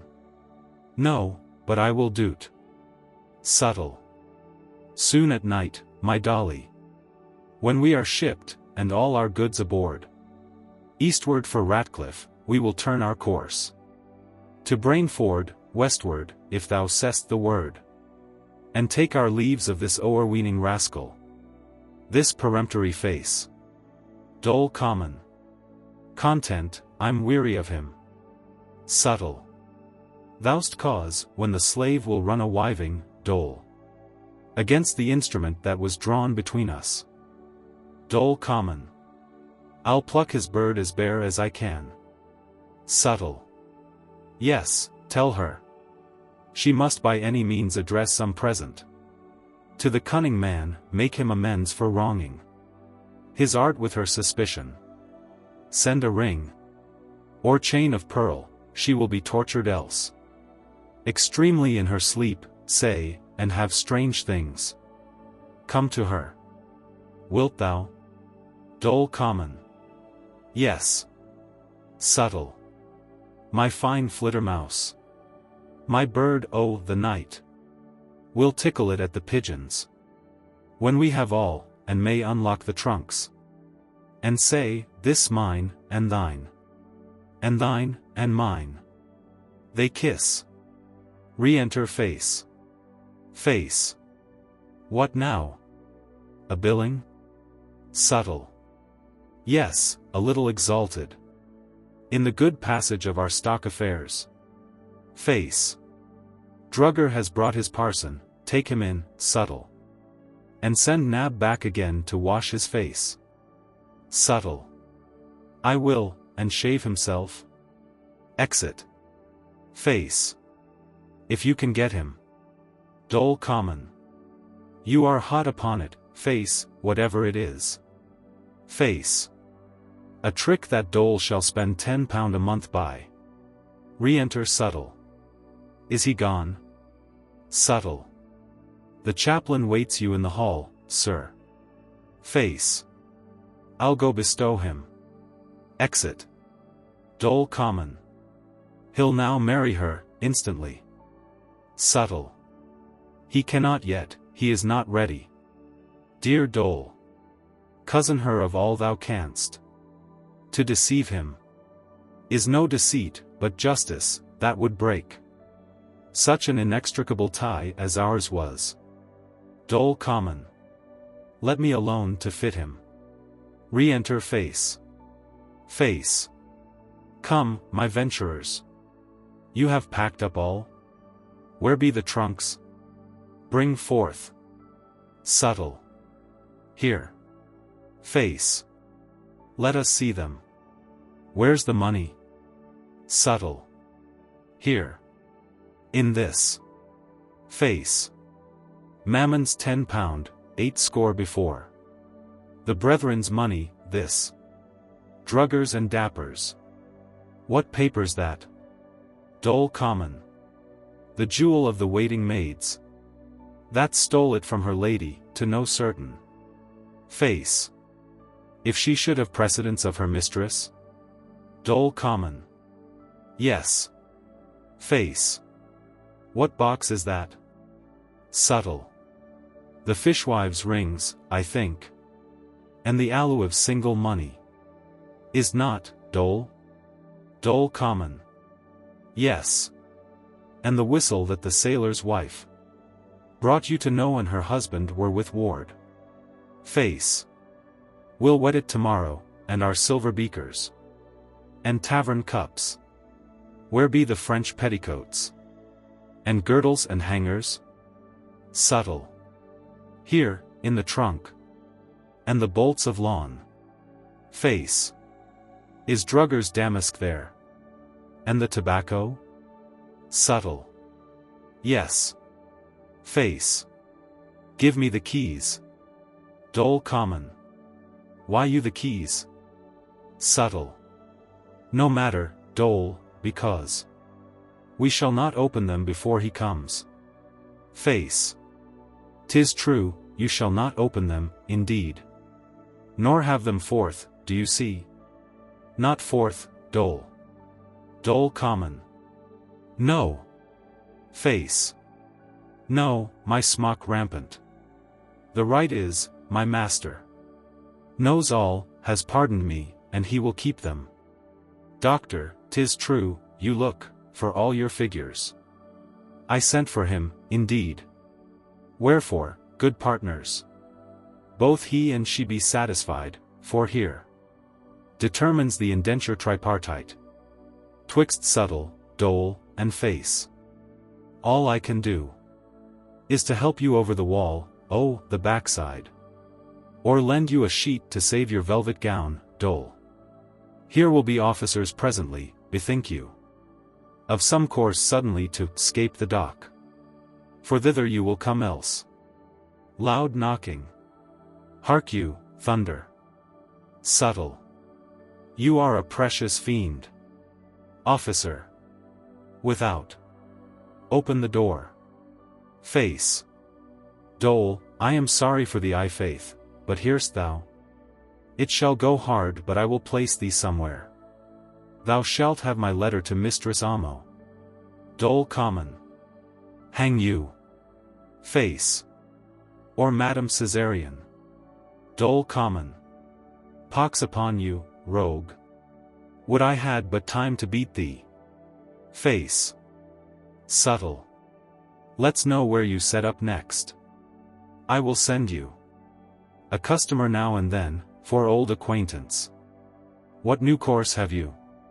Subtle. Rogue, I'll hang myself, that I may walk a greater devil than thou, and haunt thee in the flock bed and the buttery. Exeunt. Scene. Chapter 3. An outer room in the same. Enter Lovewit in the Spanish dress, with the parson. Loud knocking at the door. Lovewit. What do you mean, my masters? Sir Epicure Mammon. Without. Open your door. Cheaters, bawds, conjurers. Officer. Without. Or we will break it open. Lovewit. What warrant have you? Officer. Without. Warrant enough, sir, doubt not. If you'll not open it. Lovewit. Is there an officer, there? Officer. Without. Yes, 2 or 3 for failing. Lovewit. Have but patience, and I will open it straight. Enter Face, as butler. Face. Sir, have you done? Is it a marriage? Perfect? Lovewit. Yes, my brain. Face. Off with your ruff and cloak then, be yourself, sir. Pertinax surly. Without. Down with the door. Castrol. Without. Slight, ding it open. Lovewit. Opening the door. Hold. Hold, gentlemen, what means this violence? Mammon, surly, Castrol, Ananias, tribulation, and officers, rush in. Sir Epicure Mammon. Where is this collier? Pertinax surly. And my captain Face? Sir Epicure Mammon. These day owls. Pertinax surly. That are birding in men's purses. Sir Epicure Mammon. Madam Suppository. Castrol. Doxy, my sister. Ananias. Locusts. Of the foul pit. Tribulation wholesome. Profane as Bel and the dragon. Ananias. Worse than the grasshoppers, or the lice of Egypt. Love-wit. Good gentlemen, hear me. Are you officers? And cannot stay this violence? One officer. Keep the peace. Love-wit. Gentlemen, what is the matter? Whom do you seek? Sir Epicure Mammon. The chemical cozener. Pertinax Surly. And the Captain Pander. Castrol. The nun my sister. Sir Epicure Mammon. Madam Rabbi. Ananias. Scorpions. And caterpillars. Love-wit. Fewer at once, I pray you. 2 officer. One after another, gentlemen, I charge you. By virtue of my staff. Ananias. They are the vessels. Of pride, lust, and the cart. Love-wit. Good zeal, lie still. A little while. Tribulation wholesome. Peace, Deacon Ananias. Love-wit. The house is mine here, and the doors are open. If there be any such persons as you seek for, use your authority, search on O God's name. I am but newly come to town, and finding this tumult about my door, to tell you true, it somewhat mazed me, till my man, here, fearing my more displeasure, told me he had done somewhat an insolent part, let out my house. Belike, presuming on my known aversion from any heir o' the town while there was sickness, to a doctor and a captain, who, what they are, or where they be, he knows not. Sir Epicure Mammon. Are they gone? Love-wit. You may go in and search, sir. Mammon, Ananias, and tribulation go in. Here, I find the empty walls worse than I left them, smoked. A few cracked pots, and glasses, and a furnace. The ceiling filled with poesies of the candle. And madam with a dildo writ o' the walls. Only one gentlewoman, I met here. That is within, that said she was a widow. Castrol. Aye, that's my sister. I'll go thump her. Where is she? Goes in. Love-wit. And should have married a Spanish count, but he, when he came to't, neglected her so grossly, that I, a widower, am gone through with her. Pertinax Surly. How? Have I lost her then? Love-wit. Were you the Don, sir? Good faith, now, she does blame you extremely, and says, you swore, and told her you had taken the pains to dye your beard, and umber o'er your face. Borrowed a suit, and ruff. All for her love. And then did nothing. What an oversight! And want of putting forward, sir, was this. Well, fair an old harquebusier, yet could prime his powder, and give fire, and hit all in a twinkling. Re-enter Mammon. Sir Epicure Mammon. The whole nest are fled. Love-wit. What sort of birds were they? Sir Epicure Mammon. A kind of chuffs. Or thievish daws, sir, that have picked my purse. Of 80 pounds within these 5 weeks. Beside my first materials. And my goods. That lie in the cellar, which I am glad they have left. I may have home yet. Love-wit. Think you so, sir? Sir Epicure Mammon. Aye. Love-wit. By order of law, sir, but not otherwise. Sir Epicure Mammon. Not mine own stuff. Love-wit. Sir, I can take no knowledge that they are yours, but by public means. If you can bring certificate that you were gulled of them, or any formal writ out of a court, that you did cozen yourself, I will not hold them. Sir Epicure Mammon. I'll rather lose them. Love-wit. That you shall not, sir. By me, in troth, upon these terms, they are yours. What? Should they have been, sir, turned into gold, all? Sir Epicure Mammon. No. I cannot tell, it may be they should, what then? Love wit. What a great loss in hope have you sustained. Sir Epicure Mammon. Not I, the Commonwealth has. Face.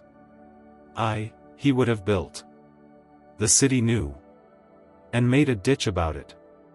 Of silver, should have run with cream from Hogsden. That every Sunday, in Moorfields, the younkers and tits and tomboys should have fed on, gratis. Sir Epicure Mammon. I will go mount a turnip cart, and preach the end of the world, within these 2 months. Surly. What? In a dream? Pertinax surly. Must I needs cheat myself with that same foolish vice of honesty? Come, let us go and hearken out the rogues. That face I'll mark for mine, if e'er I meet him. Face. If I can hear of him, sir, I'll bring you word unto your lodging. For in troth, they were strangers to me. I thought them honest as myself, sir. Exeunt Mammon and surly. Re-enter Ananias and Tribulation. Tribulation wholesome. 'Tis well, the saints shall not lose all yet. Go and get some carts. Love wit. For what, my zealous friends? Ananias. To bear away the portion of the righteous out of this den of thieves. Love wit. What is that portion? Ananias. The good sometimes the orphans, that the brethren bought with their silver pence. Love wit. What, those in the cellar? The night Sir Mammon claims? Ananias. I do defy the wicked Mammon, so do all the brethren. Thou profane man. I ask thee with what conscience thou canst advance that idol against us, that have the seal? Were not the shillings numbered that made the pounds? Were not the pounds told out upon the 2nd day of the 4th week, in the 8th month, upon the table dormant, the year of the last patience of the saints? 610. Love wit. Mine earnest vehement botcher and deacon also, I cannot dispute with you. But if you get you not away the sooner, I shall confute you with a cudgel. Ananias. Sir. Tribulation wholesome. Be patient, Ananias. Ananias. I am strong, and will stand up, well girt, against an host that threaten Gad in exile. Love wit. I shall send you to Amsterdam, to your cellar. Ananias. I will pray there. Against thy house, may dogs defile thy walls, and wasps and hornets breed beneath thy roof. This seat of falsehood, and this cave of cousinage. Exeunt Ananias and Tribulation. Enter Drugger. Love wit. Another too? Drugger. Not I, sir, I am no brother. Love wit. Beats him. Away, you Harry Nicholas. Do you talk? Exit Drugger. Face. No, this was Abel Drugger. Good sir, go to the parson and satisfy him. Tell him all is done. He stayed too long a washing of his face. The doctor, he shall hear of him at Westchester. And of the captain, tell him, at Yarmouth, or some good port town else, lying for a wind. Exit parson. If you can get off the angry child, now, sir. Enter Castrol, dragging in his sister. Castrol. Come on, you have matched most sweetly. Have you not? Did not I say, I would never have you tupped, but by a dubbed boy, to make you a lady Tom? Slight, you are a mammet. Oh, I could touse you, now. Death, mun, you marry, with a pox. Love wit. You lie, boy. As sound as you, and I'm aforehand with you. Castrol. Anon. Love wit. Come, will you quarrel? I will fay-eyes you, sirrah. Why do you not buckle to your tools? Castrol. Odie's light. This is a fine old boy as e'er I saw. Love wit. What, do you change your copy now? Proceed. Here stands my dove, stoop at her, if you dare. Castrol. Slight, I must love him.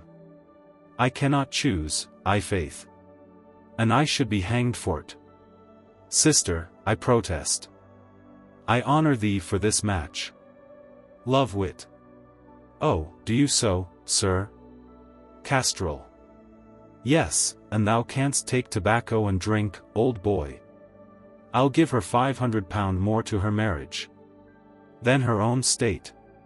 Love wit. Fill a pipe full, Jeremy. Face. Yes, but go in and take it, sir. Love wit. We will.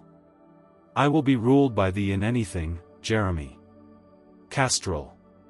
Slight, thou art not hidebound, thou art a jovie boy. Come, let us in, I pray thee, and take our whiffs. Love wit.